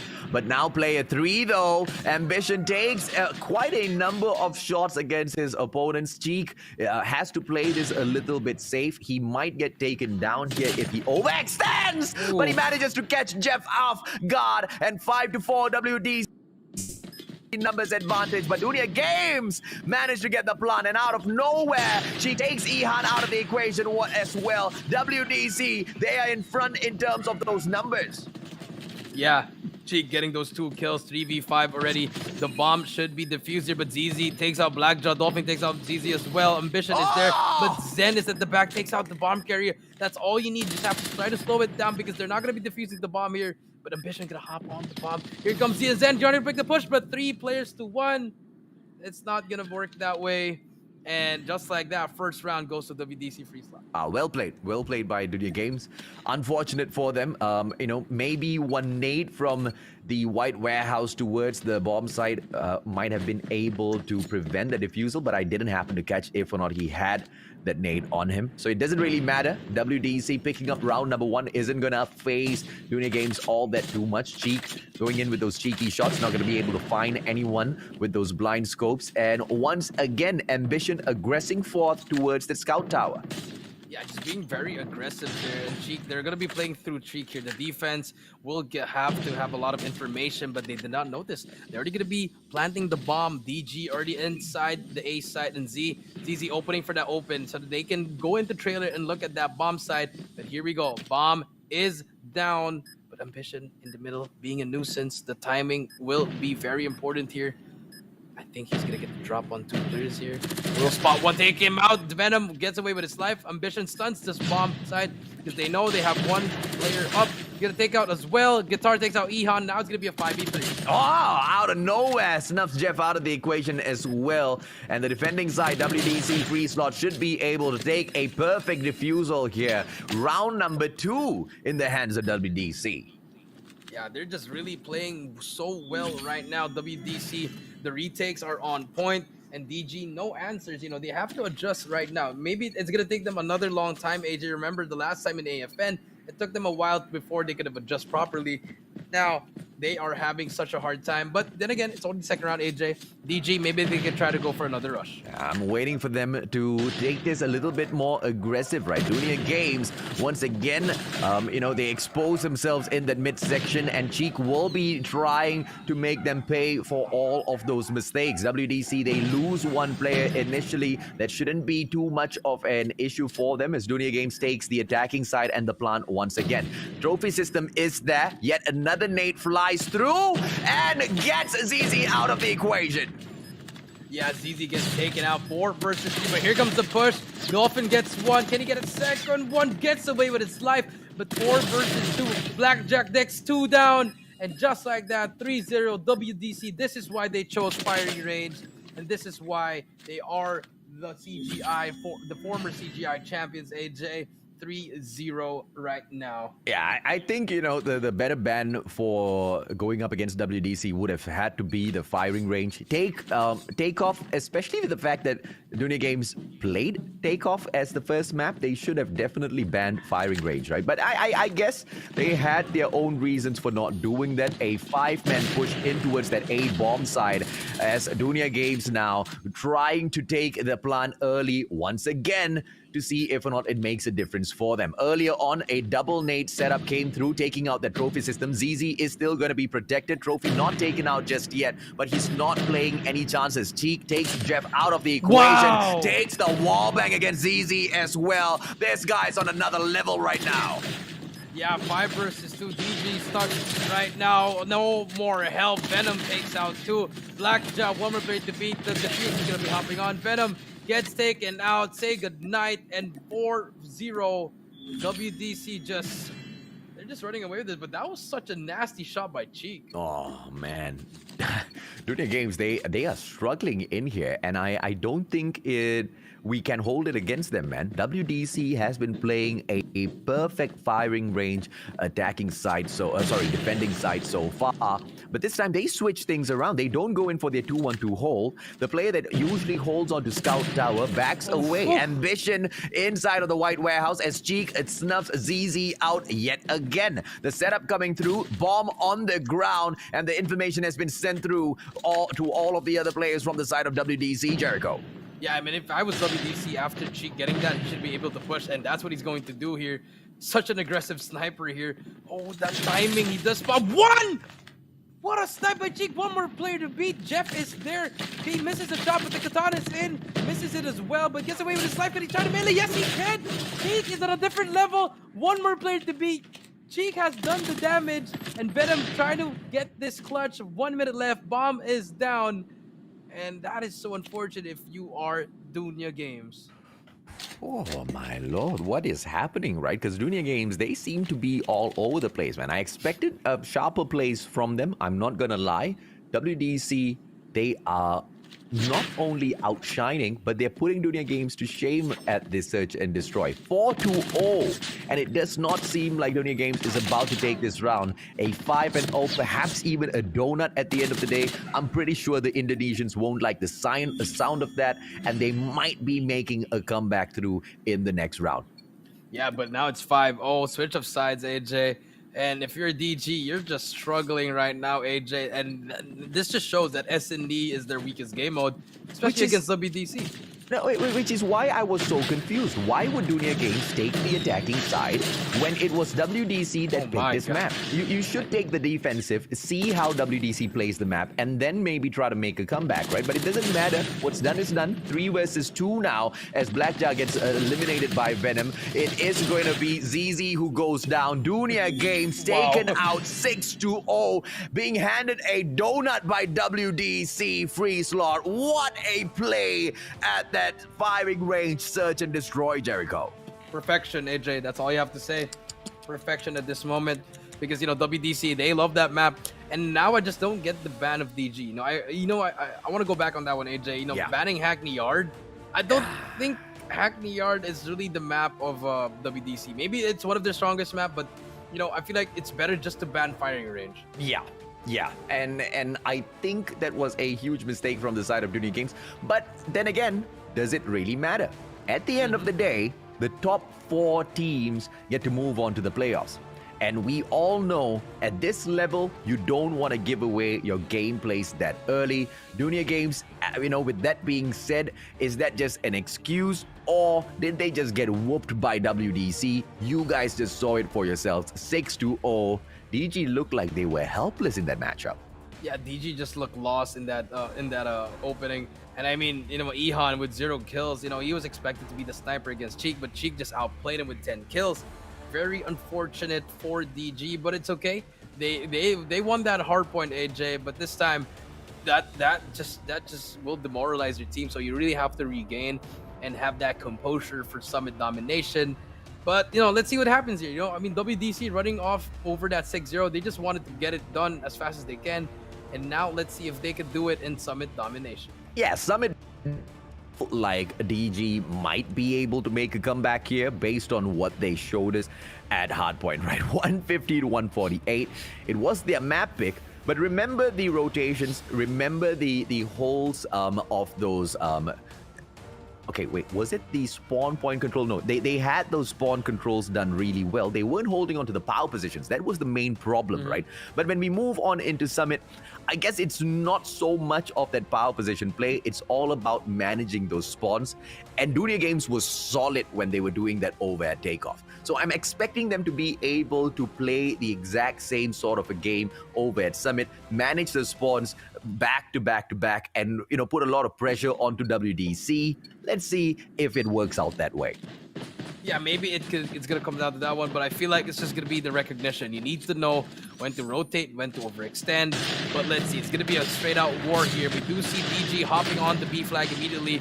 But, look at WDC. They're going to try to go for C immediately. The flip has happened already, AJ. And just like that, this can be an opening for a triple cap. Yeah, this was a GG moment. Remember the previous Summit Domi that we were talking about? And this is that strategy that we discussed, man. Going in for that C cap immediately if you start at the Special Forces base, flipping the spawns, putting so much of pressure, and then later on when you do start the match, at that second half, you already have the favorable position at the Gorilla base. And I think WDC just outplayed Dunia Games so early in this matchup. Yeah, they really wanted that side. Now they have it. Let's see if they can hold it down. They have everything covered. DG trades are coming in. Ambition gets 2 as well. You gotta be you have to trade your teammates. You can't let Ambition deep down on his own. 3, getting it 4, gets taken out finally by ZZ. But Dolphin is there for the trade, and now WDC slowly rising up to the lead. But we do see number 3 on your map, AJ.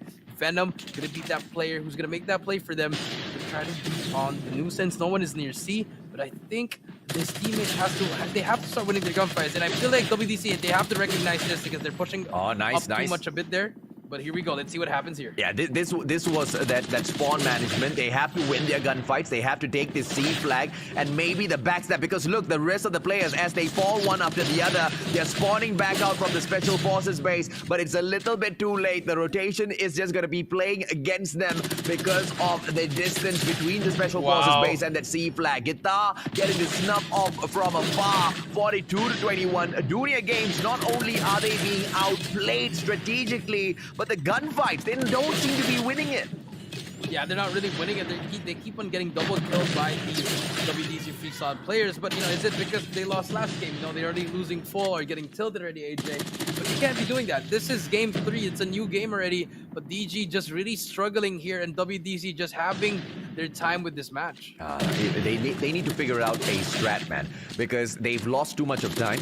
And if they don't make a play now, WDC is going to hit that 75-point mark. What they need to do now is from Green Radar Station, make a beeline to take over that C flag. Distraction pulled off, immediately cap Bravo by winning a couple of those gunfights. And I think they've done amazing winning those initial fights. And now all Jet Sky needs to do is make a play for that Charlie flag. But unfortunately, there seems to be a miscommunication. The players still focus in on Bravo and they trickle in one after the other. WDC, are they going to be able to punish them? The answer is yes. Dolphin as well as Ambition, 75-point mark. Dunia Games playing it a little too slow.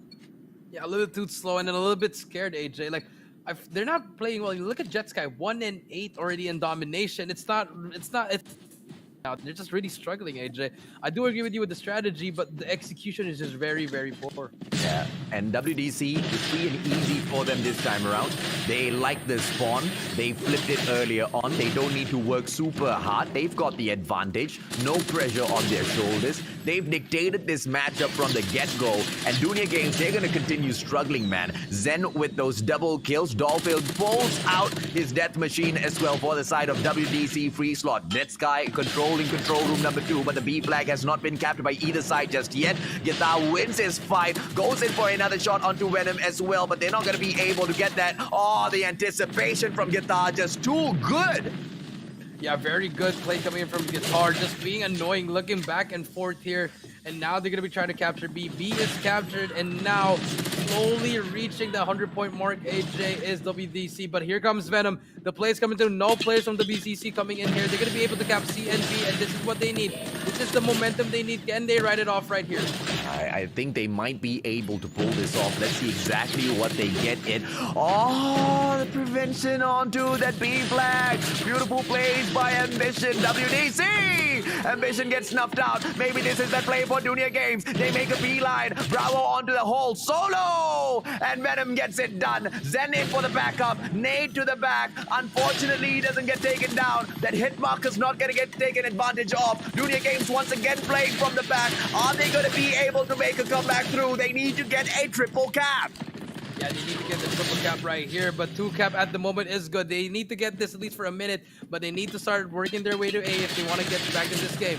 WDC Dolphin gets 1 kill, but here comes WDC with the push. Dolphin on his own right now. 1-man army, bull spot, 1 player in the left. Big kills right here, but gets taken out by ZZ. Venom with that death machine will not do any damage, but Def is there as well. Here comes the push. Jeff trying to make a capture, brings out the death machine.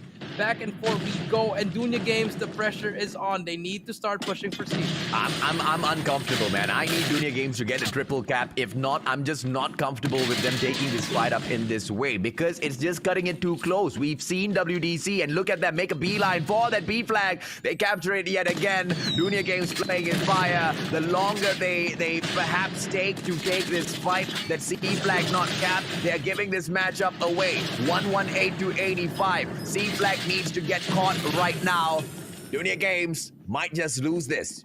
Yeah, they might just lose this. 122 to 87. Dolphin making a play here. They finally captured BAJ, and you know, slowly but surely, once they reach that 135, 138, it's gonna be a GG already, AJ. You know, DG, they could have done that earlier, but they just the lead was just so long for it was too big in the first half, AJ. Yeah. This is not the OG used to. 134-93. I can pretty much say it's already a GG, right? In Hardpoint, you want to make a comeback, fair enough. Only one team can pick those points up at a time. In Domination, the game just does not fly like that. 141 to 97, WDC.Freeslot. What a performance in here for series number 4, Jericho. Yeah, I mean, they just played out of their minds. You know, they were literally holding down angles where every time Dunia Games would push, they would get caught sprinting. So they couldn't even shoot their gun back. Even if someone dies, the trade's coming in there. And it's Dunia Games just really struggling. You know, if you're having Jet Sky as your main slayer, not really doing anything, you know, he's gonna really have a hard time. What do you think about having Clove on the side of Dunia Games? Do you think he would have made a difference? Because he's quite the instrumental player for their brand. Yeah, I mean, I think if you had Clove in there, the pressure would amount to him. Like, he could have done a lot of things that Guitar would have been doing. Yeah. And Guitar would have but a little bit more difficult. But then again, you know, it is what it is. They have their players. Jeff, he did try his best, and also Jet Sky was just not playing up to his skill. So I guess it's just the way of the road, AJ. You know, they just had a bad game, but it's okay. You're up against the top team, one of the top teams here, AJ. So it's just really unfortunate. 7-19 AJ, Jet Sky not really playing well. That's an understatement, man. Even Jeff was a little under the weather in that matchup. The rotations were bad. You know, the calls for those moves were very poor. They were very slow in taking all of their objectives. I'm not too confident whether or not this is the actual performance of Dunia Games. So to the audience that's watching right now, I want you guys to keep your minds wide open for the potential that Dunia Games might be pulling a fake here. I'm not saying that WDC is not good enough to pick that victory. Clearly, they're damn good. But Dunia Games, they seem to be holding back. And I once again feel it's only because they know 4 teams can be making it through to the playoffs. And that's quite a number in comparison to how many are in the group in the first place. Yeah, that is true, AJ. I don't think they're just struggling. They're really struggling, especially in SE. I feel like the vibes were down, AJ. You know, if you're going down 0-6-0, you know, it's pretty hard to make a comeback there. Yeah. But, you know, in the Domination, you picked that map, so you have the advantage there. But WDC just really played better.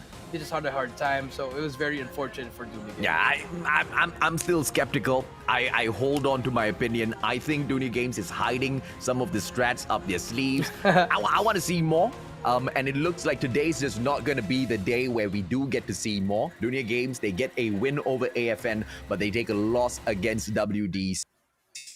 DG.Freeslot, on the other hand, they'll be super happy. The only team to pick 2 victories up in here today against Blacklist International.Ultimate when we opened the series up. And then when they meet DG Esports, they get it done yet again.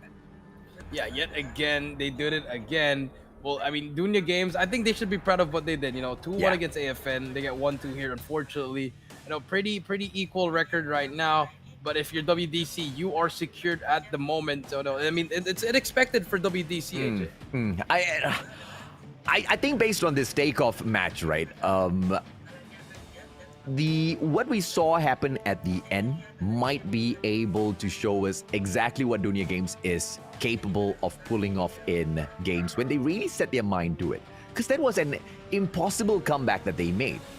But they were holding on to these spawns. They were managing the map pretty well. They were just staying away from a majority of these gunfights. Now, whether they are scared or this is just a tactical play because they didn't want to go in for those engagements, I'm not too sure, right? But either way, they turned it around from a position where they should have not been able to make a comeback. Yeah, they made it that way. I mean, it was pretty I don't know what happened, you know. It's a lot of mistakes coming in from both teams, actually, and a lot of luck that comes in there, AJ, because they could have ended it right there. But unfortunately, stuns came in. Venom from the back spawned at the same time. Very unfortunate.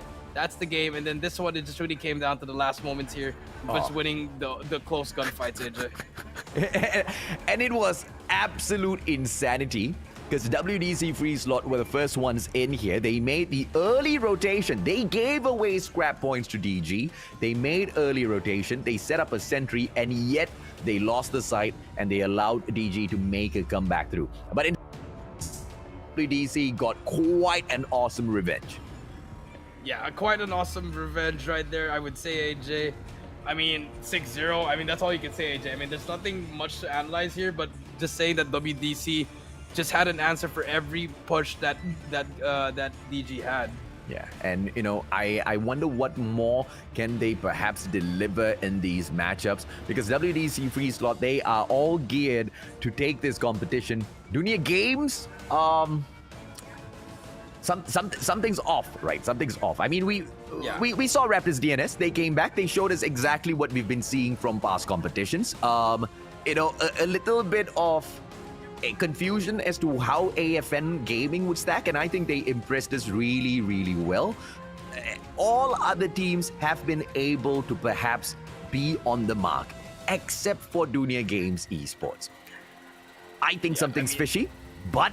You think? I definitely think something's fishy, man. But at the end of the day, it's against WDC.Freeslot. Even if nothing was fishy, they're not an easy team to beat.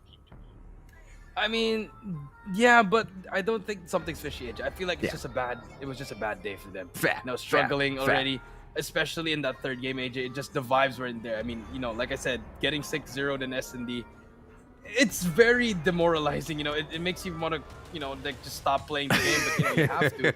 And we can see the body language from them. The way they were playing was just very freestyly already. No more coordination. I guess the fatigue also came into play, AJ. Which is why I'm saying there's something wrong. The Dunia Games, they don't take their eyes off the prize. They don't. But I have to give it to WDC, because it was the maneuver at the get-go. From the opening of that Summit matchup, where they flipped the spawns and took that C flag, they won Summit already. And I think that's a really good way to unnerve your opponents. And it could just be that they did a damn good job at doing that. Soldier of the game, your MVP, the one and only Dolphin, raking up 24.67 on those average kills, 5.5 average assists. That's on the 12.33 average score, 2,800. He's definitely raking those numbers up, Jericho.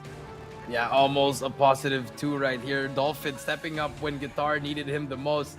And that's where even though Guitar is the MVP for the last series, you can trust your teammates. Yeah, they can also make a play, and that's where Dolphin popped off, especially in that game. The run, AJ, 38 kills.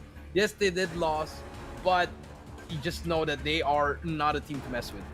Absolutely, man. And Group B, they've been put on notice already. Group A is definitely watching, because at the playoffs, it's not going to be too easy. Sem9, they will be in performance in a bit, ladies and gentlemen, boys and girls. Once again, the Battle of Causeway is going to happen. Malaysia takes on Singapore. Gaijin Rogue, as they used to be known, have been adopted. They've been sponsored by M42 Esports right now. It's not going to be an easy fight, but do you have a prediction for the next matchup? I might stick with the Sem9 boys, just because they warmed up already. Yes, they lost the S&D, but their respawns are looking very sharp, but not domination. But I feel like a Hardpoint should be a lock for Sem9. Yeah, I personally think it's going to fall down to those coin tosses, because these two teams are quite equally matched. Gaijin Rogue to take on Crackheads is definitely something that I was looking forward to, even as we were going through the Singapore as well as Malaysian Championship. But ladies and gentlemen, boys and girls, in order to witness that, we have to take a quick short break. When we come back, it's going to be the final series of the day.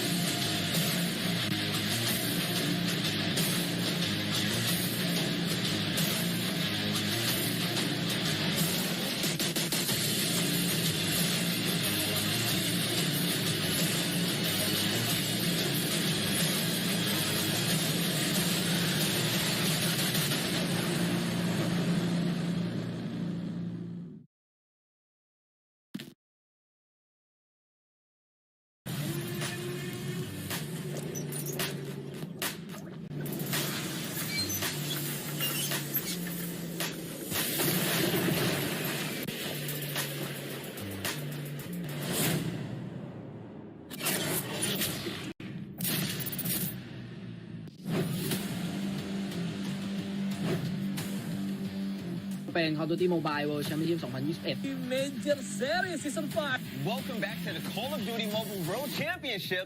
Is in the convenience store. He's not going to be able to fight him. And on the other hand, whoa. Yet, but with that takedown, this should open things up. Backstab from Zia. Pesan-pesan untuk tim saya, jangan menyerah, terus latihan dan satukan konsep. ช่วยตัวเองครับกูเก็บไป28คิวพี่บอลจะแตะได้30คิวแล้วแล้วลูกตรงนี้เก็บเพิ่มไป รีโมทเดลว่าไงดีกว่า Off field burst 但打狙还是要小心，这波穿点直接把 Momo 给穿死。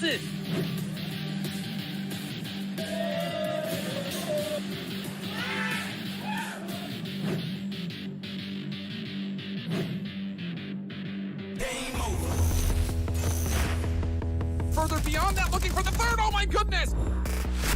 I'm taking it up a level. Gonna even that score.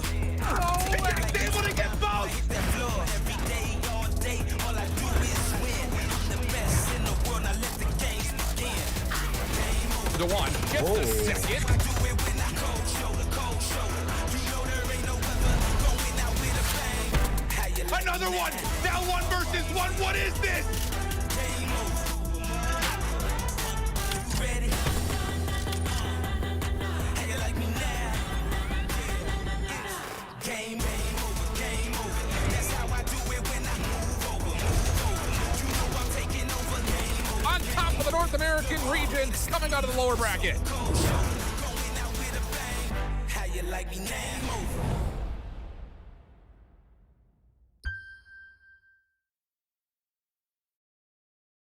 Welcome back, ladies and gentlemen, boys and girls. This is the Garena Regional Qualifiers with me, the Mustachio AJ, as well as Jericho. And this show is brought to you by the one and only Sony, as well as their Xperia 1 Mark III. Jericho, the best mobile phone for Call of Duty Mobile, or for quite honestly, any mobile FPS games. Yeah, I do agree with that, AJ. 120 hertz display, you have game recording, you're charging the phone, you're charging the battery. It's the perfect thing. So if I were you, grab one, try it, feel it, buy it, ask your mom, your dad, or anyone that has money to get that phone, because once you get it, you might be a pro player one day. Absolutely, man. And now here's the thing. The day today filled with action from these pro players. It has been quite crazy. Let's take a quick look at how it broke down once again. AFN Gaming opened up against DG Esports, but they suffered a loss. The same happened to Blacklist International.Ultimate as well when they took on WDC.Freeslot. Sem9 took that 2-1 win over AFN and gave them their second loss of the day. Sem9 once again has another opportunity to take a win. But the question is, can they get it done against M42 Esports in the same way that WDC.Freeslot pulled it off with their second victory of the day, Jericho? I think it's highly possible, but at the same time, we don't know much about M42. I personally don't know much about M42 because if you say Singapore, Almighty comes into mind, but maybe there's a reason why they're here. So let's see what happens here. Maybe they can turn up or do something that can shock us, or will Sem9 also just take over the series? Yeah, you look at M42 Esports, their hope of making it into the playoffs, I'm pretty sure is definitely there. But their hope of representing Garena at the end of the day, that's going to be quite the long shot. Because if you just lock it down just purely to the region, they need to hope and pray that the side of Almighty gets kicked out within Group B itself in the group stage and not makes it to the playoff. Because let us not forget, Almighty that sits in Group A went on a perfect streak. They were untouchable, the kings of Singapore. M42 Esports, or as they used to be known, Gaijin Rogue, if they can make a great play against Sem9, then maybe we might be able to see them turn things around. Because, quite a lot of strats were hidden in that Singapore final. Zengyu, Concept, Tyler, Smokey, X3 Jasmine, as well as Fur dropping in to represent Sem9 yet again, Jericho. Yeah, these boys already played a match, so they're already warmed up. They know what they're going to do. We're going to expect a lot more from Zendaya and Esper, but of course, the MVP for that last series, Smokey, he has to step up more, especially, and I think they just have to step up in the S&D, AJ. And then they just have to fix some mistakes on Domination. But in Hardpoint, I think they're pretty perfect right now in Hardpoint.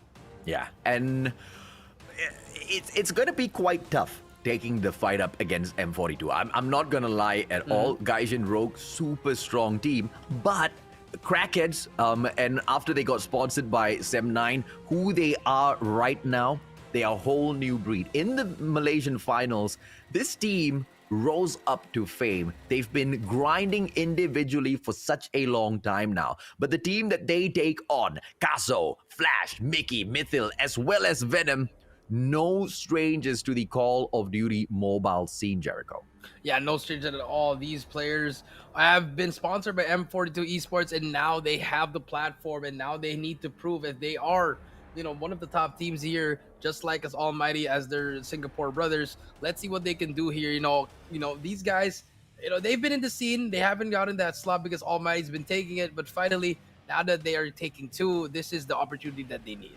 Yeah, and I want to see how much will they be able to pull off for themselves. Is it going to be a victory? If it's a victory, 2-1 or 3-0. 3-0ing Sem9. It's not going to be easy. They are on a whole new league right now as to the setup that we saw them make against AFN Gaming. It was super convincing. Whether or not they will be able to control their momentum, continue with their wins in here for today, it's all going to be up to this team, right? M42 Esports, and all about as well who wins the coin toss. We've been able to see a majority of those teams that go in for those map picks are able to get the job done, Jericho. Yeah, the coin toss is really going to be huge for this one, but I feel like these teams are both equally matched. But let's see. Now, it still matters, especially in the SD. I feel like SM9 would love to ban the first map. They want to win that coin toss. I think both teams want to do that. So let's see what's going to be the ban and protect system here, AJ. Yeah, I'm curious to see. Ladies and gentlemen, boys and girls, do us a favor. Please do like and share the stream out so we can hit our milestones. We still have those giveaways awaiting you guys. And if we do hit concurrent views all across our streams, we will be able to unlock them for you. We haven't hit that 20K just yet. And I know the comment section, you guys are asking for those codes. We need to hit the 20K, guys. Help the stream out. Share as many times as you can. Not just those Facebook streams, but the YouTube link as well. Yeah, I do agree with that, AJ. So, guys, if you guys want to get those XP cards or Battle Pass tiers, you guys have to watch it, share it, like it, call everyone, because this is going to be the final match of the day for Group B. It's been a crazy day. I think we're going to end with such a great match, AJ. Yeah, I don't know how it's going to go. I'm nervous. I'm super nervous because this is the Battle of the Causeway. There's always been I guess a ferocious competitive nature between Malaysia as well as Singapore. We are neighbors. We literally just have one bridge that separates us. The people that we have in both countries, very, very similar to each other, except that, my brothers from Singapore, they earn a lot more than us. Their currency is super strong, man.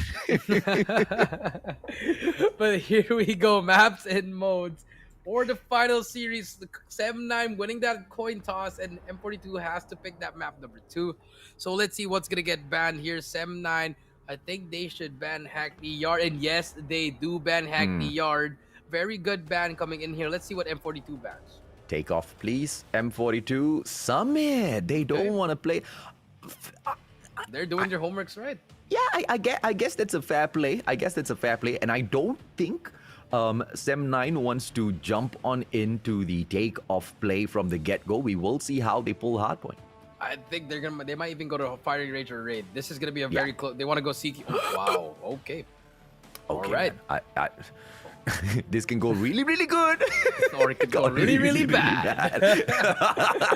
Let's see, man. If Sem9 is able to pull this off, I am skeptical. But if they are able to play their rotations well, then good luck to them. It's going to be M42 that dictates exactly which side they want to start on, and they pick the Special Forces base. This is going to be Hardpoint, and moving in from the Special Forces base or the Guerrilla base doesn't really make that much of a difference. It's right there smack dab in the middle. M42, on the other hand, they respond by pulling in firing range for the Search and Destroy. Straightforward, everybody knows this basic map. It's a classic, but Crossfire for Domination, that's going to be super fun. Yeah, that's going to be really fun for Crossfire, but then again, it's going to be the battle for BAJ. Let's see what happens here, you know.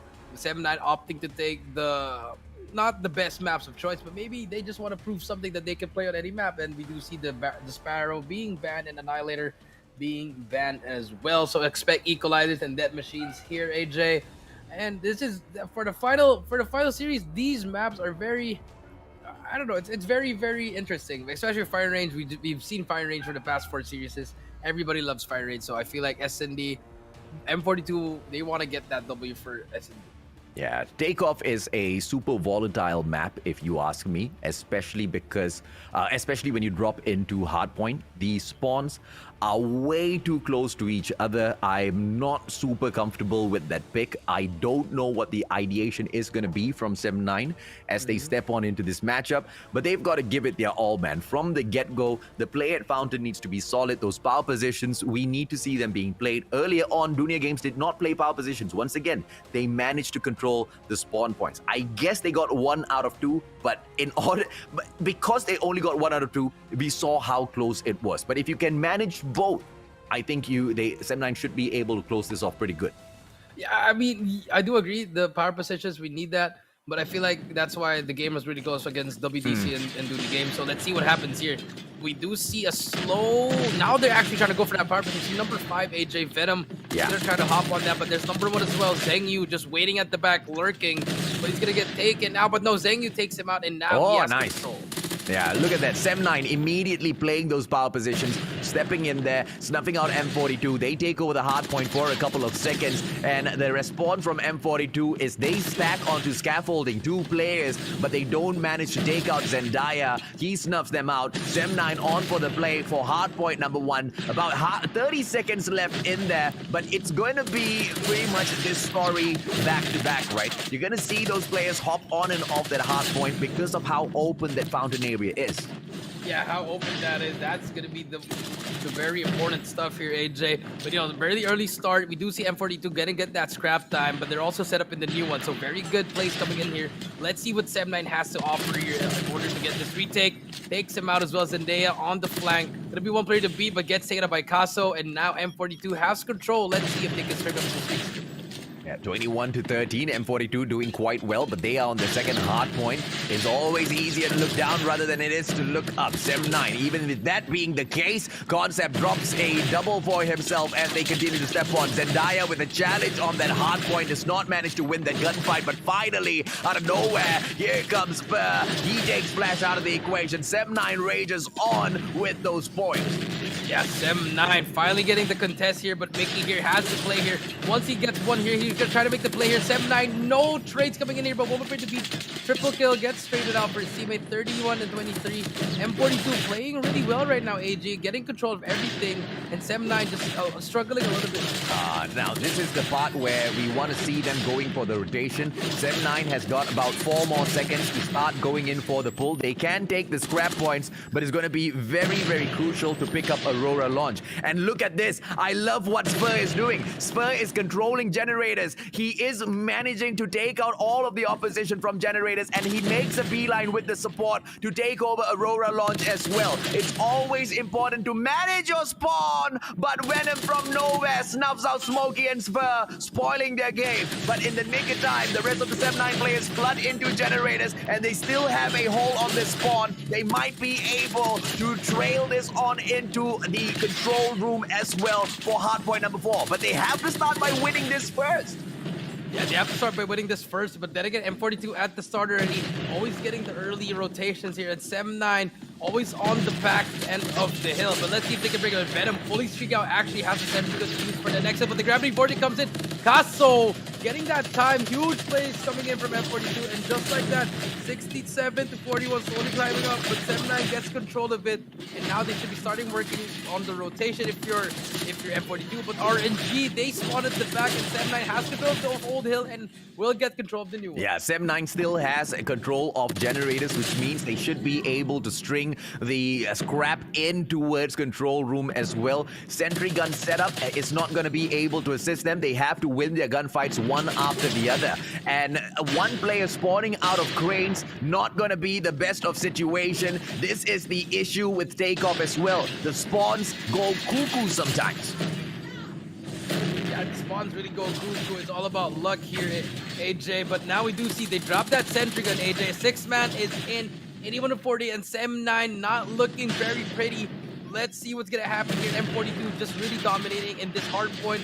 But you know, just look at the positioning of everyone. They know where to pick it up. But this S7-9, they're still trying to make a push here. Here we go, one good push here, but Venom is there on the side, gets to reload the teammates. No trades coming in, and it's all gonna be M42. Yeah, this is what I meant, right? That it can either go really, really good or really, really bad. Don't pick Takeoff for the first map if you cannot control it. Look at the way M42 is just ravaging on. They are delighted that 7-9 chose to challenge them at Takeoff. They control those power positions. They control the control room as well. And it looks like 7-9's having such a tough time stepping into that hard point. On for the reset, back towards Fountain, and we already see one player from the side of M42 holding onto the second floor of Aurora launch. They are playing Takeoff to perfection, Jericho.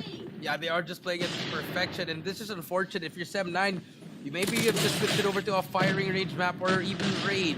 But now we do see it is what it is now. 58 points already for 7-9, but they still have control of there. Finally gets breaking. Venom has that sentry gun again, and it's just all going M42 here, AJ. First game, this is their first year and they're showing off already. Let's see if they can close it up. Yeah, it's going to be quite tough for M42 to not win this game, but 7-9, they can perhaps try to make a comeback. One player is holding on to scaffolding now.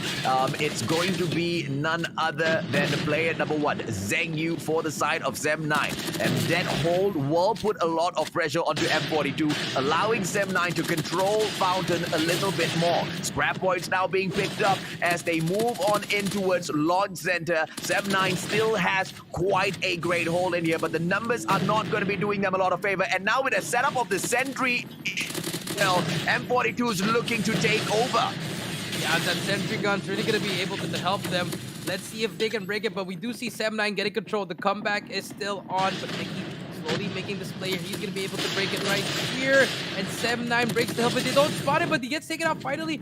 And finally, M42 gets the hill, but Contest is still in. Here we go. Zendaya at the back. Can he try to make a play? The timing is so unfortunate. He's going to get taken out from behind. Mythic is there as well. 141 for 88. Let's see if they can break it. Mickey on top now. It's M42. They should be able to win this game. 4 more seconds, AJ, and that should be a GG. But not yet. One more player to beat. 7-9 still gets control, AJ, but finally ends the game. 150 to 89. M42 takes game number 1, and that is why you should never choose Takeoff as your first map. I mean, it's just in my opinion, in my sole opinion, AJ. There are other far easier maps to win on Hardpoint, but I don't know why you have to choose Takeoff. Takeoff is just that I wouldn't even say it's a 50-50 map.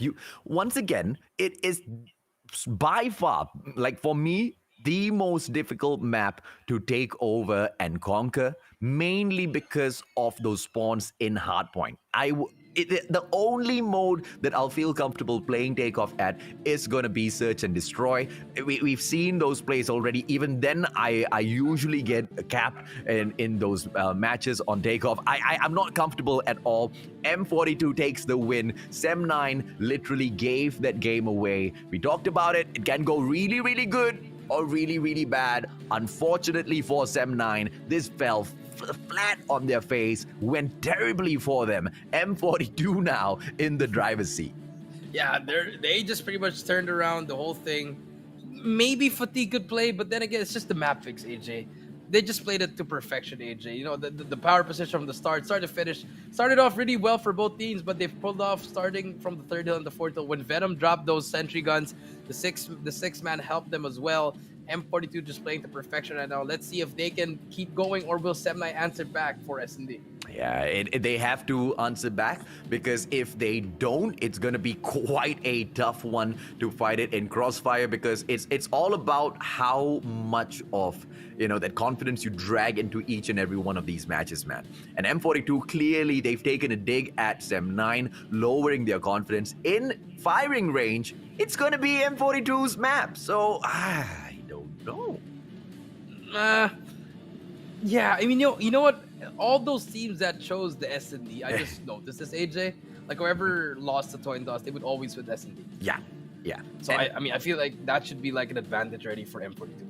I think that's going to be the case here. And on top of that, look at the gunfights. Look at the aggression from M42.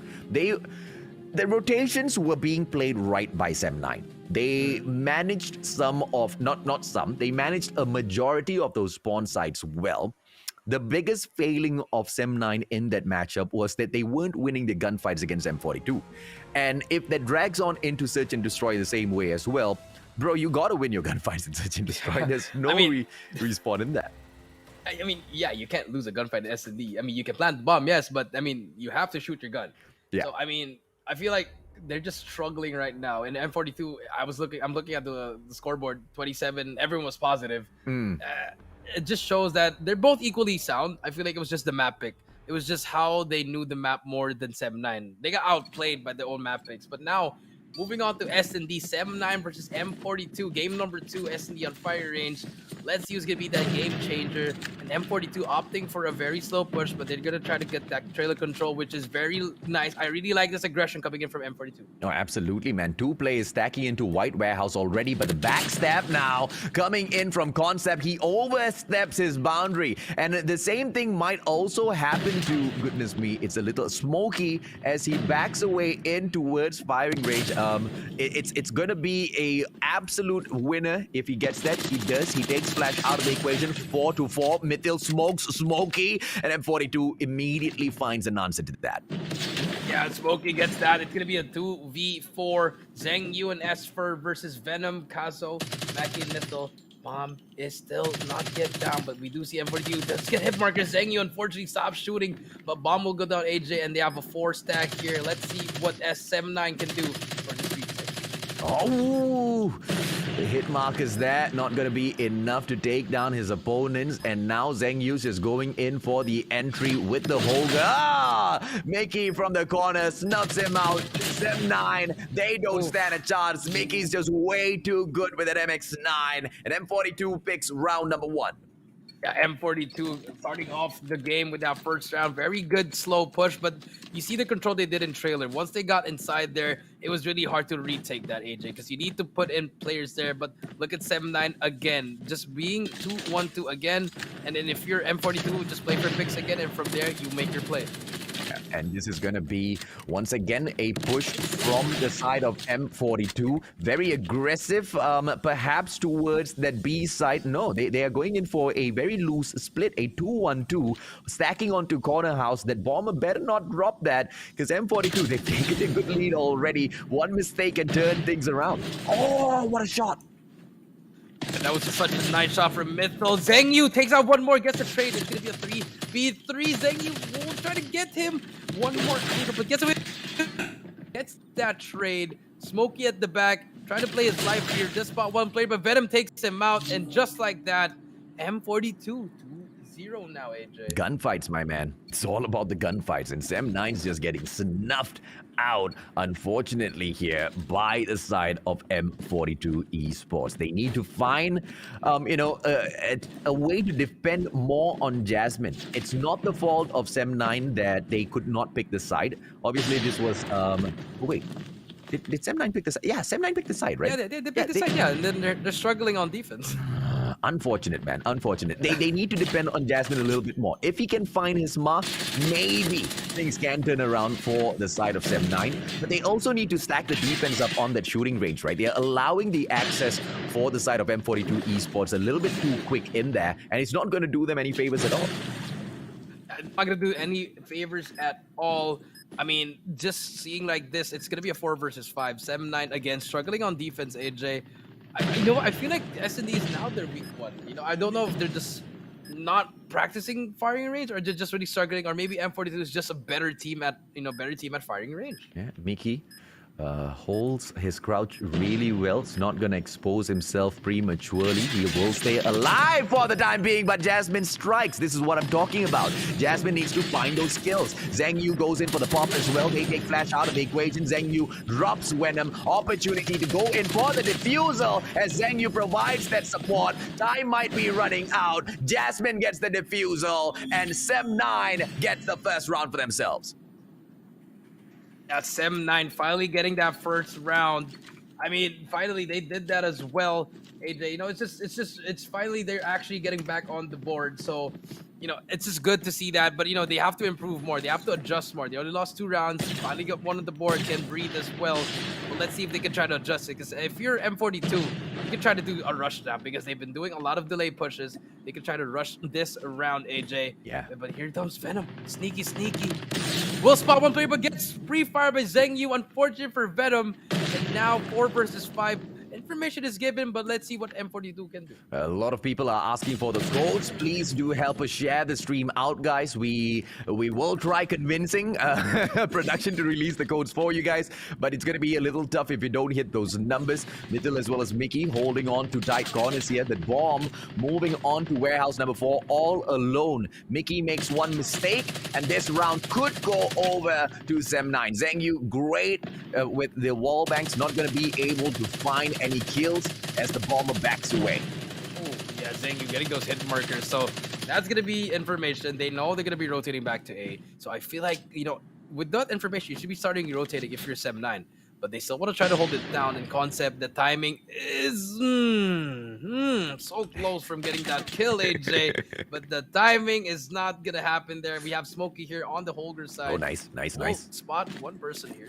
Let's see if they can. I love that nade play, and then it's just going to be an all-out storm. Smokey steps in, snuffs out Mickey. It's going to be a 3 versus 2. Sem9 setting up a great comeback in here to take the 4th round for themselves. Smokey strikes again. Holger 26 straight to the face, and yet another for this guy. Captain Smokey takes it, smokes out M42. Let's go to round number 5. Round number 5, AJ. Finally, SM9 answering back. They're slowly but surely getting a hang of this. I mean, it's just nice to see that they can actually adjust. And now they're listening here. But M42 actually, now they're a bit struggling here, AJ. They've been pushing, but here comes the rush. This is a different kind of play, AJ. Trying to hit mid here, but Concept spots one. Mickey in the middle. Smokey takes out Venom, and that should slow down the push.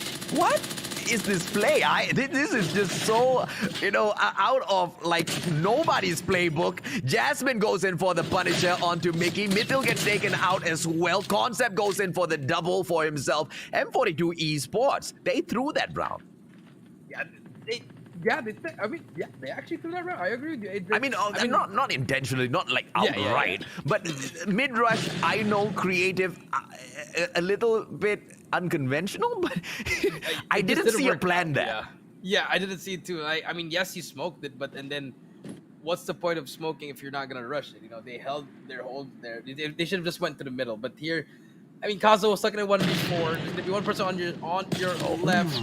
Ooh, barely hits that shot, gets in the way, gets tagged up. 4 players are gonna come in, misses the shot as well, and Kazo just has to get taken out. Zheng Yu takes him out, and finally, Sem9 takes the lead before we switch side. Sem9, they have been stepping it up little by little. M42, on the other hand, needs to find a little bit more of their composure. I think that was a total waste of that final round before the swap of sides. So let's hope M42 can find it to be a easy defensive position against Sem9, because they are desperate for a win here. This is the first series of the competition for M42 Esports, and I'm sure it'll mean a lot to them. But to M9, they are aiming to be, equal with WDC.Freeslot on their 2nd victory here. Yeah, I think they're going to be trying to get that 2nd victory, but Jasmine, man. Ooh. Jasmine needs to hit. As long as Jasmine can find his marker, not just his hit markers, as long as Jasmine can find all of his scopes accurately, M42, they're not going to have on firing range. Yeah, Jasmine is just really doing well here, and that's the opening they need. and I think A should be open, but you still see the dots on your map, 1 and 2. M42 Esports still has that position going, so they're gonna send 2 players on B. Let's see what happens here. AJ, 55 seconds on the clock, and now the bomb will move. 3-2. I like this nade coming in here for the push onto shooting range, and I don't think they are going to be able to find anyone with that nade just yet. Oh, but look at this nade! Ooh, well placed in White Warehouse. If they had gone in there with the double, they would have gotten that snuff already. But the pressure onto Venom is really good. Smokey snuffs him out. Esper takes Mickey out of the equation. Sem9 on to pick up the 4th round for themselves. Yeah, Sem9 just really turning up now. The adjustment they're doing, AJ, is making the coach Jericho in me very happy. I like what they're doing. It's just the adjustment, you know. And if you're M42, you're doing well at the start, but now it's just you have no answers now. And now Sem9 has the formula of S&D. Now they just have to keep on riding this. And if you're M42, try to switch it up. Let's see exactly what they pull off in here. I like the defense, but it's a very aggressive defense if you ask me from the side of M42. The positioning from Mythil is a little risky, but it's also a position that allows you to catch your oppositions off guard. So if Esper gets taken out first, Bravo's definitely set for a solid defense. They can rotate over to Alpha. This might still be in the hands of M42. Mythil might be the guy to get it done.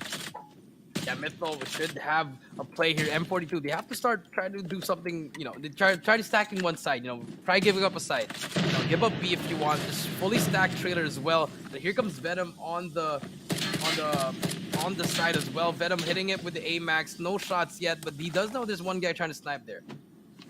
That information is needed. 1 minute left. Sem9 again, wasting a minute. Concept takes out Castle, so middle will be given, but Venom takes out Smokey as well. 4 versus 4. Venom pops out his head. Flash takes out 1. Zengyu takes out Venom. It's a trade on trade, AJ. Let's see what they can do here. The bomb's still on the ground though. Zengyu still looking for one. Flash is going to find nobody.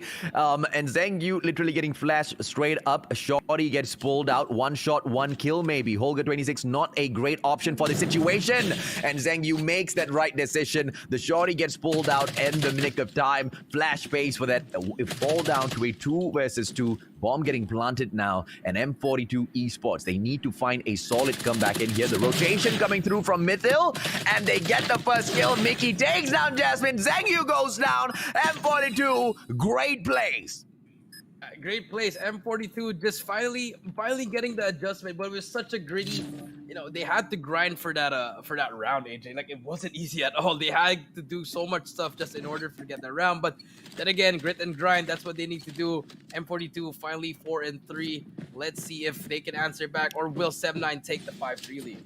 For me, as long as Jasmine finds those initial connectors, it's just going to be a GG. M42 is going to get taken down. Concept finds Flash. It's a double sniping setup from the side of Sem9. Yeah, I think this is definitely going to end up in a GG, man. M42 Esports now, because Sem9 on a double snipe setup, they're not going to be aggressive at all. They're going to go in here for the slow push, and we've seen exactly how aggressive and callous M42 can be. Oof. Jasmine finds Venom. That's the opener we were talking about. Goes in for the quick pop of the nade as well. Shooting range is wide open, but they can't aggress on too fast without the trophy system. A couple of nades will be able to take them out. I hope that's not a mistake.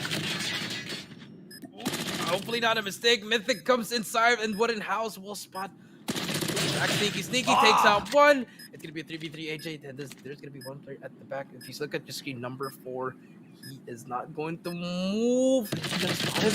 No, he's not. That's very important. Zengyu, very sneaky, takes out 1 player. Mickey takes out Kaso, and it's all up to you. Mickey in a 1v3, trying to make a play here, but gets hit up by Smokey. And just like that, when we thought M42 was gonna do something, they are now leading 5-3, 1 more round, and they take game number 6. I confirm, bro. As long as Jasmine pops off in Search and Destroy, Sem9, they bag it for sure. Jasmine's my point man. Let's continue to see if or not he goes in for the crack. Goes in for a quick toss of the nade, repositions himself, plays the trophy system as Concept goes in for the demolition. It is a 5-on-2 stack if they had gone in there for the full push. But no, they play the distraction. I love it. I love what Sem9 is visualizing here. They quickly toss those nades, destroy those trophy systems, come back in for a quick rotation round. Smokey smokes out his opponent, and now this is that opportunity to play the bomb on the ground. Flash is not gonna get taken, not gonna take him down. Flash from the back. This is a different kind of flash. I don't mean the throwable, but you know what I mean. Yeah, we do see Esper take out one. It's gonna be a 5v3, AJ. Bomb is down. Let's see M42. They keep on giving up trailer. I don't get it. Maybe they want to try to go for the flank. Yes, they are, but it's a 5v3. Trying to stick with each other. Flash just potatoing everything. Missed all his shots, but it's okay. Information given. 25 seconds, but they have to start moving now, and they have to win every single gunfight. Oh, I think Flash might have just spotted the player out. Oh, unfortunate for him. Caso immediately trades it out. Beautiful plays from both teams. Caso! What a clutch of a snipe! Time is running out. They need to make a play here. Caso still manages to snuff out Jasmine. It's a 2-on-1 situation. Smokey gets the kill, goes in for the second, doesn't get the hit glitch, and Caso with the deserving defusal. Too late, my... Oh!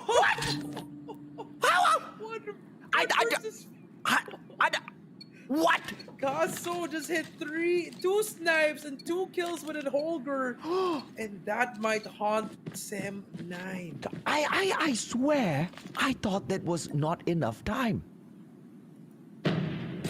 What a play, man. I mean, I thought too, but now they're going to be trying to make the comeback here, AJ. Yep, it's going to be a good defensive side for the team of M42 Esports, taking a 2-1-2 hole as usual. The side of X3 Jasmine, Sem9 looking for the initial frag. Zheng Yu as well as Fer putting on so much of pressure down the corner house passageway, and it looks like they are playing with fire. Zheng Yu needs to back away. M42, they are getting a little aggressive down there near the warehouse. Yeah, they're just getting really aggressive here, AJ, but M42 just slowing it down here. But finally, as Fur takes out Mickey, and here we go again, but they're pushing again. Mythil takes out one, the trade is in there, Concept takes out one, but I think the push is gonna come in here. We have one player rotating, Flash takes out Jasmine, 3v3. But it's a 2-on-1 stack now onto that B bomb site. Venom with the MX9 should be able to literally get this done. MX9, close quarters combat, there you go. Absolute killer. Venom gets a 2-piece for himself, and the backup arrives. He gets shut down. It doesn't matter. Concept is on point with the shotty. One shot to the face, and Caso shows him that the shotty works 2 ways. 5-5. Let's head on to round 11. Round 11, AJ. If M42 wins, it's all because of Caso. Yeah. That's it. Yeah. That clutch alone can, like, that's it. That's all you have to say. It's literally Caso versus Jasmine right now in terms of the playmakers. Exactly.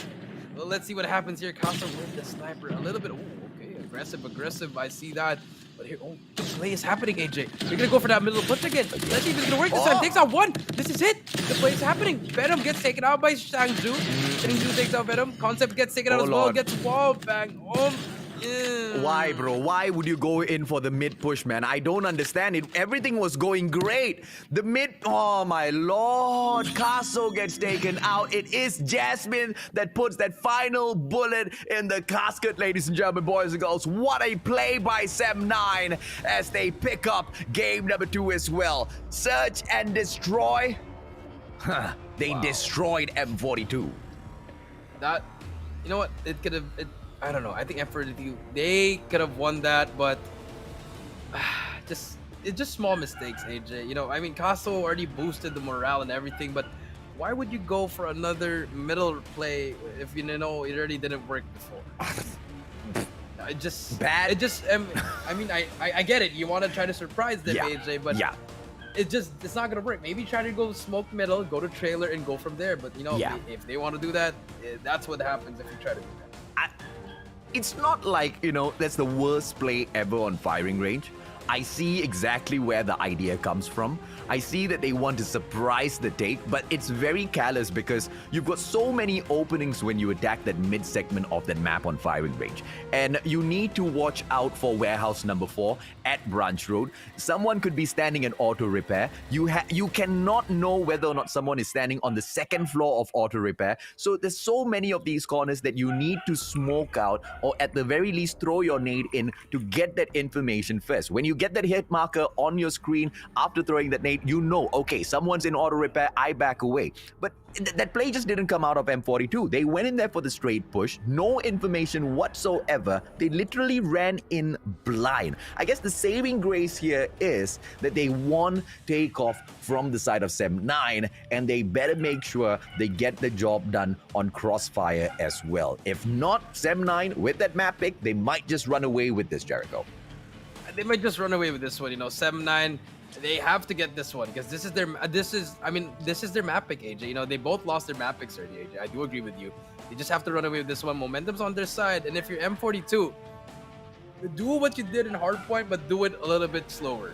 You know, AJ. Yeah. They just have to try to slow it down in Crossfire. You know, try to get that central building control and just, you know, trapping that one team in one side. Yeah, and I'm curious to see if or not it's going to be M42 that pulls it off once again on a map pick of Sem9. It's going to be, you know, quite a low blow if that happens. Sem9 is not going to be too happy with that at all. You know, it's going to take the win out of them for sure because, you know, you pick these maps thinking that you've got it right in your head. And when your opponents show you that you were absolutely wrong on both of your picks, it's definitely going to be playing, you know, those games in your mind. It's going to be making you question each and every single decision that you're making in the competition. And Sem9 cannot afford that right now. They need to secure it. But it's easier said than done against M42, who were quite solid in the takeoff match when we opened up the series for the close of the day. Yeah, you know, it just shows that, you know, both these teams are equally matched, AJ. Yeah. You know, very equally matched. Yeah. And now Domination, it's going to be that game, the ones that's who's going to separate, who's going to be the better team now. I feel like M42 may have the edge here, but Sem9, this is their map pick. They know what to do. You know, immediately with those early stunts, AJ, they stop the push immediately, but Caso gets that first blood. Central battle will be happening right now, AJ, and let's see who's going to get that. Yeah, for you're absolutely right, man. Very closely matched teams here, Sem9 as well as M42. So let's break down pure strategies as they take all of these fights, right? I mean, obviously gunfight's going to be a huge deal here, but it's going to be the power position play whenever Crossfire comes into the matchup. Butchers needs to be held if you want to play Hardpoint, but this is Domination. Either way, those power positions still do aid you a lot in terms of controlling that map. And now M42 almost pulling away that C flag, gets it done with just a solo play over at the Gorilla base. Yeah, solo play coming in there, AJ, but M42 finally gets that flag, and let's see if they can hold it down. The spawn trap should be able to start here, AJ, so they have to start building their scorching here, but Caso about to get taken out, but manages to get some shots down, flash with the trade, but Zendaya is there for the overextension. If you look at your map, 4 and 1, they're working together, trying to get B. Concept gets taken out as well, but Zendaya will have one more break to beat here. We'll take him out as well. Zendaya been really huge for this team, but he's gonna get taken out as well. No trades coming from his teammates, but everything is going well for M42. So, you know, if you are Sem9, you know, you gotta try to you know, throw it down for a while. They're just trying to bash their heads in. What's Zheng Yu doing? Zheng Yu should be capping that C flag now, but he's just playing possum, not standing on the C flag at all, waiting for backup. But I think he could have already gotten the grab. Sem9, they better not lose this because of the indecisiveness. And finally, as he sees that backup step into the play, he tries to cap it, but at that very moment, Caso steps in for the prevention as well. Zheng Yu could have already pulled that over for Sem9 by now. Yeah, I think that's what they wanted, but I feel like it still worked at the same time, but it could have worked if his teammates could have at least tried to cap B, but here comes the push action. The distraction did work. One player to beat. Finally, is Sem9 gonna hop on B, but Caso is there for the help, but Smokey is there. Smokey, this guy is on fire right now, but let's see if they can try to cap it. No help coming in, but Mickey shuts them down. Both the stun works. Concept is there, gets taken out as well by Mickey on a 3 kill. Make that 4 kill spree hopping on board with this person. He's working on his streaks, and this M42 is taking over right now. M42 is taking over because Sem9 is confused. They are all over the place. Their strategies are not working out. They need to get a grip of this matchup, and they need to make a beeline now, either for the B flag or for the C flag. In my opinion, keep a guy on the defense for that A flag, send 4 men down to cap Gorilla base, and then swoop in for that central building play. If you can take shortcut in that way, I love this. Look at Sem9. They're making the play, but 75 points on the board stops the game, and Sem9 does not manage to make a comeback before we hit that halfway point. And now all the way to the end, this is the final half of the final series of the day. Yeah, I mean, this is like remember what happened to DG and AFN. You can see a comeback by Concept pulling out the sniper. Zhengyu, okay, it's all gonna be Sem9, but you know, M42, they have the advantage here. They have a lot of time and a lot of allowance to work with AJ. So they can just take their time here. Predator Missile does come down here, but the push might come in. But if you look at the map, 3 players from Central in the Central Hill, AJ, they're just happy to cap it. And Sem9 finally gets control. Yeah, Sem9, if they want to win this, they need to make sure of 2 things. Number 1, they cap the B and C flag. Number 2, they don't allow their spawns to get reset. If they allow that spawn flip to come through, if they get forced into Special Forces base or lounge, this is game over. M42 is going to run away with this matchup. But if Sem9 can hold on to their spawns, even if they do lose their B flag, fighting back for it isn't going to be too much of an uphill battle. As they step on in, Mickey and Flash getting it done really well as far as Concept. They step in, 2-man push, back to back, winning their gunfights. Mithil stepping in with the death machine, absolutely wrecking Sem9. The play on that B flag gets spoiled, 95 to 69. Sem9 still trying to play catch up. Yeah, still trying to catch up. 72-98. You're right, AJ. They have to cap B. They still have a lot of time, AJ, because they don't need to cap A. They don't need a trip cap A. They just need a 2 flag here. But Mythic's coming out with the death machine, runs out of ammo, brings out the MX Sniper, gets taken out, but Flash gets a triple kill. Huge plays coming in from M42. And just like that, that might have been the play of the game, AJ. But Esper is there trying to make a play here. Gets 2 as well. Can he cap the flag? This is a big play. But pulls out the death machine at the wrong time. But Mickey's there for the trade. Back and forth we go. Mickey, 3 players to beat, takes out 2 as well. Gets taken out, trades back and forth. AJ, it's just been a war, and Sem9 finally captures. Oh, it's pandemonium out here. Sem9 definitely needs to hustle way more if they want to hold on to this game. Mithil stepping on for M42, halfway through on those markers. No cluster strikes once again to help them out, but the Predator missiles can be brought in. We do see the sentry gun there as well, but not many of those players from the side of Sem9 have been able to activate them because the majority of these gunfights are being won by M42. They need to find the pace, and I think Sem9 is running here on the right track. 95 to 123. They cannot let go of that B flag. Yeah, they can't anymore. Spawn trap, bro. Exactly. Oh. Yeah, the spawn's coming in, but Smoking gets taken out, but it's okay. Information is given, tagged and up. Let's see what they can do. All they have to do is hold it down and pre-aim. Stuns are coming in, nades are all coming in. Here comes the push from M42. The push is on. There's gonna be 1 player to beat, gets taken out as well. Zendaya is there for the trade. The flank is gonna happen. Concept gets the trade as well. Big plays, but they managed to not kill that last person. Number 5, Missile on the flag as well. Can they get the flag? This is it. They managed to get down, and let's see if they can make the comeback here. Zhengyu brings out that death machine. Can he start getting some kills here? More players to be. Gravity Vortex makes a play there. Can he take him out? Yes, we can. 130, 140. I don't think it's going to make it. Oh, they might be able to pull this off, man. 137 now. Getting a triple cap on Crossfire is close to impossible. M42 getting it done right. They hold on to that B flag. What a play. And finally, Sentry Gun makes its appearance. And it's going to be a GG for M42 Esports. They've managed to get it done. Sem9, I think the comeback is going to be close to impossible now. Yeah, it's going to be very, very impossible at this point, AJ. That was such a good effort coming in from M42. They have a Goliath even as well. But just like that, they're going to close it out with a 2-1 victory, AJ. Game 3, 150 to 128. Sem9 losing it, and M42 taking it home. I don't know, man. I am not happy with the performance of Sem9 at all, especially because Zhengyu just questioned himself way too much. I do not know It might have been a miscomm. It might have just been a terrible call from the guy. We saw exactly how close this matchup was. And I feel like if Zhengyu had just capped that C flag a little bit early, the results would have been so much different, right? I mean, I'm not guaranteeing with the cap of that C flag early on by Zhengyu would have been able to guarantee them that win, but it would have been so close that the boys from 7-9 would have not given up at all. And the fight would have stayed true all to the end. I mean, it was already a crazy fight for that B flag. They just needed a little bit more, Jericho. Yeah, a little bit more, but, M42 just had the answer, Mickey, Mythal, Flash, 27, 21, 23. Just all crazy numbers all over the board. But I mean, if you look at the other side, Concept with 25, but if Smokey and Esfer, if they're combined 23 with the deaths of 43, it's really hard. You gotta step up. You gotta step it up. And I feel like it's the same issue, AJ. Why are you gonna pick Takeoff? Why are you gonna pick Crossfire if you could just play on a different map that you're more comfortable with?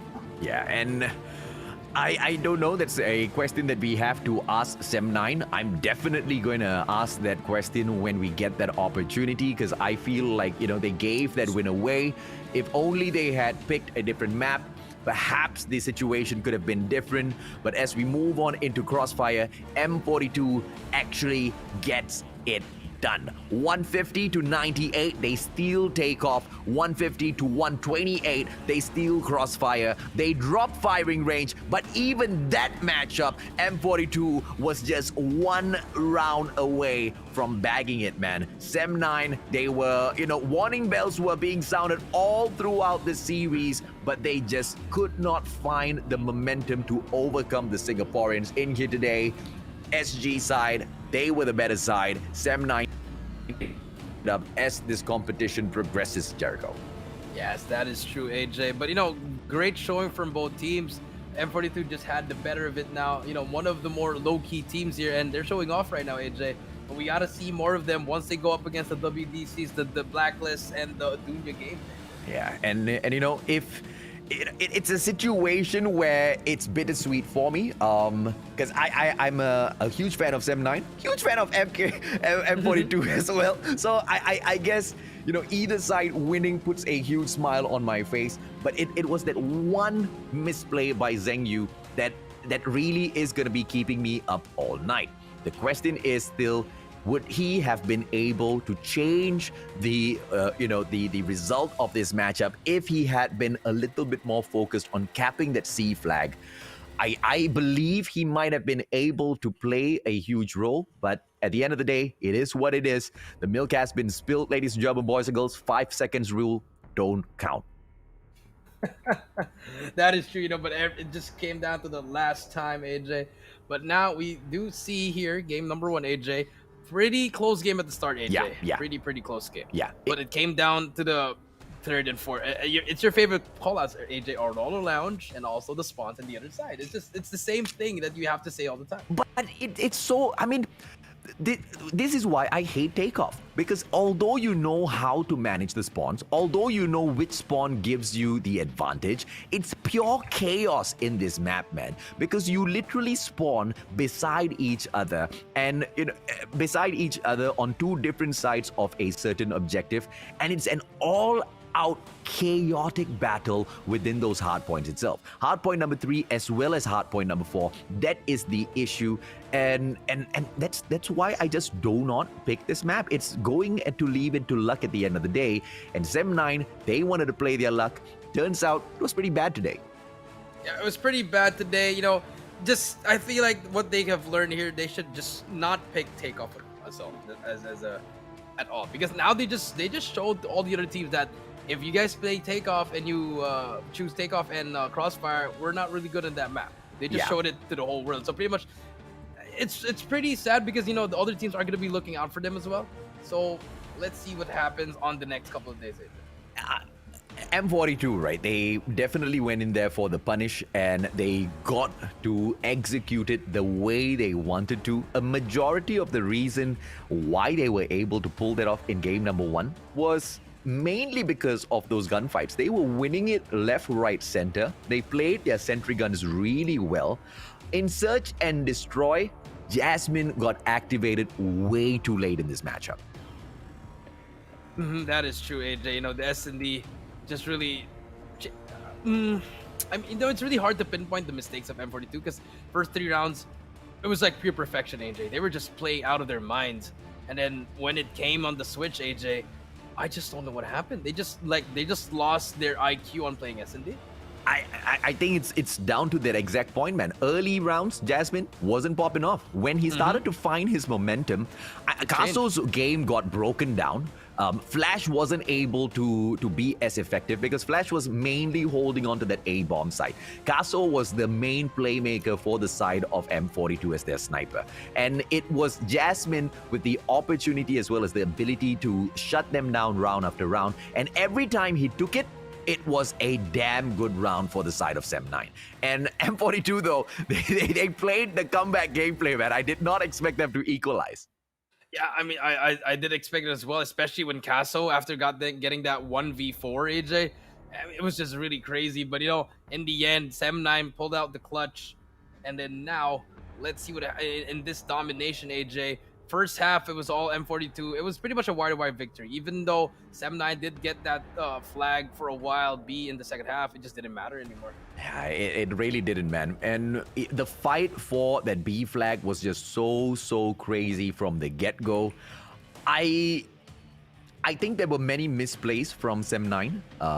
At the get-go, from the start of the matchup, they did not get to choose the side.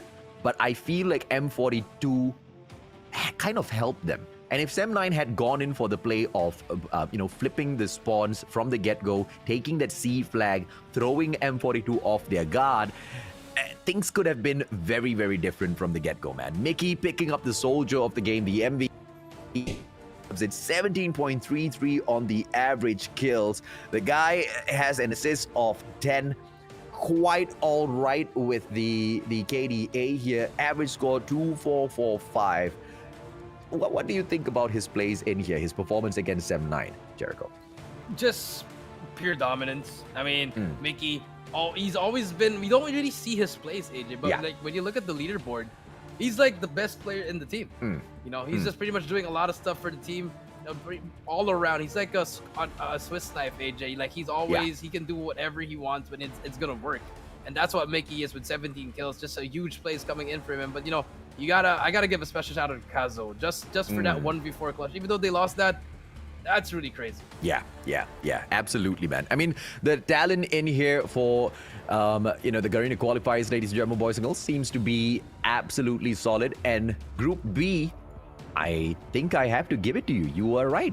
This is the group of death. Each and every single team in here, they bring something special to the table. And the predictions can just go either way, man. 50-50. Of course, WDC.Freeslot seems to be an outlier. They are a little too good. Way too good with their gunfights. Yeah, way too good with the gunfights indeed, AJ. But I mean, it is what it is. Some players are just built different, and some, sometimes it's just your day. Yeah. And I want to see exactly what more they can show us in here. Of course, we are pumped up for the playoffs, but we have to wait because 4 more days of the group stages are before us, ladies and gentlemen, boys and girls. Once again, Group A gets 3 out of those 6, and then Group B gets another 3 of those days. The top 4 from each group will be making it through to the playoffs. And if you think today was chaotic, the playoffs are just going to be on a whole other level. We're going to be weeding out the teams that are not going to be able to make it up to that level. And that's just going to be taking the Call of Duty mobile competitive scene to a whole new world, right? Because I cannot wait to see the strategies. Is it going to be played super slow, or are we just going to see all-out guns blazing with players just running out mid-rushes firing range, actually winning it as well? Yeah. I mean, you know what? Good to give them props. Okay, that play there, AJ. like you and me, you already said it. You like the intention. It's just not gonna work in this. It's not gonna work here. It's not gonna work here. It could have. It could have. Too many open, areas that they did not take care of. No smokes were being used, and I feel like if they had gone in with a more solid approach, they could have gotten that search and destroy as well. I mean, 6-5, they were quite close, man. But at the end of the day, ladies and gentlemen, boys, girls, M42 Esports, although they were amazing, they sit down at the 5th spot. Why? Because they only had one series in here to play, just like Blacklist International.Ultimate. They take 2 and 1 points each, but at the very top, WDC.Freeslot with the 4 points after they, of course, managed to get a total of 4 victories overall, sit at the very top. DG Esports as well as Sem9 behind them. AFN Gaming in the 4th position at the moment, Jericho. Yeah, it's pretty good. Everyone's equal there. You're gonna see a lot of tiebreakers here, AJ. Yeah. I feel like it. So, I feel like this is actually the group of death. So, it's gonna be. I can't even say it, but like, everyone's just gonna go back and forth. So we're gonna see a lot of upsets in Group B. Yeah. And you just cannot go in and risk the play of, okay, let's drop a couple of games because we might be able to hold some strats back. Because if you do happen to get into a tiebreaker situation, the number one way to see who gets to be the winner is they take your previous head-to-head. So these matches within the group stages, they mean a lot, my friend. And any team that thinks that they do not have to be as aggressive in the group stage might just end up regretting it. Unless they can play their game really well and they're confident, they've done their numbers and they can guarantee each and every single point, which I can tell you at this stage, nobody can, man. I think you and I, Jericho, we were quite, spot on with the majority of our predictions in the past. But this is that one competition where it's going to be so tough to do that. But on that note, this is the schedule for day 3, Jericho. Yeah, day 3, we're going to have Group A again. So we're going to have Almighty versus Remo Sadewa. Match number 1. Number 2, we're going to have Sharper Esports versus Omega Esports. That's going to be a good one. And for match number 3, we're going to have Raptors DNS versus RSG. Just to mention, guys, these 2 teams are the bottom 2. So this is a must-win for both teams. Yeah. For match number 4, go ahead. It must win for both teams. Only one can get up to the top. I'm already fearing for Raptors DNS because we know how aggressive Udo RSG gets every single time after they drop. So Raptors, they better bring their A game when we get in here tomorrow, man. Remo Sadewa, Omega Esports 4th series. And of course, to close things off, we will see Sharper stepping it in to take on the Raptors yet again. Raptors get 2 chances tomorrow. A few more chances for us to be naughty again. No. I don't know if I can control myself, Jericho. I'll try my best. Well, I'm not. He's going to be naughty. I'm just going to call it down the line. But yeah, there's going to be a lot of storylines tomorrow, especially, Almighty and Remo Sadewa. Yeah. That is going to be a matchup to watch. Also, Remo against Omega, Sharper versus Omega. A lot of jam-packed matches here, so it's gonna be a great one.